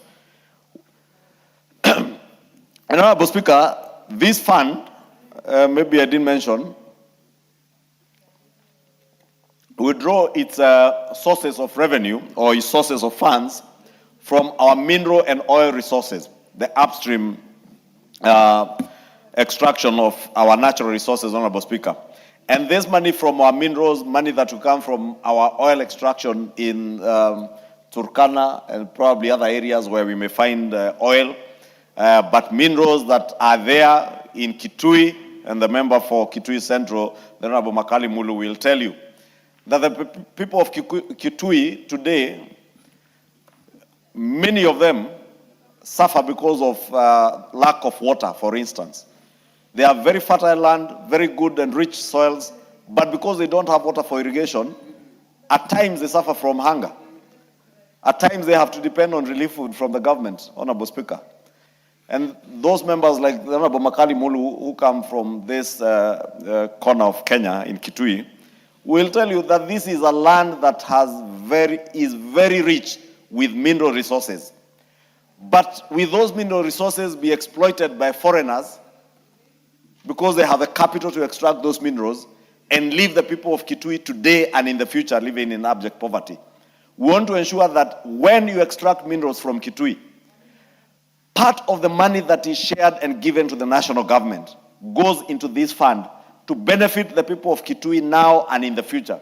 That even 100 years from today, Honorable Speaker, the children of Kitui, the great-great-great-grandchildren of Governor Makali Mulu, will benefit from resources that was extracted by their great-great-grandfathers, Honorable Speaker. Honorable Speaker, therefore, this fund's third objective is to ensure that we are not only doing what we have done with NSSF, and that's why I said many of these things are intertwined. Remember, we spoke here when we were doing amendments in the last parliament on the NSSF bill, on the need to have a savings culture in this country. We cannot be telling people to save, but as a country, we are not saving. We are therefore institutionalizing that savings culture in this bill, that we do not deplete our mineral and our oil reserves or resources in the country, and we save nothing for future generations. Or we save nothing to be a buffer for us to go and run to that buffer when we have macroeconomic shocks, like the war, COVID, or any other shock that would come to our economy, Honorable Speaker. And you know, these economic shocks, Honorable Speaker, come at the worst of times. Remember, we just came from the COVID pandemic. Then the war happens in the Middle East, when nobody expected it. You remember, political scavengers a few months ago were inciting Kenyans, telling Kenyans, oh, it is President William Ruto and this government that is taking the prices of oil up. Not telling people that the prices of fuel in this country were even cheaper than many other developed and oil-producing countries, Honorable Speaker. Because economic shocks, global economic shocks, will always be there. And when they are there, what we need to do is to ensure that we have a buffer that we can run to. Honorable Speaker, this fund comprises of three distinct components, and one is what has been called the Urithi component, or the heritage component, which preserves wealth for future generations through long-term investments. The other is the stabilization component that I was speaking to, which cushions our economy during periods of declining resource revenues or external economic shocks like the ones I mentioned, whether it is war, whether it is an epidemic like Ebola, that when those things happen and we are hit by economic shocks that will drive up inflation, we have something that a buffer that we can fall to, and that is the stabilization component. The strategic infrastructure investment component, Honorable Speaker, is what I was alluding to when I said that should we have a fund that we can draw from to invest in commercially viable projects that will also help our economy to grow, Honorable Speaker. Honorable Speaker, this bill is a very important bill for our country, and members will see from the provisions of the bill and some of the safeguards that even the committee has spoken to on ensuring that any monies that are any of the funds, should they, before withdrawal of such monies, the controller of budget has a view or has a purview of that. Honorable Speaker, additionally, nobody will be allowed to use as collateral for any borrowing of a national government entity, a state corporation, a county government entity or county corporation or any other legal or natural person. Nobody will be allowed to use these funds as collateral for any borrowing. And therefore, Honorable Speaker, for those who have gone through the bill, you see, the only thing that can happen within the funds, any surplus funds that we have, we can use whatever surplus funds we have in this fund to liquidate or to reduce on our public debt, which, Honorable Speaker, we have again been speaking in volumes and very loudly about public debt. Yet all we do is speak about public debt, but many people do nothing about it. Honorable Speaker, you heard those who last week were pontificating here on how we are getting ourselves into debt, but they never have alternative ideas on what to do to deal with public debt. Because, Honorable Speaker, the best you can do with public debt, and globally, whether you go to Japan, whether you go to the US, whether you go to the UK, where our Prime Minister has just resigned, Honorable Speaker, there is no country that is not confronted with the question of public debt. And even us as individuals, we deal with our own debt on a daily basis.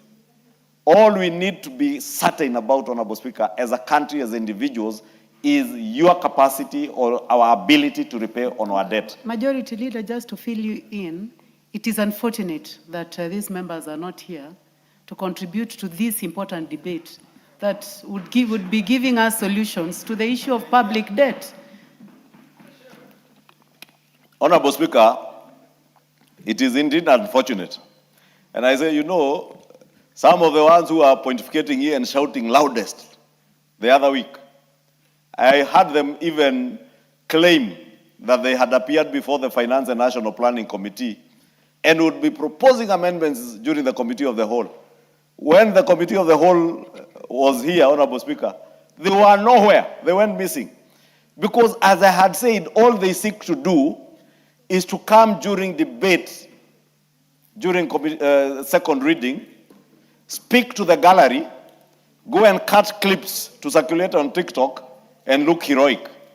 You are just a villain. You cannot be a hero when you just appear in Parliament to speak to the gallery and do nothing, because actually you don't even believe yourself in the things you are saying. That is why people went to pontificate, because you know, oh, when I appear for public participation before the National Planning and Finance Committee, they will be live on camera, there will be cameras in the room, and I might look very intelligent in front of those cameras. But what you're not telling Kenyans is that you are lying to them, because you know better and you know the truth. And I say that especially those who claim to be students of economists, because any student of economics knows the truth about the things they speak about that are not true. And that is why, Honorable Speaker, I have challenged many of them, those who were here the other week, and I have told them, if there is something you ever said in this house, stand by it if you said it on a matter of principle.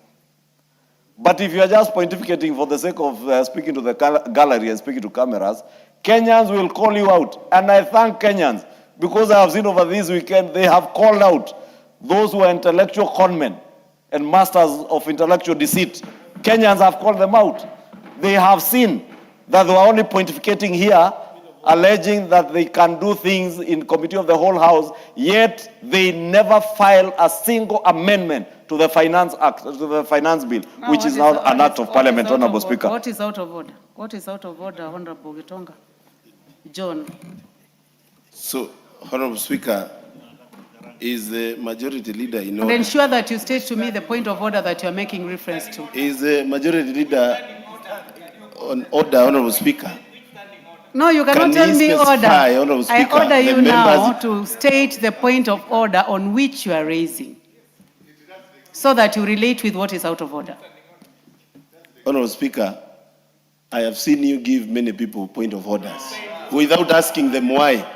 Honorable Speaker, it's not right. But now I'm asking you I am- what is out I of am order saying, and Honorable which Speaker, standing order you are referring to. Then, if there is nothing out of order, just take your seat. Proceed, Majority Leader. Thank you, Honorable Speaker. You may forgive the Honorable Member for Manyatta. He's doing his first term, so he has not taken time to familiarize himself with the standing orders. And Honorable Speaker, you have directed, and other speakers have directed, that when you seek to interject on a point of order, you must know what the provisions of the standing orders. And I would invite the member for Manyatta to just read, not to be like those who are not reading. You had a member here claim there is a clause 169 of a bill that he had not read. And he was there pontificating, Honorable Speaker. I was saying, I thank God and I thank the people of Kenya, because they are calling out people who are intellectual conmen and masters of political deceit. And I thank the people of Kenya for calling them out. And they must continue to call, even me, if I become an intellectual conman and a master of political deceit, please call me out, Kenyans. And thank you for calling out the masters of political deceit and intellectual conmen who pontificate about economic matters when they are lying to Kenyans and do nothing about it when they ought to do something about it, Honorable Speaker. I was saying that because during debate of the Finance Bill, Honorable Speaker, I had many stand here and say, I oppose this clause because of this and this and that. And when we challenge them, show us where those provisions are in the bill, they couldn't because they knew those provisions are not there. I thank Kenyans, Honorable Speaker, because... For the benefit of the Honorable Gitonga, you go to our standing orders, Roman 5, table of contents. It will give you everything that you want to make reference to. So if you have this book and you just go to, it's just very easy. So just go there and mention the standing order. I'll give it to you. Honorable Speaker, thank you for guiding the young member for Manyata. And I will also help him. In fact, the gadgets in front of us, Honorable Speaker, I'll be fair to you. Now have tell digital me, copies. which standing order are you making reference? The gadgets in front of us The have... majority leader. Let me hear him. Honorable Speaker, I am standing on a point of order, standing order 105. Honorable Speaker, is the majority leader on order. Honorable Speaker, the members can read the standing order and see what it says. But Honorable Speaker, I want the Can you stop the majority correcting his leader. language? Just stop correcting his language. Thank you very Please much. Please proceed. Protect me from these members Honorable Speaker, I just don't want to lose my train of thought. I just want, Honorable Speaker, the majority leader to clarify. Did you say standing order 105? Yes.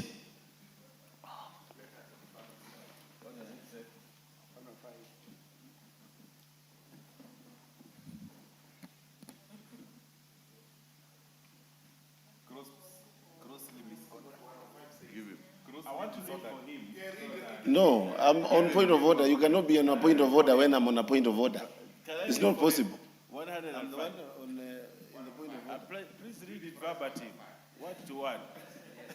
Word to word, so that the people of Manyata know that. Majority, Honorable Baya, let him read the standing order. 105, word for word. Honorable Speaker. 105. My gadget is reading a different clause, Honorable Speaker. So you are completely out of order. Honorable Gitonga Mukunji, you are completely out of order. Take your seat. Majority Leader, please conclude your remarks. Honorable Speaker.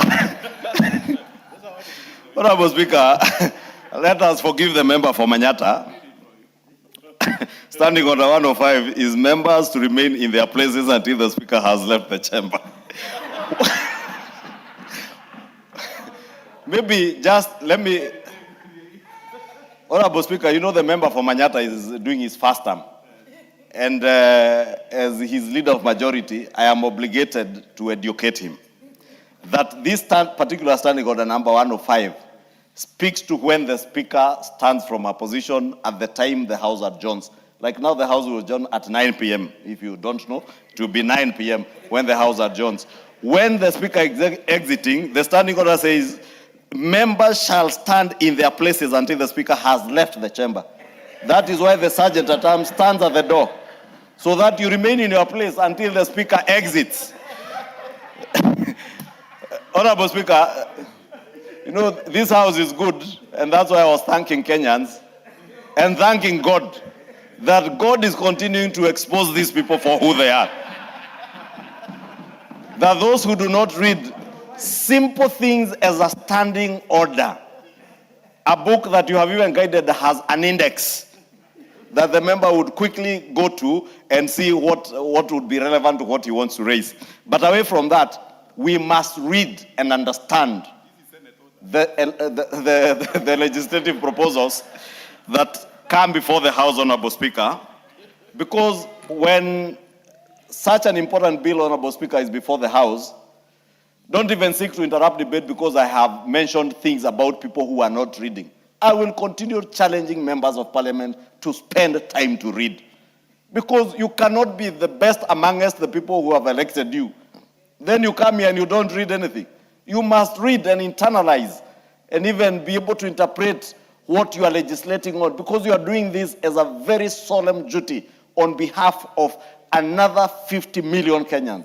And I said we are fortunate, 349 of us have been privileged to come and read on behalf of millions of other Kenyans.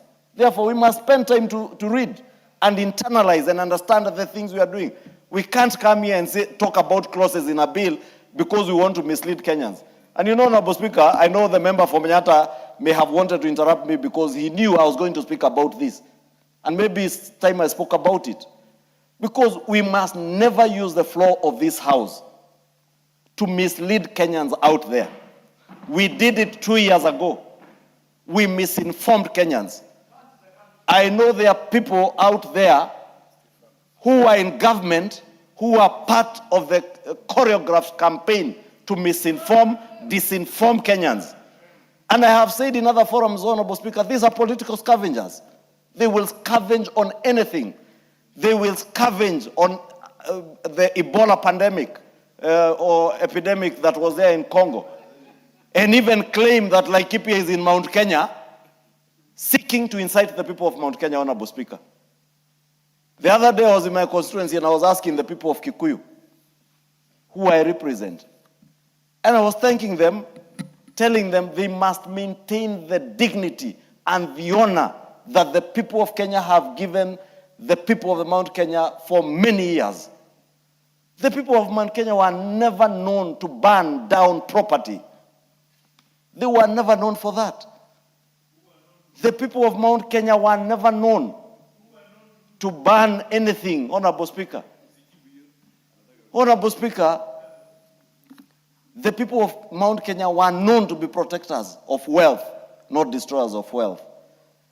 But because of visionless, clueless, rudderless, agendaless, scavenging political leaders, Honorable Speaker, they have now turned our people to be people who are easily incited to violence. Honorable Speaker, when these political scavengers attempted to scavenge on the Ebola epidemic in the Congo, went out inciting Kenyans around the question of Ebola, saying, oh, this government wants to bring Ebola into Kenya. Whereas what the government was doing is preparing in case that pandemic came into our country to ensure that we are safe. They weren't telling people, oh, Ebola is being brought to Laikipia.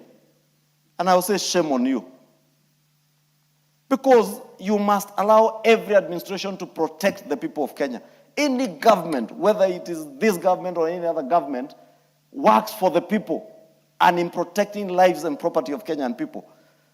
When these political scavengers, Honorable Speaker, discovered that the Ebola was even dwindling in the Congo and may not find its way into Kenya as they had prayed and hoped, because I am sure they were praying and hoping that Ebola would find its way here so that they can use that as an agenda. Because they have been told they have no agenda, they have no vision, and even other things that they have been told they don't have. And they continue to exhibit that indeed it is true. They do not have those things they are told they do not have. Honorable Speaker, they never got tired. They attempted to scavenge on a finance bill. Unfortunately, one of them went and said that we are converting all freehold land to leasehold land and taxing Kenyans on land. When we challenged him, he took off, he never spoke about it again. The other one, the master of violence, claimed that we are increasing the rental income tax to Kenyans and claimed only people from his community are landlords. Honorable Speaker, I am a landlord. So is the member for Kitui, Mboni, Honorable Mboni. He is my neighbor in Embakasi where we are landlords. Only that he collects more rent than me. But Honorable Speaker, whereas the finance bill was protecting tenants, someone claims that we are increasing rental income tax. I am glad none other than the president yesterday put the record straight on the provisions of the finance bill. And these political scavengers have been left in shame. I know they were praying for a trigger for June 25th. I am sorry, you have not found it in Ebola. You never found it in the finance bill. I hear one of them now claiming, oh, this and that leader are the ones who are organizing. You know, Kenyans are not foolish, and they know you, and they can read through what you are doing. Honorable Speaker, Are we the first country in the world to have such a sovereign wealth fund? We are not the first. In the Gulf region that we are speaking about, when I was speaking about economic shocks, if you go to UAE, where many of you frequent, the Abu Dhabi Investment Authority, or ADIA, manages at least $1 trillion. $1 trillion, Honorable Speaker.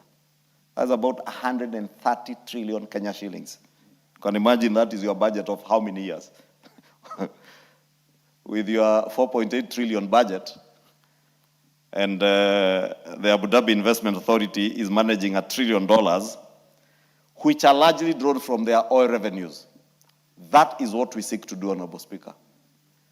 And it is possible within our lifetime, as we have been told, to not only move this country from being a developing nation to a developed nation, it is also possible within our lifetime to ensure that we legislate on such progressive laws that will see this country manage trillions of dollars or trillions, hundreds of trillions of shillings in a sovereign wealth fund that will guarantee even our future generations that they will have a secure nation, and they will remember us that at our time, we not only read bills, like we are inviting some to read bills and read our standing orders, but we utilized our intellect to take care of our resources for our benefit and for the benefit of our future generations.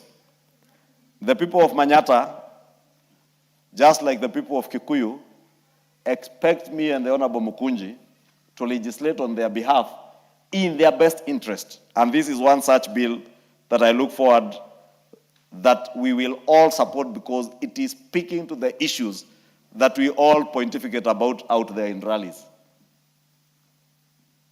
And I invite all of us, Honorable Speaker, to help us grow this economy, to help us safeguard the future of our children and their children, to help us deal with macroeconomic shocks, and to help this country deal with investments that are commercially viable, that we can be able to utilize such a fund from Honorable Speaker. Just to give you another example, Honorable Speaker, in Norway, the government pension fund Global invests its revenues generated from petroleum resources again, and today this fund is the largest sovereign wealth fund in the world, managing assets exceeding $2 trillion and investing globally in companies. Very soon, our nation will be investing globally. And in fact, those who have read this bill will see that it speaks to that. That is why we are avoiding the route of speculative derivatives or even speculative investments, so that we are able to invest globally where we get the highest return and be able to grow our economy and secure it for future generations. Honorable Speaker, let me not speak about the governance and administration of this fund, because it is very well clearly spelled out. The bill establishes a board of directors responsible for governance of the fund. So it is not a fund that will be controlled by any one single person in the government, and the board is the one that will formulate the investment policies, oversee the management of the fund, appoint professional investment managers, and ensure compliance with this bill, or with the act, should this bill pass into law and become an act of parliament. And the fund also, the bill also has created many... Order, Majority Leader. What is happening with these two members walking in? The Honorable Kaluma and is the Honorable Rosabui. What is happening? Because the way you are walking into the house is completely unparliamentary. Yeah, and it's out of order. You are lucky that you are on the same side of the house. Honorable Speaker, I think it is because the Honorable Member for Homa Bay, Honorable Peter Kaluma's tie is matching very well with the beautiful dress from the member for Kisumu, Honorable Rosa Buyu, Akinyi Buyu. And they are very smart, both of them, Honorable Speaker. We have noticed them. Honorable Speaker, I was saying this bill contains very robust accountability mechanisms, and it requires that there will be audited, annual audited financial statements, annual performance reports, audits by the Auditor General, submission of reports to Parliament, publication of the fund's financial and investment performance for public scrutiny. And of course, as I said, the committee has further improved that to ensure that even the controller of budget has a purview of any withdrawals and what is going on in this fund. Honorable Speaker, if you look at the bill, it also creates mechanisms to ensure that in the run-up to an election, at least 3 months before an election, there's an audit of this fund, and the fund is frozen during the electioneering period to make sure that we safeguard the fund from abuse, like happened, Honorable Speaker. You remember in the last parliament, and the member for Dagoretti South will tell you what happened with Telcom. And people are in a rush to steal from government. This fund, nobody will be in a rush to steal because we are putting safeguards in law so that whenever there's a transition from one government to another, nobody abuses their office to be able to steal from the public, because this is a fund that we intend, as I said, to be of benefit to us and to future generations, Honorable Speaker. The accounts of this fund will be held in the Central Bank of Kenya, and therefore, when we sell our resources and government gets its share of revenue from our minerals or from our oil reserves, Honorable Speaker, this money goes directly to the Central Bank, the holding account in the Central Bank of Kenya, and you will see in from clause, I think it was clause 12. I don't want to be like the members who are quoting clauses that are not there in the bill, but the holding account is provided for in one of the clauses. If you read the cash management in clause 23 on the holding account, you'll be able to see even how within 10 days after money has come in, how it will be distributed into the 3 components of the fund. The holding account, Honorable Speaker, in clause 13, was it clause 13, Honorable Speaker? If you just give me a minute. Yes, clause 7, sorry. That there shall be an account opened and operated at the Central Bank of Kenya for the fund to be known as a holding account. And this holding account, Honorable Speaker, shall be used for receiving, holding, and disbursing all proceeds of the fund. Therefore, whether it is from minerals in Kitui, whether it's from the gold in Marsabit, or the gold in Ikolomani, or the gold, Honorable Speaker, in Transmara, or the oil from Turkana, all these monies will be received into this holding account, and it will be maintained in Kenya shillings at the Central Bank of Kenya. And that is what we are saying, Honorable Speaker. Even the committee has appreciated and said that the controller of budget must have a purview of this account so that any withdrawals from this account is done so in a very transparent and accountable manner. Honorable Speaker, I don't want to say much because my seconder is a very, very intelligent and diligent member of parliament. When you hear me use the word intelligent and diligent and sharp, I cannot be speaking about any other member except the member for Molo, the chair of the Finance and National Planning Committee, the member for Molo, who I had occasion to join him in his constituency on Saturday, Honorable Speaker. And allow me to say this as I finish, as I beg to move and request the member for Molo to second. Because I was in Molo constituency for an empowerment program with the member for parliament for Molo, the Honorable Kuria Kimani, and the governor, Honorable Susan Kihika. And I can attest, Honorable Speaker, the people of Molo appreciate the intelligence and the brilliance of their member of parliament. And they love their member of parliament. And they are certain that he will get a 3rd term. So when those who do not read bills shout 1 term, they must know the member of Molo is going for his 3rd term. And the people of Molo appreciate his intelligence and his brilliance.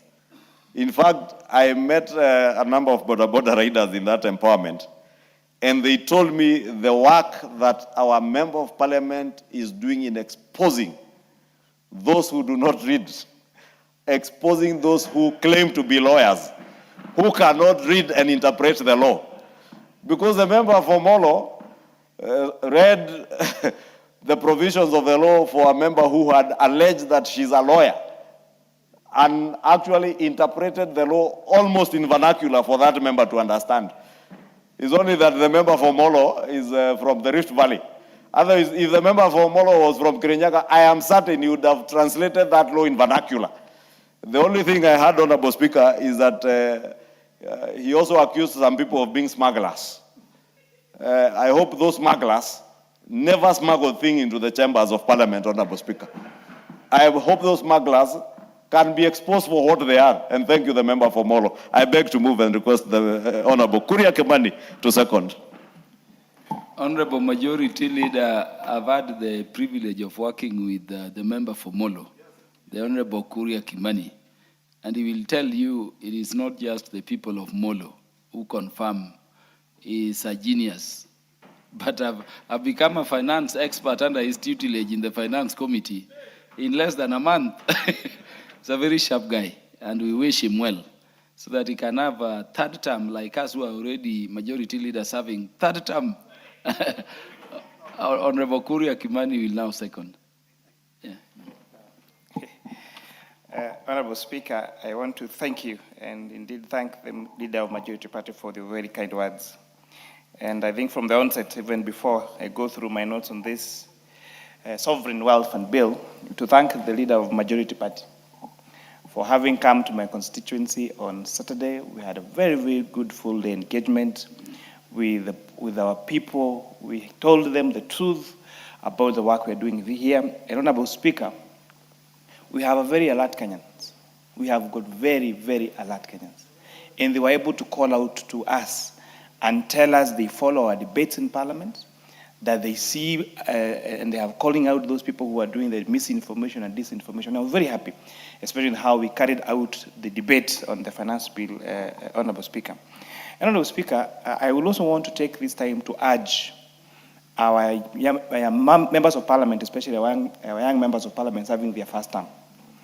Honorable Kaluma, Honorable Speaker, sorry, I'm used to calling you Honorable Kaluma when you're in the committee. Now I'm forgetting. I need to refer you as Mr. Speaker. When we were elected to serve our first term in 2017, I can pinpoint examples of the Honorable Muridhania here, the Honorable Chair for JLAC here, the Honorable Atandi there, the Honorable KJ here, myself, and many other first yes, and leader here, the first-time members of Parliament, for last Parliament, we were very active. In this House, we were very, very active.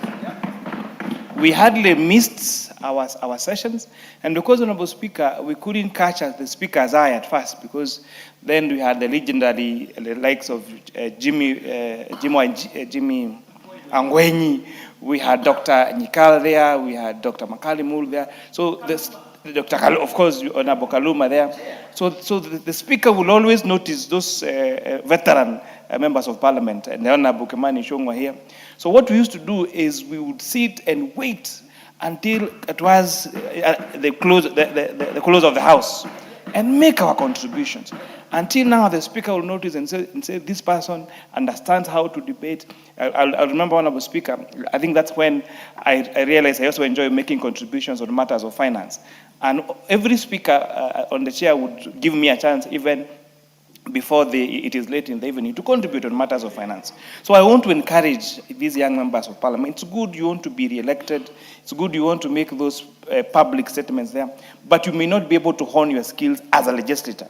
And even if you come back as a member of Parliament, you may not have the opportunity of even serving in a departmental committee as a chairperson or in the leadership, Honorable Speaker. And also, to add to that, Honorable Speaker, I saw some members give excuses why they were not able to be at the floor to propose the amendments they were propagating in the media. They were not even here to vote because they had other commitments. Honorable Speaker, it's important to point out to Kenyans that being a member of Parliament is a full-time job. It's a full-time job. And if you don't attend Parliament, you're absconding duty. As a Catholic, Honorable Speaker, you may remember the words of St. Maria Scriva about the sanctity of work.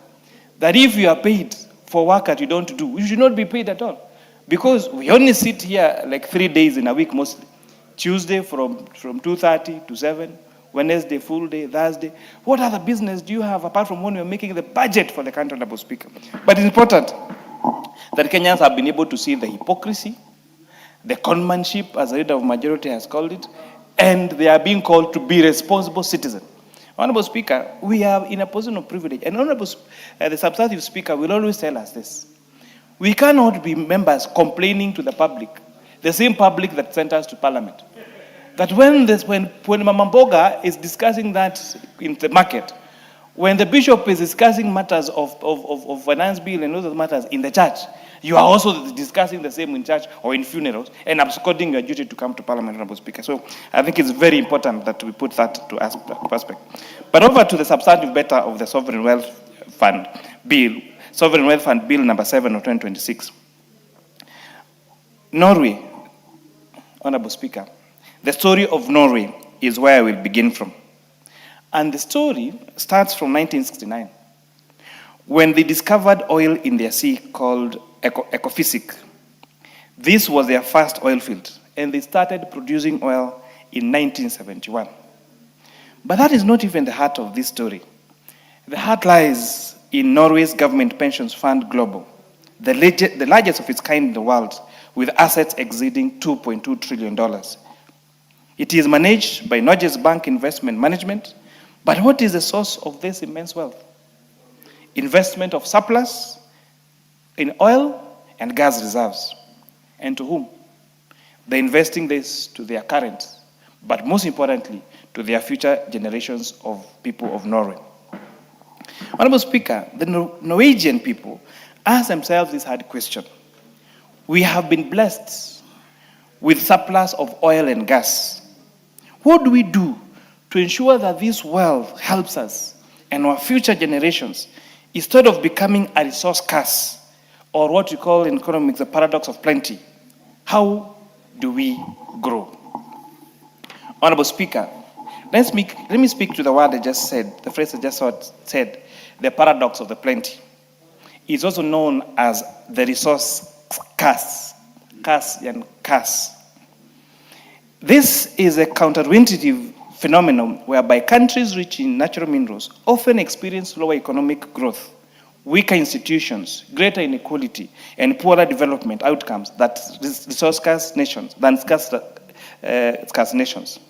Observers noted this, and in the early 18th century, noted this as early as the 18th century, and they coined, and this gained rigorous academic attention in the 90s. A key mechanism in what is referred to as the Dutch disease, where a resource boom drives up the national currency, making other exports like agriculture, manufacturing, and competitive. Honorable Speaker, these two concepts, the paradox of the plenty and the Dutch disease, is when a country gets resources, and let's give you, for example, we get a very rich oil from Turkana. Then all of a sudden, we have a lot of resources from these minerals. So of course, all the attention of people will go to this particular sector because it's very profitable. And you say oil to just mine, and those are resources.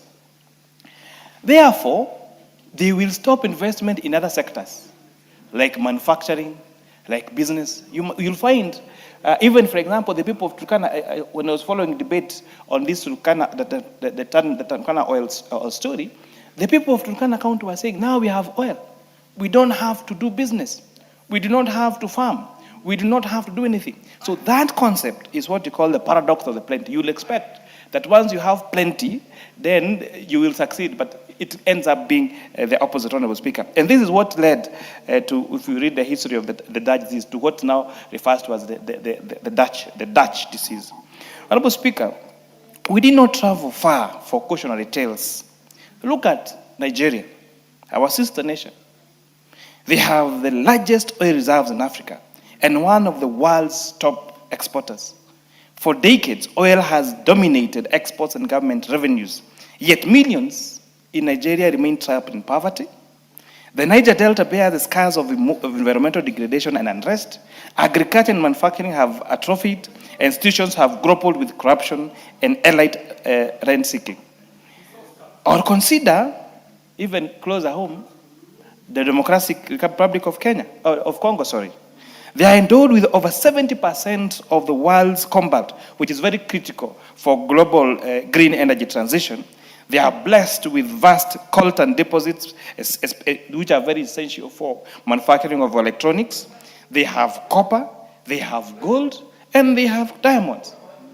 But what has happened?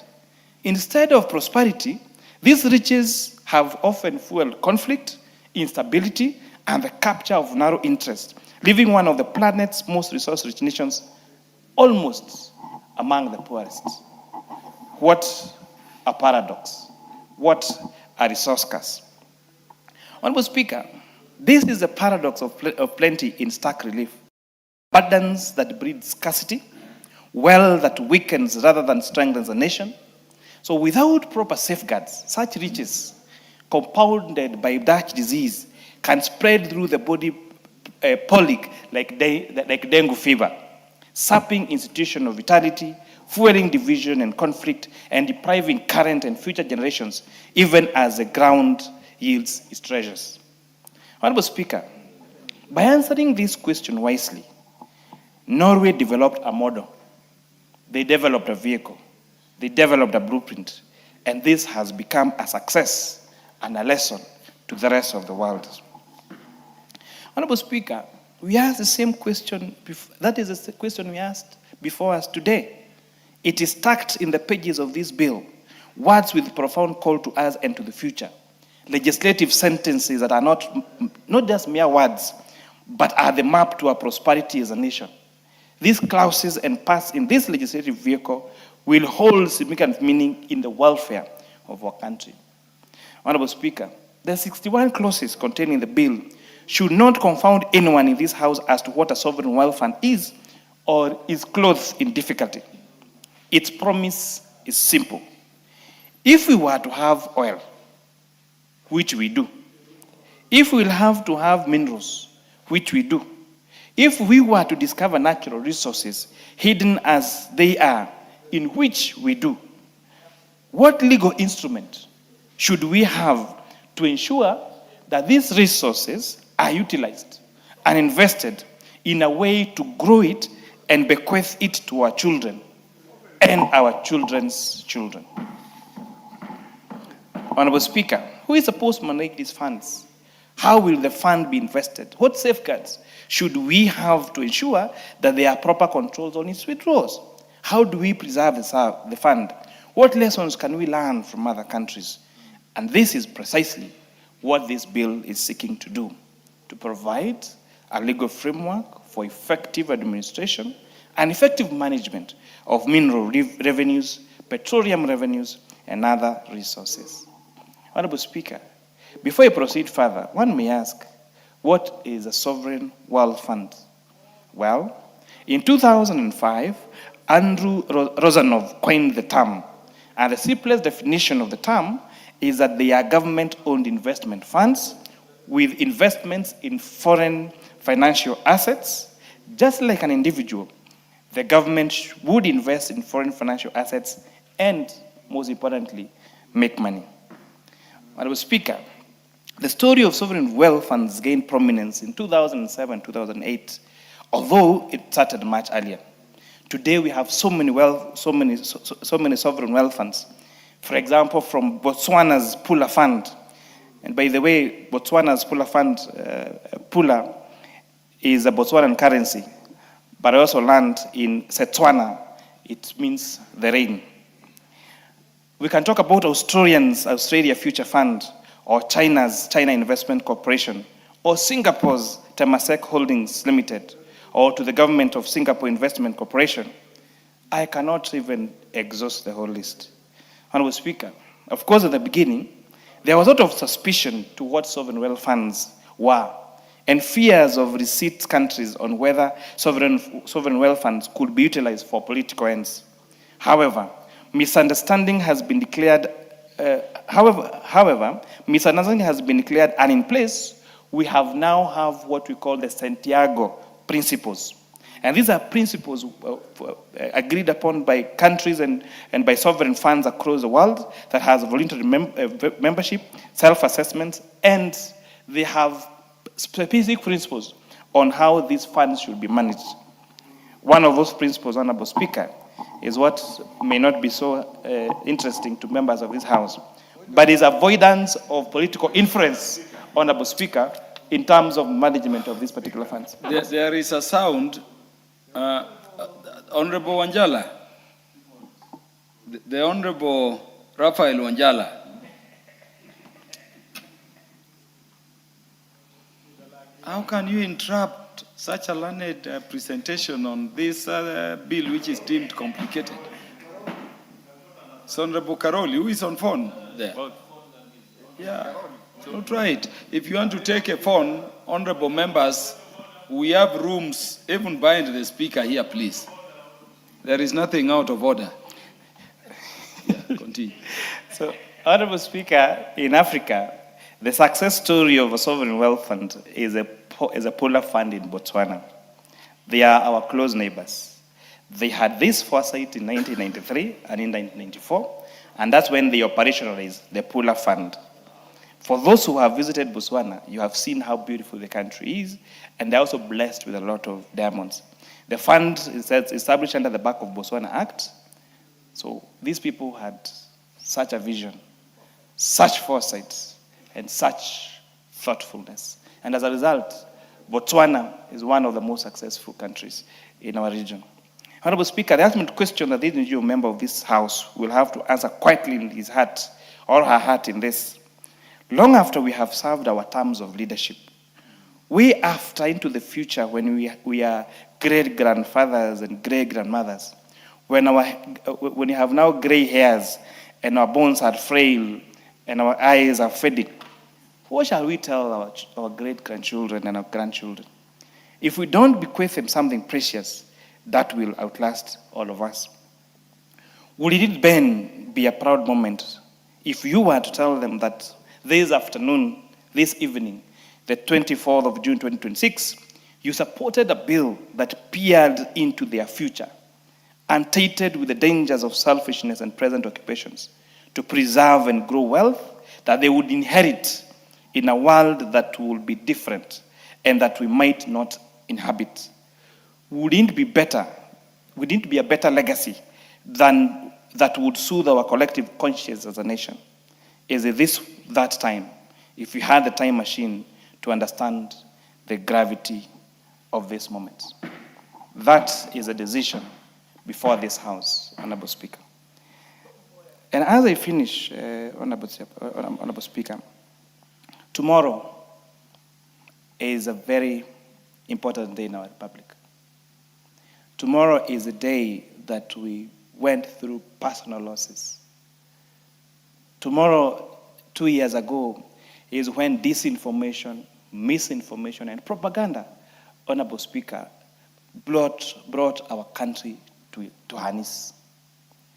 And as we welcome those that want to commemorate the day by remembering the unfortunate lives that were lost during the protests of 2024, let us do it within the provisions of our Constitution. Your right to protest does not take away my right to own my property. Your right to protect does not take away the right of the police officers' lives. The right to protect should not take away the right of other road users, Honorable Speaker. In more, Honorable Speaker, I had a discussion.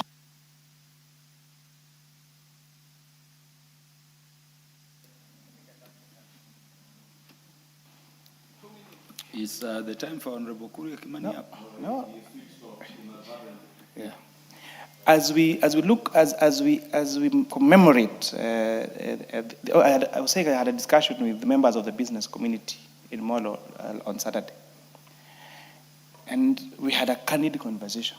In 2004, when the attackers, and it's clear because they were paid attackers, Honorable Speaker, because we have not moved away from the home we lived.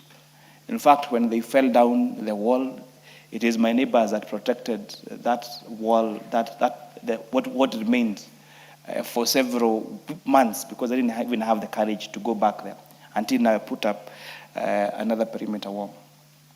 The business community told me that they thought it was because I was being attacked because of the finance bill, because I was chair of finance committee. But now last year, when they were commemorating, when they tried to do those attacks and they couldn't, some other very irresponsible, I don't want to use the word idiot, paid some people to do vandalism in town. Now Molo sub-county does not have a fire engine because it was burnt down. We do not have county offices because it was burned down. And we're asking, so what did the fire engine of the sub-county or the office of the county has anything to do with whatever you agitated against? After that, when they realized they didn't get anything, they went to the shops. They went to the first day of the market. They went stole mandizis from market women. They went to the shops. They went to Upland's butchery. They stole meat. They went to Itumbe's shop there in Tayari. They stole all his stock, and so many other businesses that suffered. So the business community told me to say today, because this is on TV and Kenyans are watching, they will protect their businesses. You go and protest, but do not destroy other people's property. Picketing, demonstrating is enshrined in our constitution.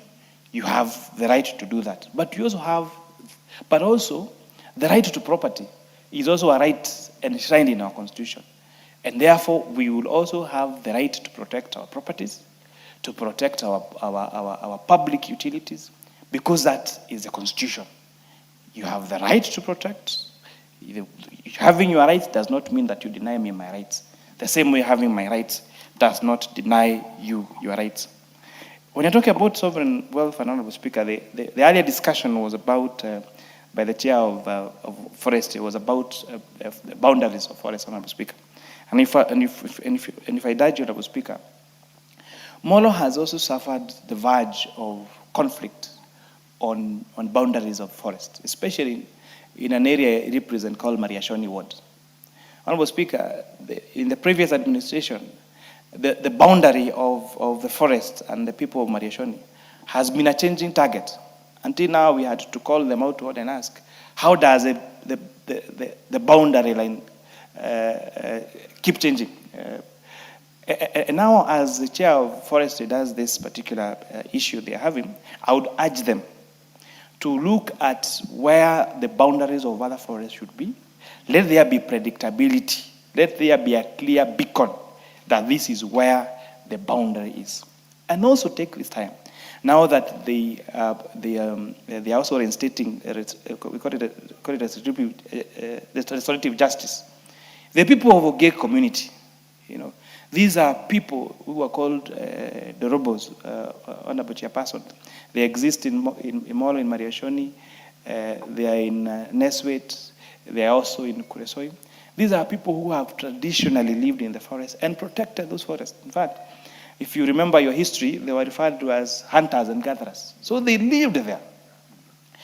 So there is a case that they won at the East African Court of Justice. And it's very important that justice be served to these people in their lifetime. And as they do that, we have had a candid discussion with them and they're saying it's also time to remember also the neighboring communities, because there are so many communities that also benefited from those particular forests, Honorable Speaker.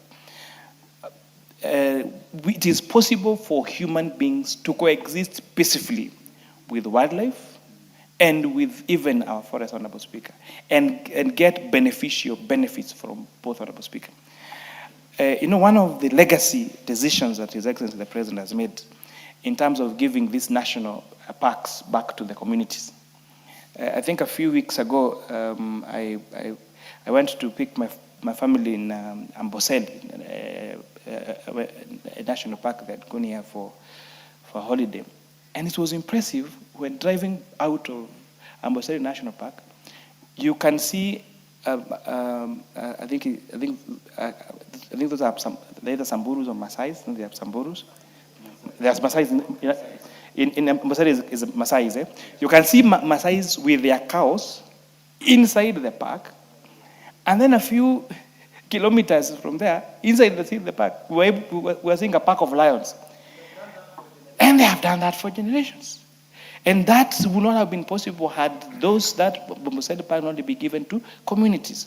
So even those that used to do farming, for example, in the forest, because when the trees are growing, as long as not planting, say, trees, not crops that are taller than the other crops, shamba system, this would be called shamba system. These people should be allowed to do that. We can grow potatoes there as we take care of the trees, and once the trees become bigger, you have harvested your potatoes, you have taken care of the trees, and you move, and then you go to the next plantation. So it's possible for all of us to coexist harmoniously.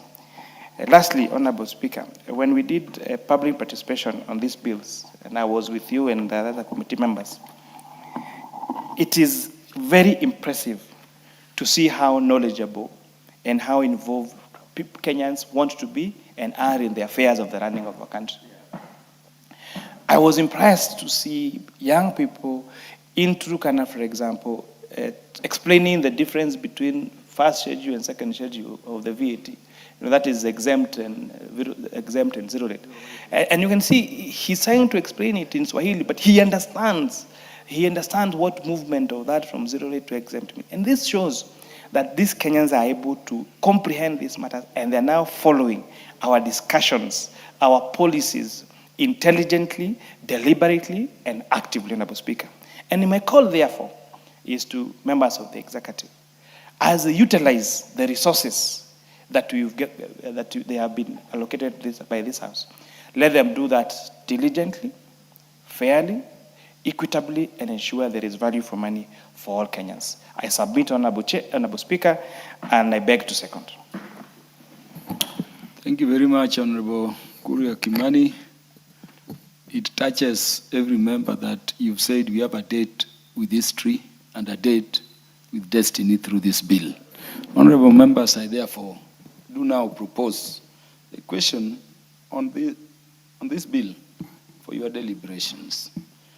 And so I propose the question, Sovereign Wealth Fund Bill, National Assembly Bill number 7 of 2026, be now read a second time.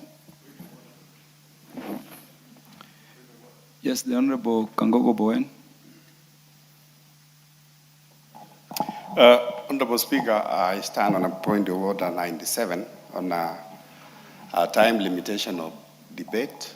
And Honorable Speaker, I would suggest that as we discuss this bill, which our Honorable Majority Leader has really spoken about it, and also the able Chair of Finance has given us the insight all of what the bill about, that we have every member contribute 3 minutes or 5 minutes. 5 minutes. What is the feeling of the members? 5 minutes, 100%.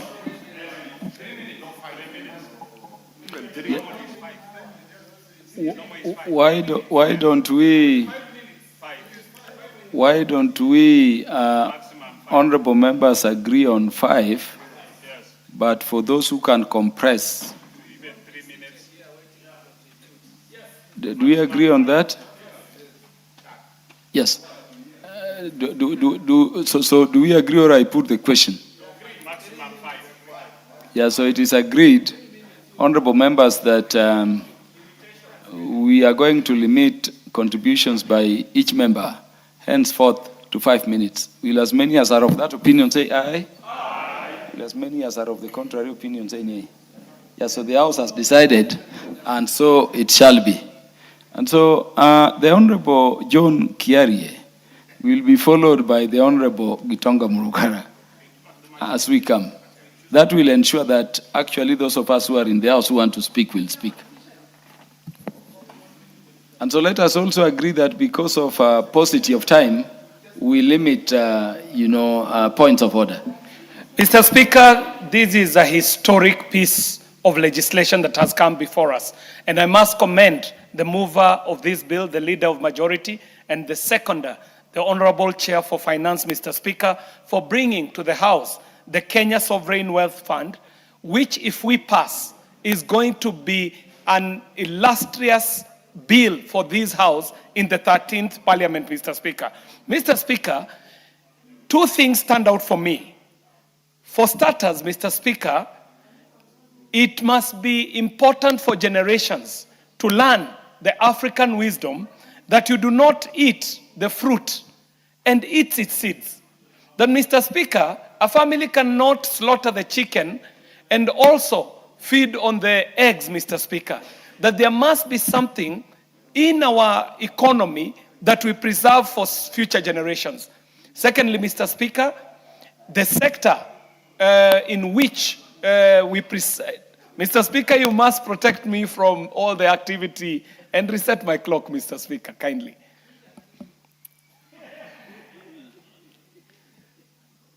Mr. Speaker, I seek your protection. Thank you very much. Mr. Speaker, I was saying that there are two things that stand out for me.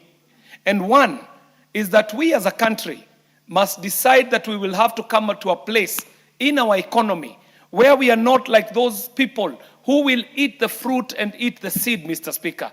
That we cannot afford to be the people who eat the chicken and also eat the eggs that it lays, Mr. Speaker. That there must be something that we preserve for future generations in our economy, Mr. Speaker. Mr. Speaker, we have also, as a country, observed the dangers of misappropriation of national resources if we do not superintend over them with good pieces of law and good legislation. Mr. Speaker, we have a bill before us that seeks to provide the government with a buffer that is able to ring fence around the revenue shocks that we get in times like those we saw in the year 2024 when we had COVID, Mr. Speaker, and also in times of global economic shakeups, Mr. Speaker. Mr. Speaker, there is also a need for us to be able to provide for the financing of strategic infrastructural development projects in our country, Mr. Speaker. And if not for anything else, Mr. Speaker, we as a House, our generation, must support this sovereign fund bill, Mr. Speaker, for these reasons, Mr. Speaker.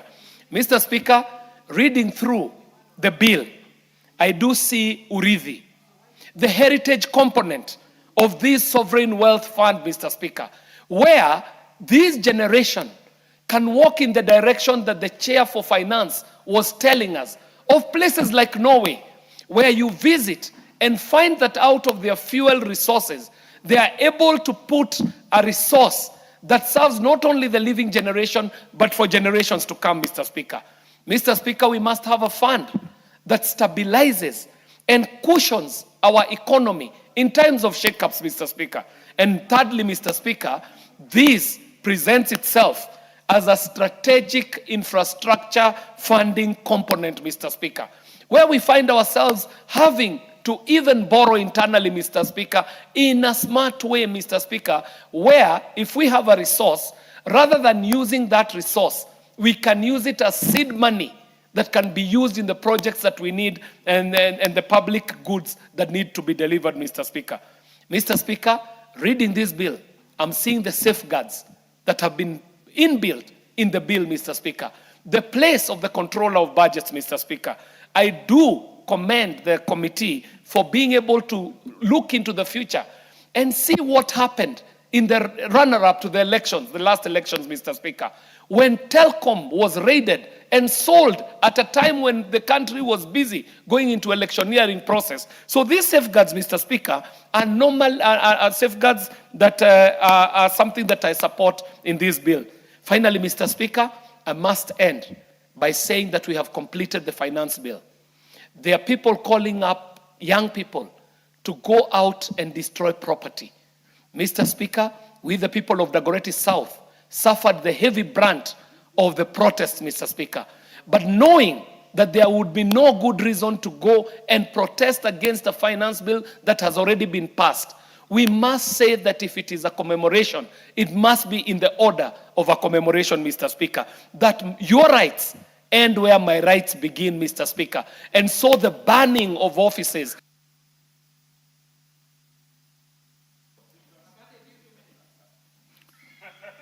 One minute only, so that Honorable KJ can conclude.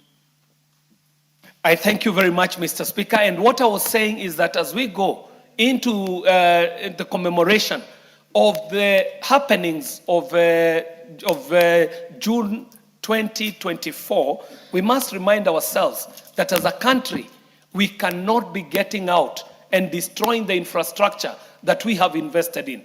It was sad when people mobilized, politically mobilized people to go and burn down a police station where we neighbor Kikuyu constituency.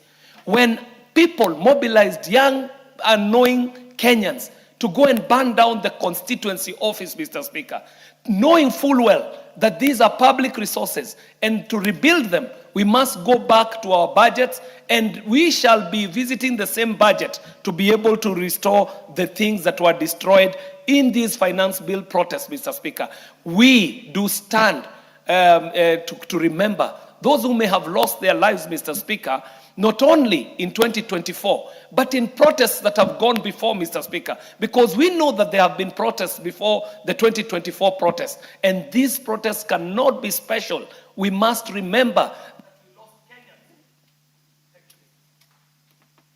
Yes, the Honorable Gitonga Mungara, the Chair Justice. And Thank you very much.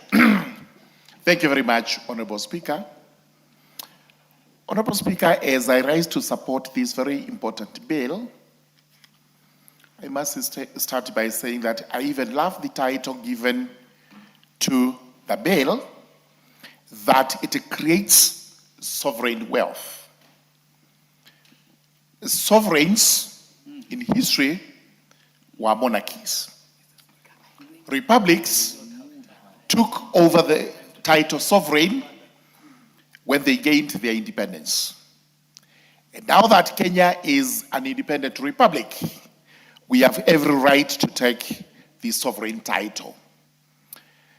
Mr. Speaker, in 1884, the sovereigns of Europe met in a German city, which is Berlin.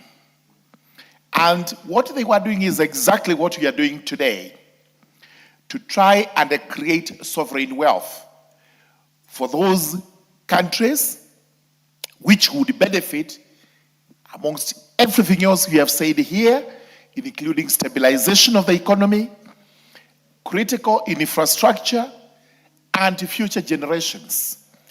They were actually partitioning and dividing Africa between themselves purely for these purposes. Not because they loved our continent, not that they loved our own people. They were actually doing it for their own gain, creating sovereign wealth. Today, we debate a very important bill, the Sovereign Wealth Fund. It's going to become an act of parliament, and it is important we discuss what this fund is going to entail. First and foremost is stabilization. Stabilization means when the country is faced with hardships, including at times foreign exchange, this fund will be stepping in to ensure that the country does not sink deep. A very important component, because you've seen countries sometimes unable to manage themselves and they go down the drain. Number two, strategic infrastructure. There comes a time the country comes up with what is believed to be so strategic that you may not have any money to fund that. Instead of every day we run to lenders, some of whom are unscrupulous. They're not conscionable when they are lending us their money. It is, I give you a pound for another pound of flesh.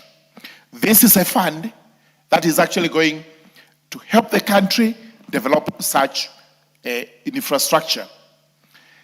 And now future generations, as these sovereigns were doing that time, it was purely for their own children so that they would be cushioned against poverty, not giving a damn what happened to Africa or what would happen to Africans.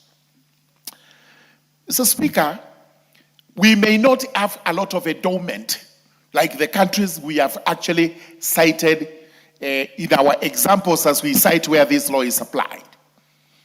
But the little we have must be for ourselves as we live today. We must also bear in mind that we have children and the children's children who will be there tomorrow and who needs protection. This is foresight. And thank you, everybody. The bill is by the lead of majority. It has emanated from the cabinet. It's going to be implemented by our president, Dr. William Ruto, and his deputy, Professor Kithure Kindiki. And I like the accolades that were given to our chair, finance. We should extend them to the chair budget, who is seated over there. We've always called him an expert. This is another expert, and definitely the president and his deputy are experts. As for tomorrow, we must stand by what the Constitution provides. Everyone has a right to picket, but we remind them, their rights end where our rights begin. To our police officers, tomorrow, if anybody comes out into the streets to demonstrate, please give them security. But give Honorable Murugara 1 minute. But please do not destroy property, do not cause injury, do not make anyone to suffer loss of life. Because we've said where your rights end, my rights begin. Defenses to what anybody does in breach of the law include self-defense, where I feel threatened. Number two, defense to property, where I feel my property is threatened. We do not want to go that route. We call for peace. We call for understanding. Let the young people for whom we are making this law today just exercise their constitutional rights in a manner which is careful, knowing that tomorrow they will be where we are and their children will be where they are. I do support. Thank you, Honorable Murugara, for the wise words. Is Honorable Atandi requesting to speak to this now or later?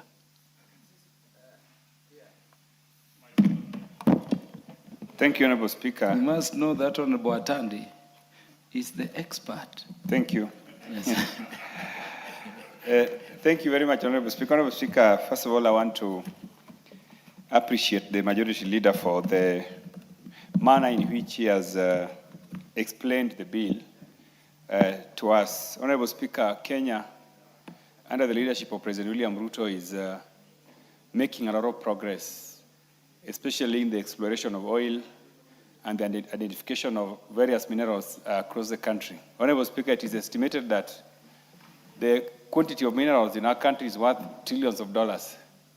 And what we now need, Honorable Speaker, is to find a way in which we can be able to exploit those minerals for the benefit of the country now and for their future. And therefore, Honorable Speaker, I want to say that this bill is very, very, very important. One of the few bills that I am certain are products of experts in government. Honorable Speaker, as has been explained by the chairman of the Finance Committee, my friend, the competent member for Molo. Honorable Speaker, the future of our country depends on what we do right now and the plans we put in place in terms of law. And therefore, Speaker, for the future of our children, the resources that we are going to gain from the investments in minerals and oil exploration must be well utilized. And Honorable Speaker, there is nothing better than the law that we are discussing. Honorable Speaker, I went through some aspects of the law, and I'm very, very happy that there's the miscellaneous part of the bill that talks about the appropriation, how misappropriation of the resources from this fund will be dealt with. Honorable Speaker, it is very strictly clear that anybody who misappropriates these funds will be, the provisions are very, very strict. First of all, the penalties are very, very strenuous, and also that the bill protects the fund from politics. That 3 months before a general election, there shall be an audit that will tell us that, okay, we are going to a new regime, we are going to an election, and how the fund was implemented by the previous regime will be explained, so that to protect the fund from politicization and from the outgoing regime misusing the resources. Honorable Speaker, I really want to support the bill and urge members also to do the same, because the bill is going to reshape our country. Thank you. I support. The Honorable Dr. James Nyikal. I'm still on the line of experts donated to government. Yes. Thank you, Mr. Speaker. I rise to support this bill. Mr. Speaker, I waited here this long because I believe this is an extremely important bill, the Sovereign Wealth Bill. A country, just like a household, needs to save and look into the future. And a country, again, like a household, needs to have a buffer. If things go wrong, what do we do? And a country, you can only save from the natural resources which you have now. And if you are managing your things well now, that is the time to put something aside so that you can use it in the future. Natural resources are exhaustible. You have them today, tomorrow you don't have them. If you don't put something aside, you actually will definitely be in trouble later. And then you will face the curse, as the able chair of finance committee indicated. But we also need to know that at times, even when you have these resources, you can have shocks that can actually stop you from using those resources. So it is the best thing to do that we actually put in place a fund that looks at all these. And therefore, I support this bill. If you look at this bill, Mr. Speaker, Part 2 is actually the most important part of this bill. It establishes the bill and then brings the three components of the bill. And if you look at the components of the bill, future generation, we are saving not just for now, but we're saving for the future. What we can do with what we have now, we use. But what is surplus, we save.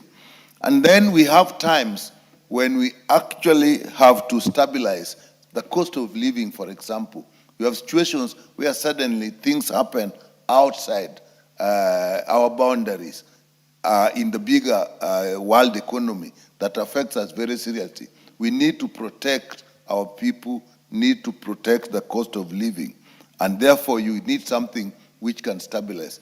We are suffering the high cost of oil now for no reason that is of our own making, but what is happening elsewhere. So if you had a fund like this, probably we wouldn't have that. We would have been able to stabilize our economy. And Mr. Speaker, I like the logical sequence of this bill. As you are doing that, you might put in place infrastructure that helps you to actually grow your economy, for things to run, to manage your affairs. And that is the third part of this bill. And you look at it after that, you have, again in clause 5, it gives you the objects, which again is very much in harmony with what we want to do. The purpose of the fund shall be to provide national government with buffer from fluctuation in resource revenues, provide finance for strategic infrastructure investment, hold savings. So it is actually almost natural. You just ask, why didn't we do it before?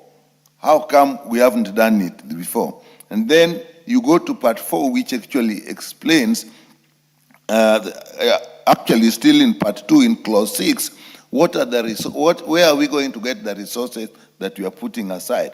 And it is what we have now. Government share of profit derived from upstream petroleum, excluding share of profit payable elsewhere. Then all petroleum royalties payable to the government. So instead of just consuming these royalties, you put them aside. All mining royalties that are again payable to the government, all bonuses. So what we are saying that in Kenya today, if something comes that we didn't expect as a saving, we don't go to utilize it. We don't certainly expand our consumption, but we actually have a place where we can put it. And then you go into part 4, which is the management. And that management is in line with the Public Finance Management Act, again, clearly outlined in part 3. And then in part 5, it tells you how to invest, where to invest, what is allowed and what is not allowed. I think this is a very well-designed bill. It meets our needs, and it also goes ahead to look at, we have to change other laws to accommodate it, and we have laws in miscellaneous.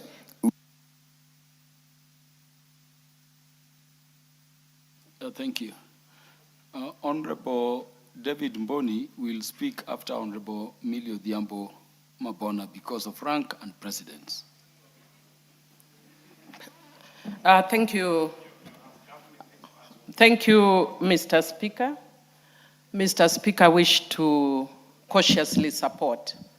And the reason why I'm cautiously supporting is because this bill on the face of it is extremely good, especially for this country. I was earlier at a function and I was being interviewed by one of these young people trying to make a living. And they asked me, what do I think Kenya really needs? And what we need is hope, especially for the young people and for the future. And so when you have a bill that is looking at investing in our future, it's actually what the country needs.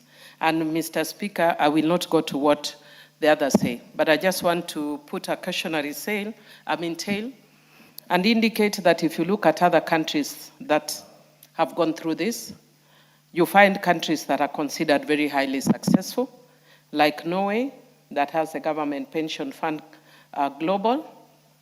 And the Norwegian fund was established in 1990, and their assets exceed US dollars 1.8 trillion. Singapore, which has the Temasek Holding and GIC, and which invests national reserves globally, the assets exceeds US 800 billion combined. Botswana has a Pula Fund, established in 1994, has helped stabilize the economy and preserve wealth for future generations. Then we have Nigeria Sovereign Investment Authority, created in 2011, and considered fairly successful as well. But we also have mixed successes in Chile and Kazakhstan. But then, and I think we can borrow very largely from these countries, and from these countries, one of the things you see very clearly is that they have independent and professional management. Then we have strong parliamentary oversight and public transparency. I know that there are people have raised the issue of constitutional conflict with the consolidated fund, for instance. And should somebody go to court, we leave that for the courts to determine. But then there's a very big role for Parliament to ensure proper oversight. Then there's clear rules on deposits and withdrawals. There's limited political interference, investment of surplus or natural resource revenues rather than borrowed funds, and long-term saving objectives benefiting the future generations. And this is where I have my cautionary tale. That Kenya, if you look at Kenya, and you look at the countries I've mentioned, the countries that we appear more comparable to is, of course, Singapore, Botswana, and Nigeria, that have a stabilization functions, infrastructure investment window, and future generation saving components. However, we also have Malaysia that has not done very well, which would be considered a notable failure. And Kenya needs to be careful to learn from Malaysia, which was intended as a strategic sovereign investment fund for their fund, but it became embroiled in one of the world's largest corruption scandals. Billions of dollars were allegedly misappropriated, and it demonstrates how weak oversight can undermine such funds. And the reason why I said I'm very cautiously optimistic is because we know that Kenya, one of the things that bedevils us is the issue of corruption. So when we set up something so noble, so good, I think even since I came to Parliament, this is one of the best bills I've seen. But will we be able to stay true to the objectives and aims of this bill when it becomes law? Or is it a cash cow that people will be using to enrich themselves? And we have oversight mechanisms, but we don't give regard to them. We were talking earlier about counties, and we can see how people are looting our counties dry. But because of political correctness, we just turn, if you could please give me a minute, we turn a blind eye to people looting the counties dry. Will not this be another case? So that's why I'm saying it's an excellent idea, but I'm very worried that unless we deal with corruption, we might go the same route as Malaysia. And finally, I just want to encourage our police that tomorrow, should people come out, just be human, really. Just be human. Do your work, don't kill, don't shoot. Give Honorable Millie 1 minute. Thank you. Don't shoot, don't kill. And I'll be speaking as a former expert demonstrator. And if I was shot and I was killed, I wouldn't be here in this parliament today. So I would want to encourage caution and responsibility on both sides. Those who are demonstrating, should you come out, please don't destroy, don't hurt other people and don't destroy property. But should people come out as police, be civil, be human, don't shoot people, don't kill people. We are all Kenyans. Why are we killing each other? Thank you, and I support cautiously. The Honorable David Boni had gotten my recognition. Thank you, Mr. Speaker.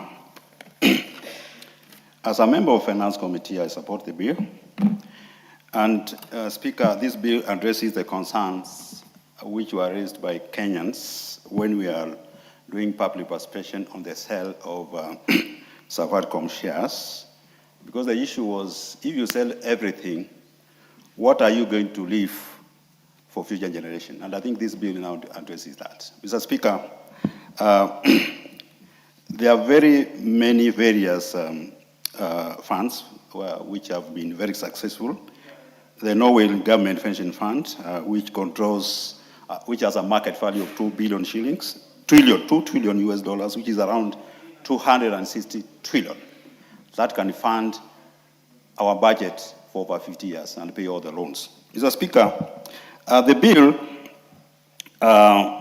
has some clauses which we also need to look at.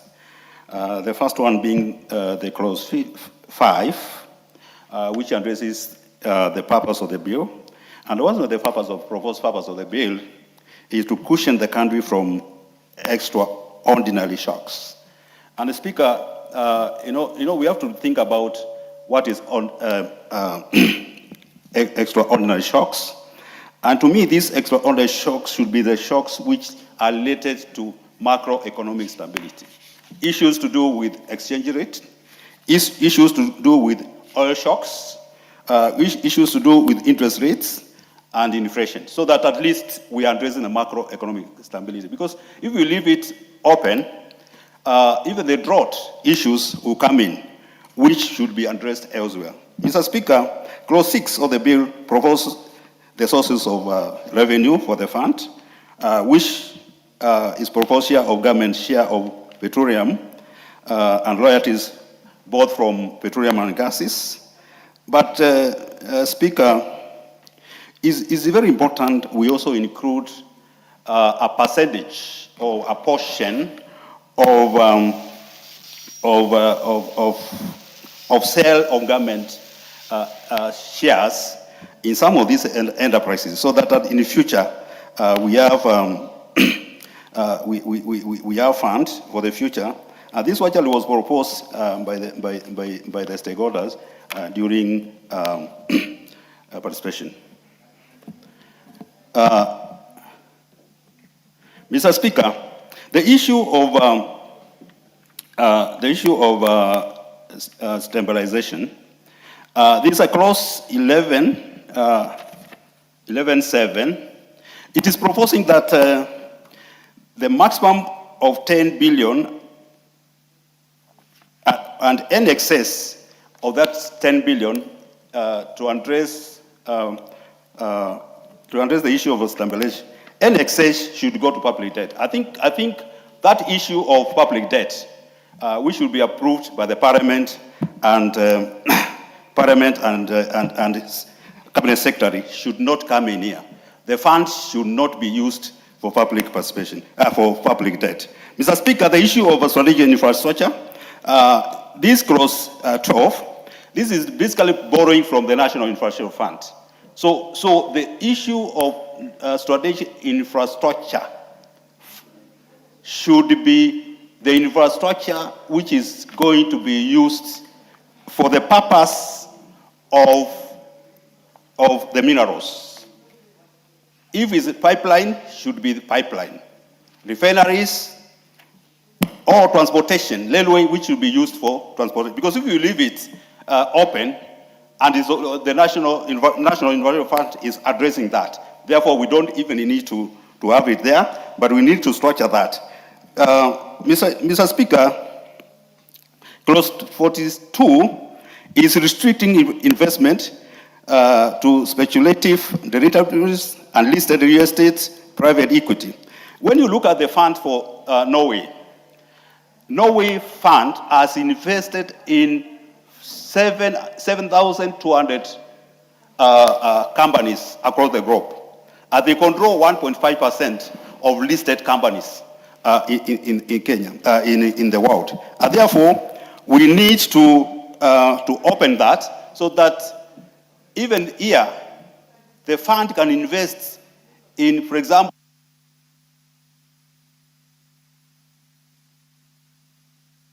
Give Honorable Mboni 1 minute. Yeah, the fund can also invest in some of the companies which are profitable, Mr. Speaker, so that we don't need to restrict it to only government securities. Lastly, Mr. Speaker, we also need to bring a clause whereby we are talking about joint venture. For example, if we want to invest in refinery and we don't have enough money, we can enter into joint investment with other investors so that, because to do like a refinery is very expensive. But if the fund can invest a percentage of the fund into the refinery, it's going to be very good, very important, very good for the fund. So therefore, Mr. Speaker, I support. The Honorable Robert Pukose. Thank you, Honorable Speaker, for allowing me to make my contribution. On the onset, I want to support the Sovereign Wealth Bill, National Assembly Bill number 7 of 2026. And Honorable Speaker, just from the contribution from the Majority Leader and also from the Chair Finance, sovereignty means it is independence. It is where you have the power to be able to support yourself. And therefore, this is giving a future to our generation. This is giving a future to our children to make sure that whatever the wealth we have in our country, part of it should be able to be put into this fund so that the future generation can also benefit from what we have. You know, Honorable Speaker, when you also harvest your food, me, I'm a maize farmer, I plant maize, I plant coffee. You don't eat everything today. You make sure that part of that you put in the store after you've tried it. Make sure that the store, there are no rats to eat the food. You make sure there are no weevils. And therefore, you must put the safeguards. This must also have safeguards. You have the control of budget being involved. You have making sure that this is a fund that is protected and it can be able to stay longer. Looking at the Norway example, where they are able to drill their oil, gases, and they decided that a portion of this can be saved over a period of time. And that saving has actually accumulated. It means all of us, when we copy that, our neighbors have done it, and therefore this is timely that this administration, after more than 60 years, I think we got independence 63, so this is 63 years down the road. This is the first administration that is thinking that we should not just get everything, we eat as if there are no future generations. As if this country is going somewhere. So I think, to me, this is an excellent idea by the president and his administration to make sure that we have something that exists beyond our lifetime. And I think generations to come will remember President William Ruto as having come up with a fund that when the country is in stress, we can be able to go into this fund and be able to save our country from the various macroeconomic shocks. As we see today, where we have the oil prices going up due to what is happening in the Middle East, if we had a sovereign fund, sovereign wealth fund, we would not be where we are today. So with those few remarks, I want to support. Honorable Kasim. Asante sana Mheshimiwa Spika kwa kunipatia hii fursa. Na nafikiri ningelala mgonjwa kama singepata hii fursa, kwa sababu katika hii nchi yetu ya Kenya, mahali ambapo kumeshawahi kutolewa rasilimali ya matrilioni na mabilioni ni Kwale, wakati tukiwa na ile kampuni ya Best Titanium. Hiyo inajulikana wazi. Na kwa huu mswada niweze kumshukuru Rais Daktari William Samoei Ruto, kwa sababu wakati akitafuta kura ni jambo ambalo tuliweza kumwelezea sisi watu wa Kwale hasa kwamba Best Titanium na madini mengine yamechimbwa mengi ya thamani, lakini ni kitu gani ambacho sisi wa Kwale ama wa Kenya kwa ujumla tutaweza kusema tulikuwa na rasilimali hii? Hivi ninavyozungumza hakuna chochote cha kuonyesha. Best Titanium ilichimba kwa miaka 10, ikachukua rasilimali yetu, ikaenda.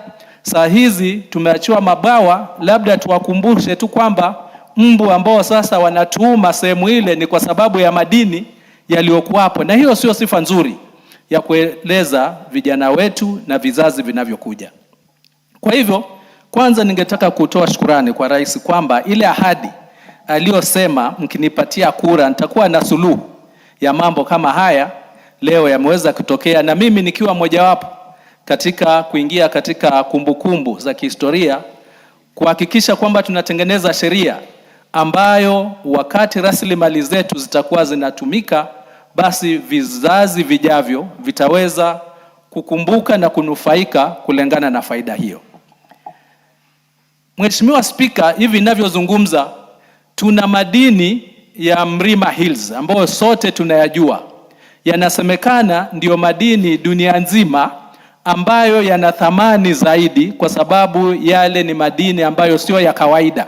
Hatuzungumzii dhahabu, hatuzungumzii chuma, hatuzungumzii fedha. Ni madini ambayo wanasema ni rare earth. Ulimwengu mzima Mwenyezi Mungu kaona kwamba ni jambo la busara sisi kutupatia madini hayo yakiwa Kwale na yakiwa Kenya. Tumekuwa na tashwishi kubwa kwamba ikiwa Best Titanium ilifanya vile ilivyofanya, tumebaki na mabwawa ya mbu. Je, Mlima Hills ambayo ni kubwa zaidi, ina thamani zaidi, endapo ingechimbwa kulingana na ule mfumo wa zamani bila kuwa na sheria hii, tungenufaika vipi? Wa Kenya wangenufaika vipi? Wa Kwale wangenufaika vipi? Vizazi vinavyokuja.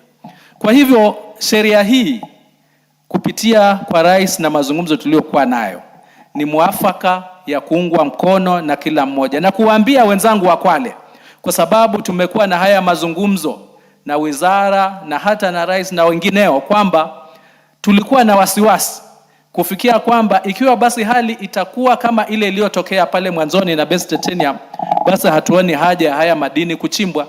Lakini ningetaka niwaambie Wakenya na Wakwale kwamba historia inatengenezwa leo. Kuna sheria ambayo tunaiunda, ambayo inaundwa kwamba tusiwe na wasiwasi tena, tusiwe na shaka tena kwamba endapo madini yetu ya mlima ya Kwale yatachimbwa, yatapotea kama vile ilivyopotea rasilimali yetu ya best titanium. Niongezee hapa ya kwamba wakati tunachimbiwa madini, kuna sheria ile ya madini, the Mining Act, ambayo pia iko kisheria. Hapa kuna tatizo ambalo lilitokea, lakini natumaini kwamba tuendapo tukitengeneza hii sheria na tukirekebisha katika sehemu zitakazofuata, tutaweza pia kuweka wazi kwamba mbali na kuwekeza kwa niaba ya vizazi vijavyo, wale wenyeji ambao wako pale waweze kunufaika kwa wakati uliopo, kwa sababu hakuwezi kuwa na vizazi vijavyo wakati wale walioko sasa hawanufaiki, wanadhalilika na wanateseka. Kwa hivyo hicho ni kifungu ambacho nadhani tukiendelea mbele tutaweza kulipigia msasa kuona kwamba watu hawatadhulumika tena. Nasimama na kuiunga mkono hoja hii, sio kwa mikono peke yake, nitaongezea na miguu kwa ile furaha nilionayo kwamba hatutadhulumika tena sisi ambao tutakuwa na rasilimali kama hizo. Asante Mheshimiwa Spika. Mheshimiwa Rindikiri Mugambi. Thank you, Mr. Speaker. I stand to support this bill. From the onset, the bill is part of the history of the broad-based government. Mr. Speaker, we have seen great things being implemented during this time. Infrastructure fund, the finance policy, the debt management policy, things that have never been done before. This bill is part of the new thinking of fiscal maturity of our country. And I want to thank the mover and the seconder, because for the first time, Kenya now has started positioning itself as a financial hub. The thinking that many countries thought before is now happening in Kenya. And we really need to be proud of this 13th Parliament. Mr. Speaker, I know many critics will start coming and saying we have infrastructure fund. I want to tell them from the onset, there's a difference between the infrastructure fund and the sovereign fund. We are encouraging savings. We are encouraging investment for today and for the future. Mr. Speaker, I don't want to belabor so much because we have established the benefit of having the sovereign fund. Mr. Speaker, we have relied so much on debt, and now this is creating a long-term avenue for us to finance our economies going forward. Mr. Speaker, the young people who went on demonstration 2024 is because they were saying there is nothing that the government is doing for the young people of this country. Mr. Speaker, I want to tell the young people out there that this is one of the things that the government is doing for the future of this country. And therefore, if they are listening, we are establishing a solution for the future. And that's the benefit of having this bill. This bill has answered one question which has always been coming as a problem, and that is governance. Mr. Speaker, this bill has brought in the issue of good governance, and I want to tell Kenyans with confidence, there is now ring-fenced. This fund is ring-fenced. because the issues of governance have been addressed. The issue of accountability and transparency have been addressed by this bill. This bill has brought in the clear responsibilities of professional management. And Mr. Speaker, it is very clear that now the political interferences have been blocked from this. So I want to thank the majority leader for coming in handy, and I plead again with the young people tomorrow. Timau has been a center of demonstrations of late. I want to advise them, it is very easy to destroy what we have built over the years. Please, as you serve your master who is forcing you to go to the street, remember, if you destroy a load that have been put, you have created a disruption of the economies of this country. I want to support this bill and encourage and congratulate the President for giving us the opportunity to think widely, with no limitation, and implement as a parliament what we think is best for this country. And we really should feel indebted to His Excellency the President and his administration. I thank you, Mr. Speaker.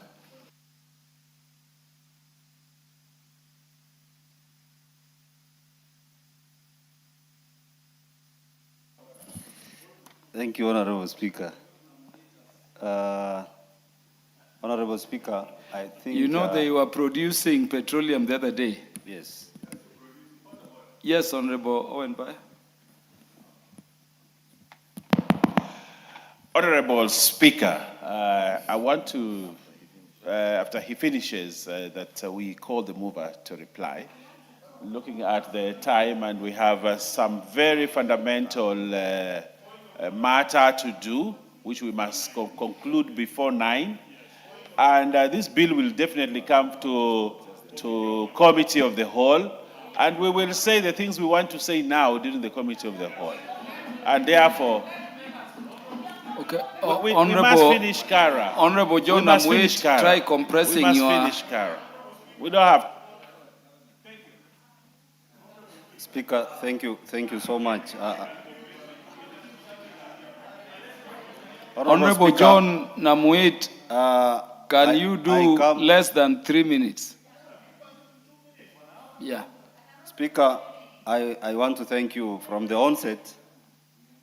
I want to register my support to this bill, and this is one of the best bills that this 13th Parliament and this government of Dr. William Ruto, President of Kenya, will always be remembered for.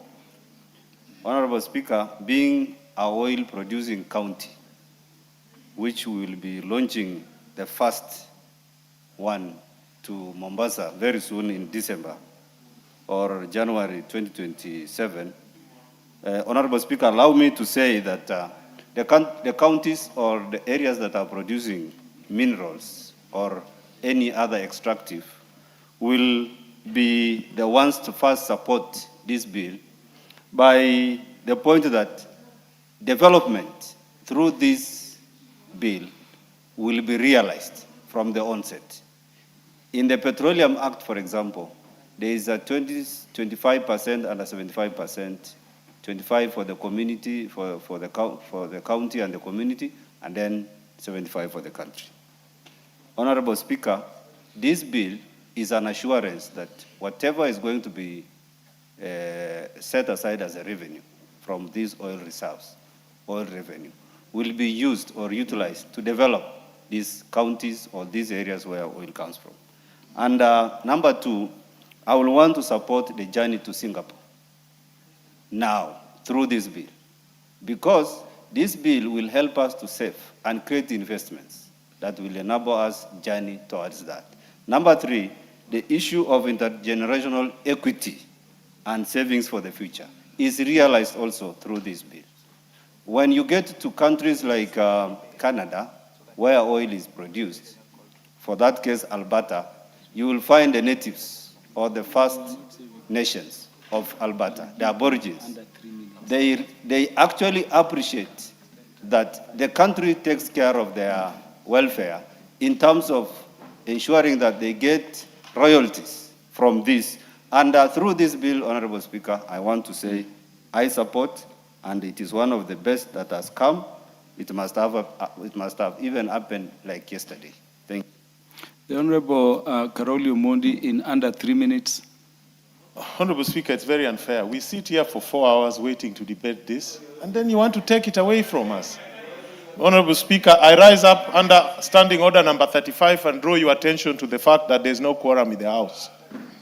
It's not being stupid. You must respect us. There's no quorum in the House.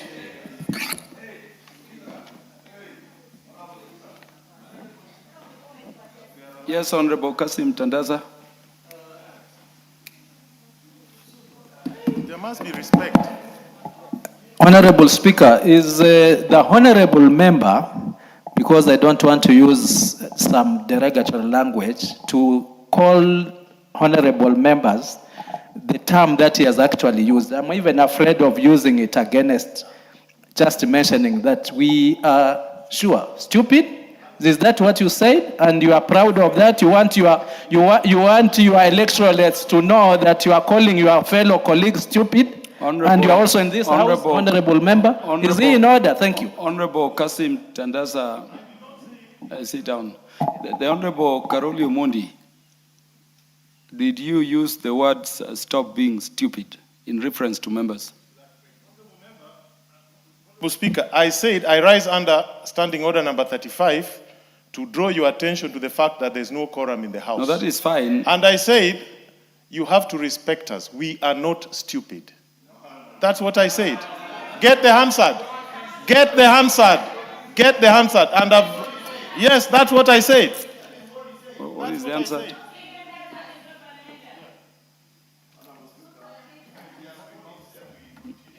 Confirm immediately. Honorable Karoli Omondi, you know you made those words just when you were recognized to make your contributions. I want to caution again.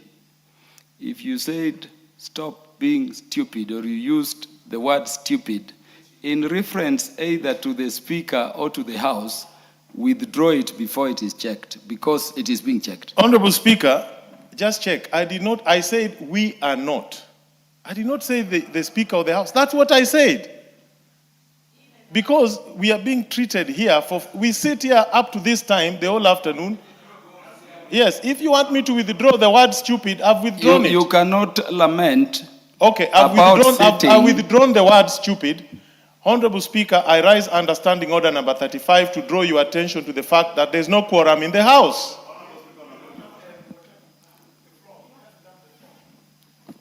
Honorable Speaker, you know, I had cautioned Honorable Karoli Omondi earlier on his recent behavior in the House. I don't know what is informing this anger in the Honorable Karoli Omondi. And you know, it's very dangerous when you are growing old to be consumed by anger. And I can confirm, Honorable Speaker, Honorable Speaker, I would want us to go back to the Hansard, because the Honorable Karoli Omondi indeed did draw your attention to the fact that there is no quorum after he had been given an opportunity to speak, having lamented that you had not noticed him. And Honorable Speaker, when he raised that, members protested because all these other members in the House at least have got something substantive to contribute to this bill. But Karoli Omondi is right in his place to say there is no quorum. If he feels there is no quorum, he can draw your attention to that. But further to that, he said stop being stupid.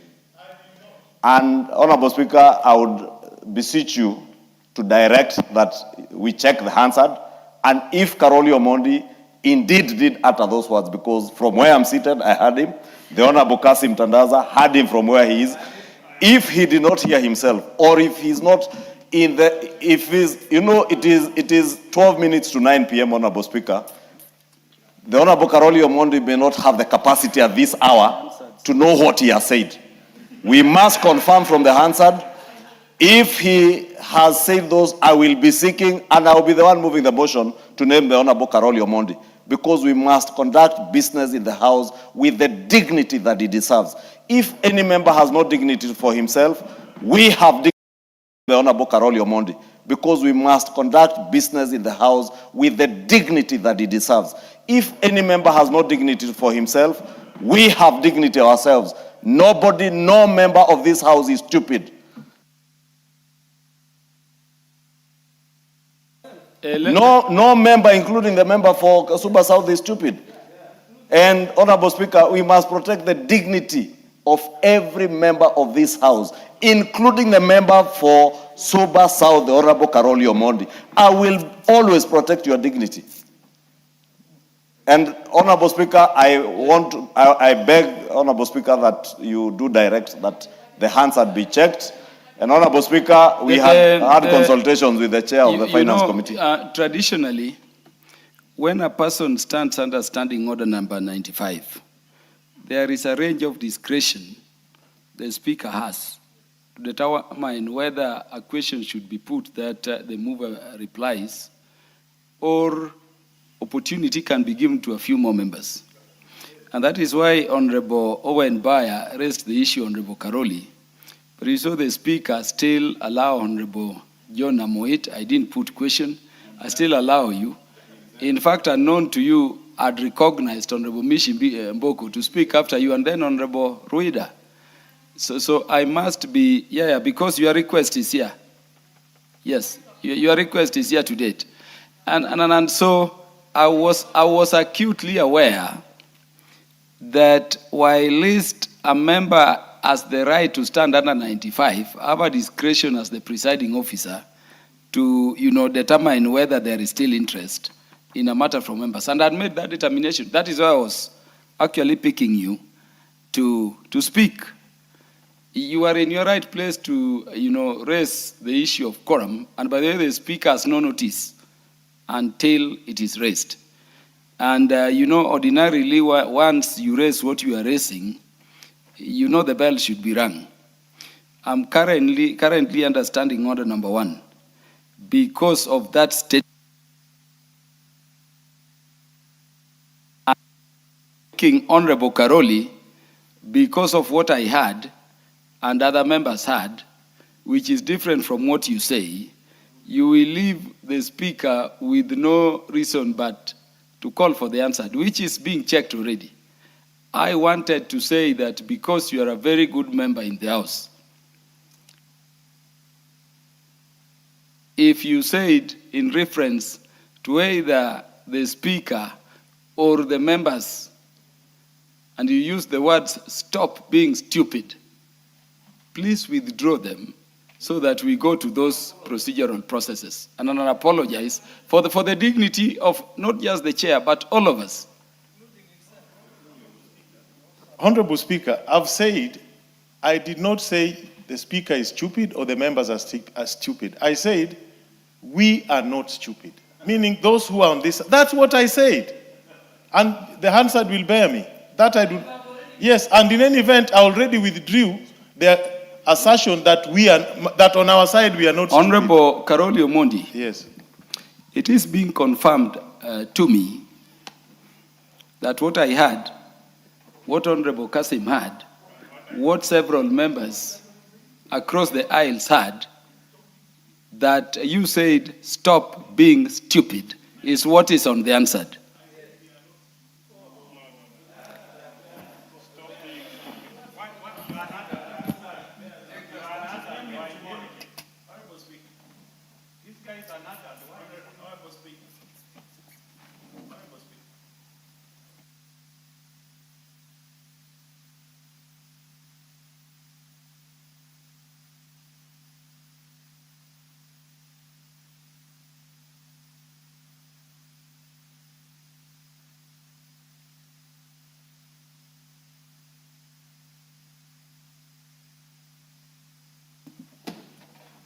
Honorable Karoli Omondi, I'm giving you the last chance to withdraw the terms "stop being stupid" and apologize both to the Speaker and to the members and the House. Honorable Speaker, I have no problem withdrawing those words. No. And I have no problem apologizing to the Speaker and to the members. Because as far as I know, what I said was, we are not stupid. But if that is what you recorded, I withdraw and apologize. Nonetheless, I rise up under Standing Order number 35 and once again draw your attention to the fact that there is no quorum in the House. Honorable Karoli Omondi. Yes. The Speaker does not record anything. I'm telling you, the answer says, can you make an unequivocal withdrawal and apology? No. Honorable Speaker, I have already withdrawn and apologized. And one more time, I will withdraw and apologize, okay? But I've said that. I withdraw and apologize. And one more time, I rise under Standing Order number 35 to draw your attention to the fact that there's no quorum in the House.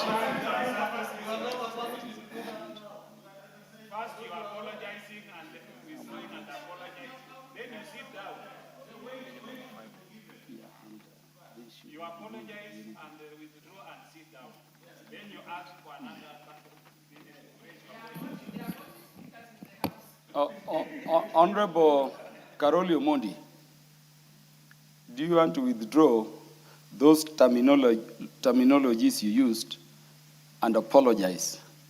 Or I proceed under Standing Order number 17A straight away.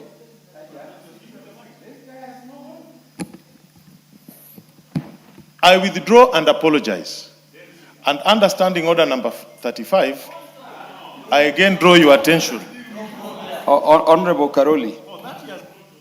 Honorable Karoli, I'm going to deal with you now under Standing Order number 107A. 107A. And just for clarity, let me read it to you. A member commits an act of gross disorderly conduct if the member defies a ruling or direction of the Speaker or chairperson of committees, declines to explain or retract use of unparliamentary words, or declines to offer apologies despite having been ordered to do so by the Speaker, demonstrates or makes disruptive utterances against the suspension of a member, attempts to or causes to use disorder or whatever nature during an address by a visiting dignitary. But let me skip F, G, and H, and even I, and go to Substanding Order 2. It says in this standing order, unparliamentary language means the use of words which in the opinion of the person presiding are deemed to be impolite, rude, abusive, or inconsistent with parliamentary procedures or practice. Standing Order 3, the Speaker may call a member whose conduct is grossly disorderly to order and shall order the member to withdraw immediately from the precincts of the Assembly for a minimum of 5 days and a maximum of 28 days, including the day of suspension. I called upon you, notifying you of the use of the word "stop being stupid" in reference to both the Speaker and the House, and I requested you do so severally, with clarity and unequivocally, and you did refuse. I will, this being the first time I'm meting out this punishment, suspend you from the House for a period of 5 days.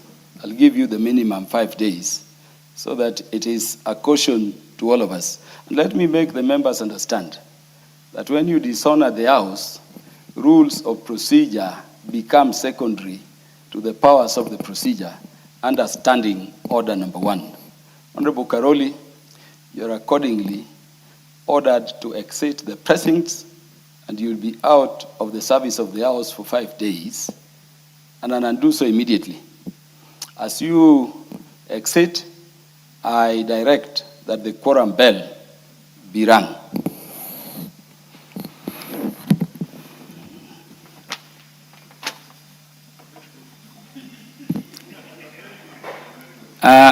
Honorable Karoli Omondi, that decision takes effect immediately.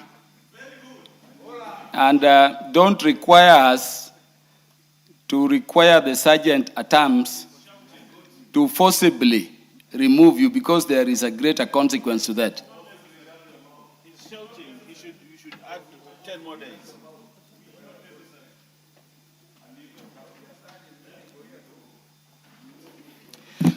Honorable Karoli, do I order the sergeants?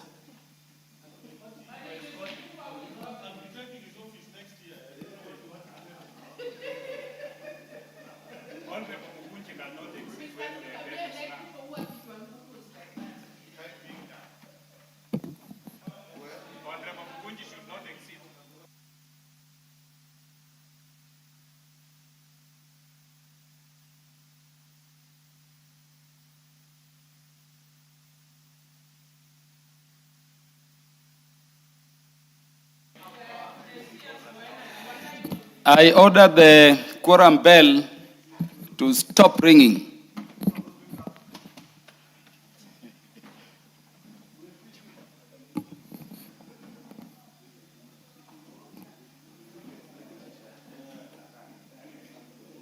Honorable Mukunji, order, we are adjourning the House. Honorable members, and the time being 9 p.m., this House stands adjourned until Thursday, the 25th day of June 2026 at 2:30 p.m.